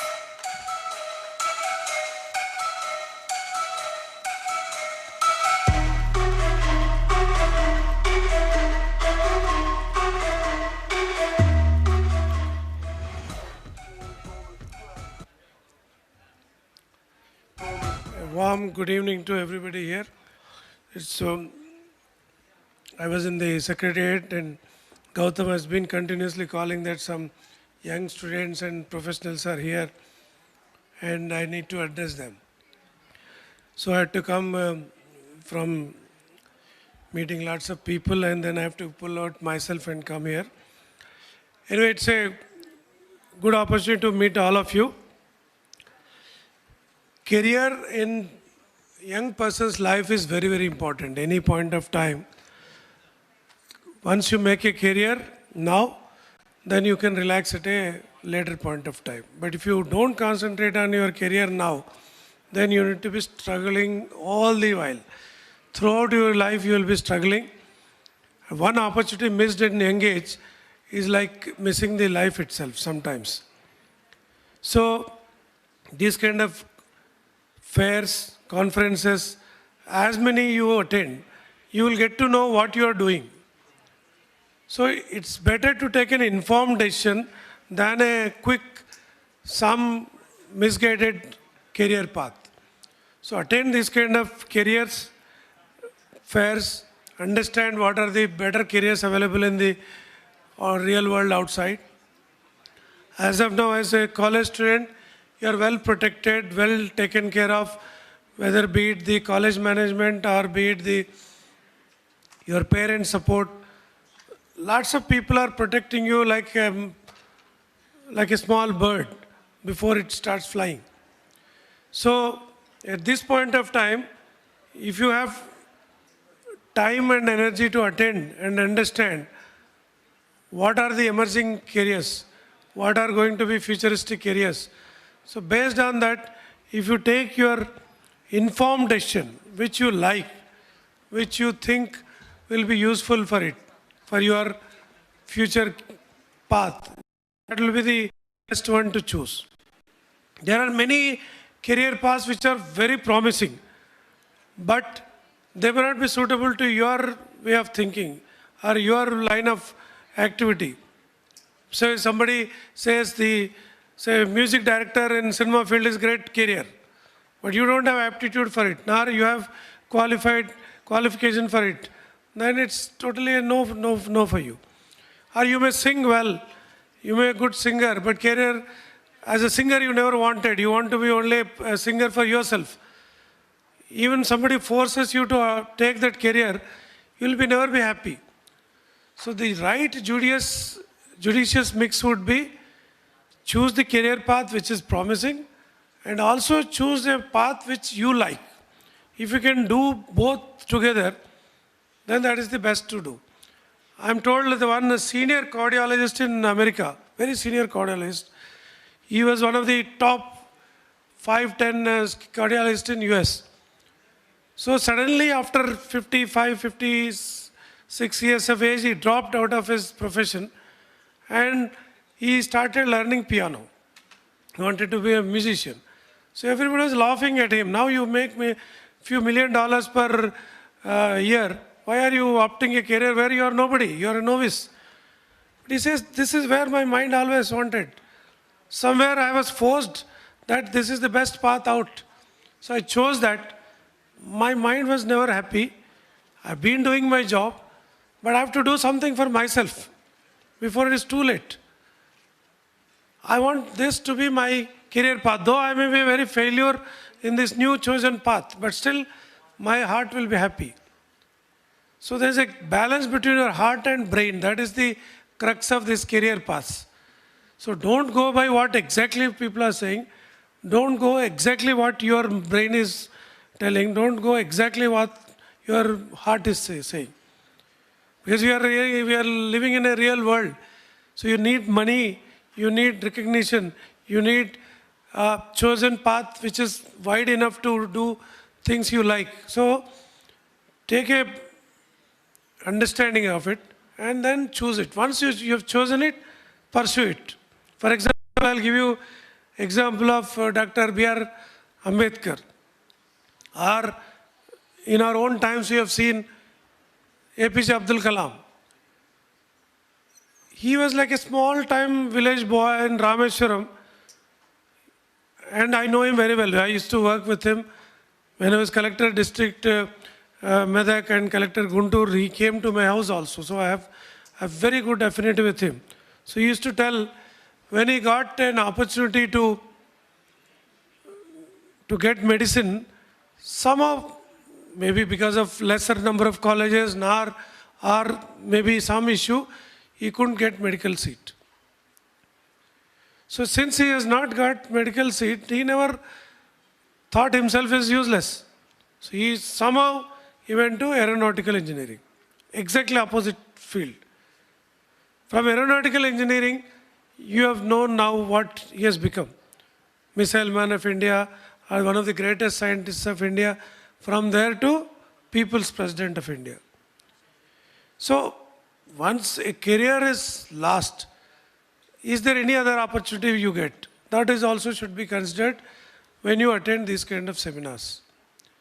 So my small point of advice for you is, when compared to our periods, I am like 1985 to 90 kind of graduates, all of us.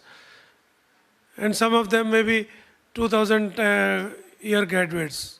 You are now just graduating or just must have graduated.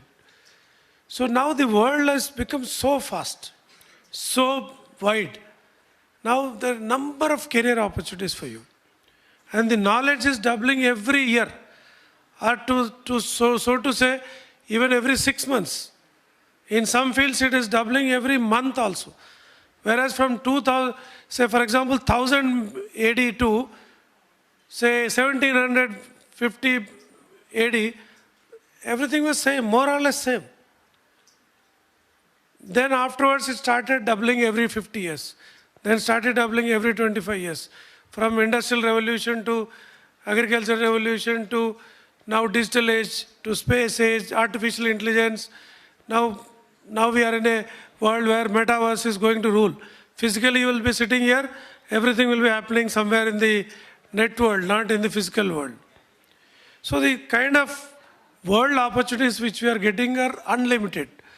Earlier we used to have hardly some 30, 40 career opportunities, max. Before that it used to be some 10, 15. Now today, number of career opportunities, maybe million, if you go to drill down to each and everything. But at least 1000 you can name. So 1000 career opportunities for a young boy or girl, it's a lot confusing and lot promising. At the same time it is promising, at the same time it is confusing. So make a clear decision, understand where your capability lies, understand where your heart lies.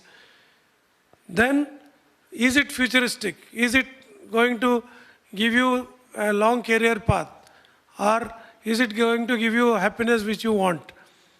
Is it going to pay you well? Then that you can think of. For example, one day I was in Lucknow, maybe Gautam was there in that meeting only. I was coming in the car and I was just talking about this self-driving cars with somebody. So the driver was saying, "Sir, do you think our jobs are going to go? So what should I do now? I don't know anything except driving. What is going to happen to me?" So I said, India, at least next 15, 20 years, don't worry, you will have your jobs. That is not going to end. But I see down the line, next 15, 20 years, now if somebody wants to make driving as a career, probably it's not going to be there. Unless you want to drive for yourself or some fun or doing something, but not as a main career. Or now chat GPT kind of thing, artificial intelligence coming in, there are a number of career opportunities are going to be closed. So see beyond the horizon which you can see. Today it may be the most promising one. Most of the accounting jobs would have gone next 15, 20 years. Most of the small-time jobs of like, say, writing small resumes or trying to do ticket booking, these kind of jobs would have gone. Because artificial intelligence will take care of it. So, take a path where you have a clear end of the tunnel lighting. Though there may be some confusion, but end of the tunnel lighting, if you could see, then that is the career you can choose. But whether that path is giving you happiness, also you have to see both. Then that will be the best career to follow and learn. I think lots of people have already spoken to you, various sessions.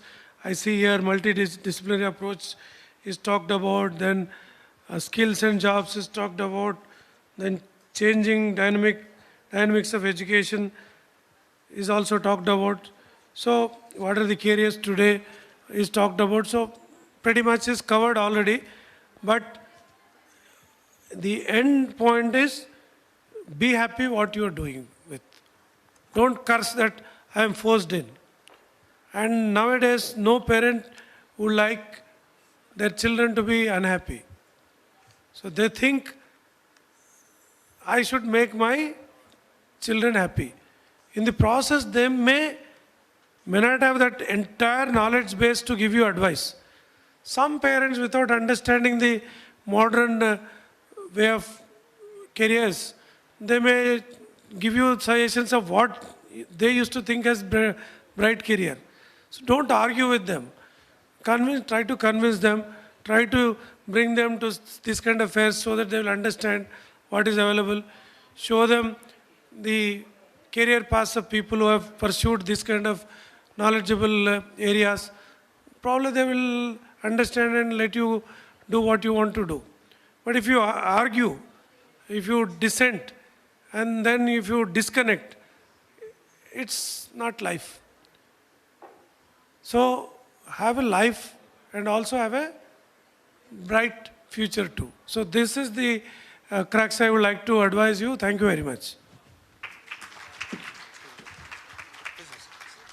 Thank you very much, sir. And sir is the one, just to give you a background, his exemplary work as the secretary, principal secretary for tourism. He is currently holding the position as principal secretary, department.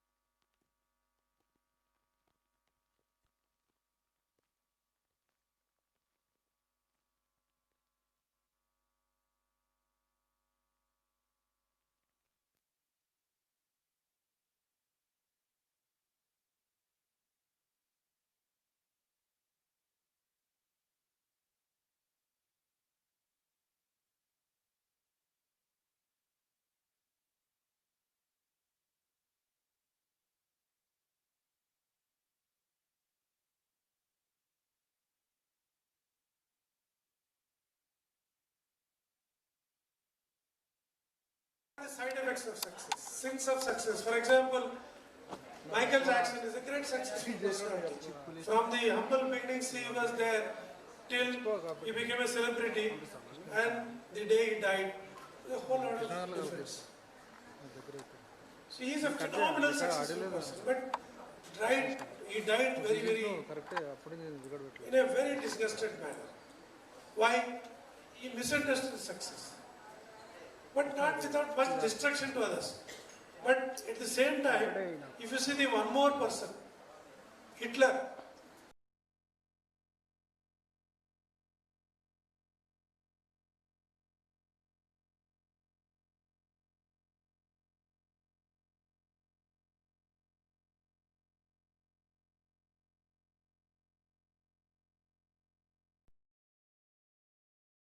not even one word, not even one place.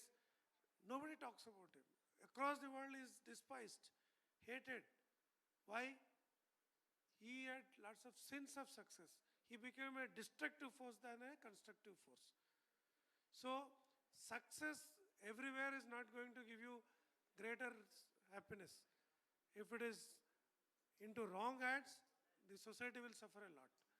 So that is the side effects of success, fourth part. Fifth part is signature of success, where success has to be shared with others. The ultimate motive of success is always to share with others. Don't keep it with yourself. Like if you keep the water you have, don't drink, or if you drink and just keep it for you, only for you, what will happen? After some time get putrefied, it will become bad water. You can't even drink. Same way, success, if it is not shared, it is going to become unused or disused or misused, abused. So, success, primary nature is to be shared with others. That is called signature of success. Once you start sharing your success with us, that is the ultimate aim of life and aim of success. So this is how the 5 parts is written, and it is Amazon bestseller in self-help category for quite long time. You can Google it, you will find it. Any of you can Google it. Even Goodreads also, it got 4.2 rating. Even Amazon also, it has got 4.2 rating. So it's still available. So anybody want to read it, you can access it. So the basic idea is to enjoy the success.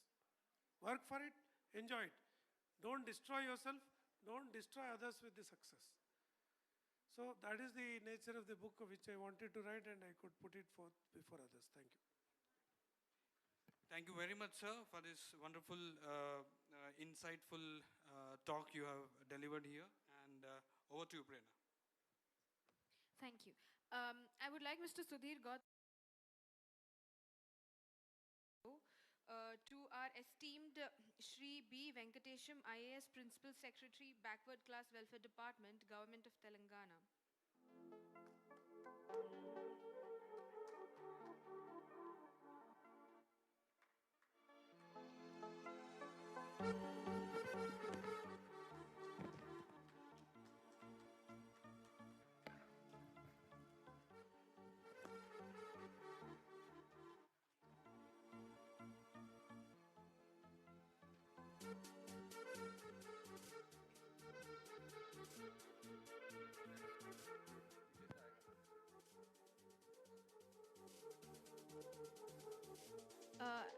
And now we will be moving ahead with our award ceremony.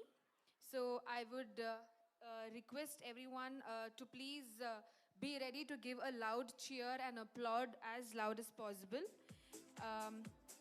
So I would begin with the first category of award here. It is the Innovation Award. And this award goes to Telangana Academy for Skill and Knowledge.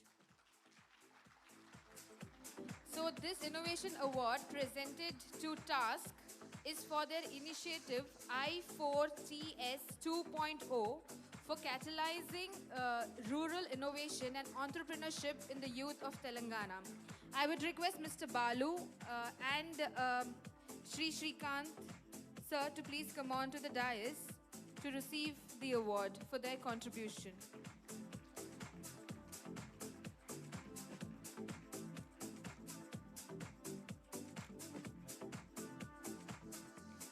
Congratulations, Task, for your innovative thought process.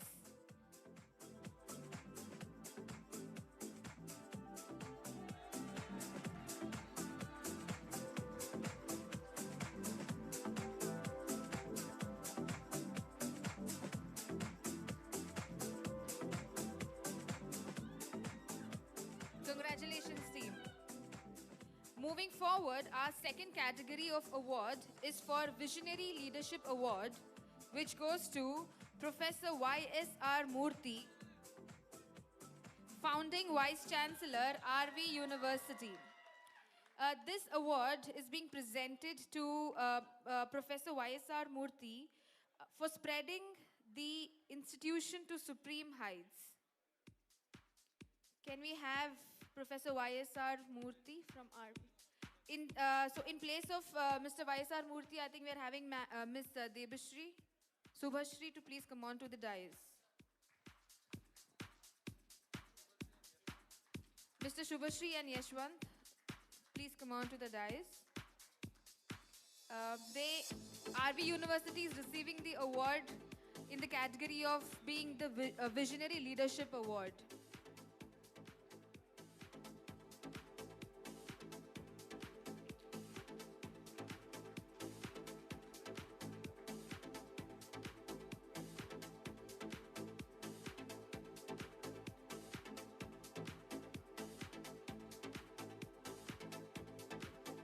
Congratulations, Team RV University.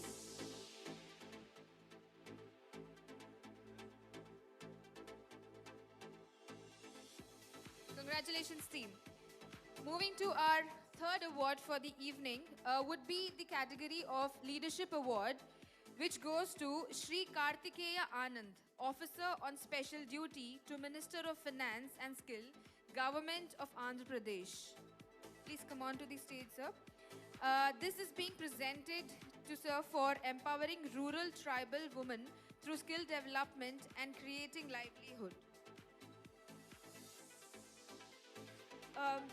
On his behalf, can I call Mr. Vedant Aluwalia to please receive the award?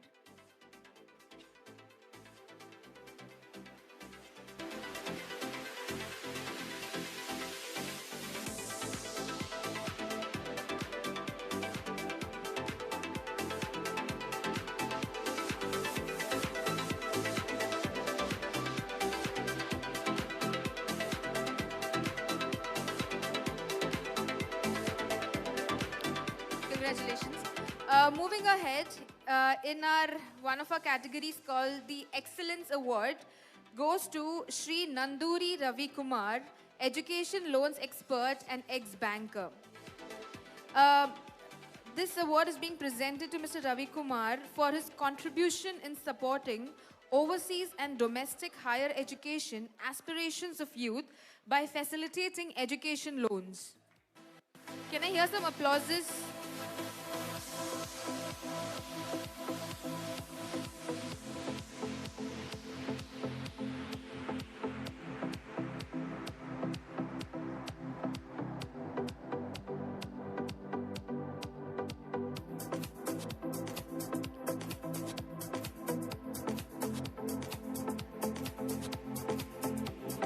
Congratulations, Mr. Ravi Kumar.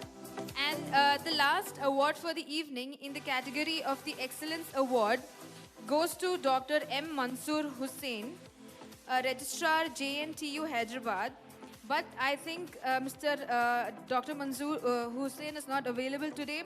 In place of him, I would like to call upon Dr. Zishan, who together with Dr. Mansoor is working on the interdisciplinary project. This award is being presented to the team, Mansoor and Zishan, for their exemplary contribution in the field of education. Congratulations to Dr. Mansoor and to Dr. Zishan.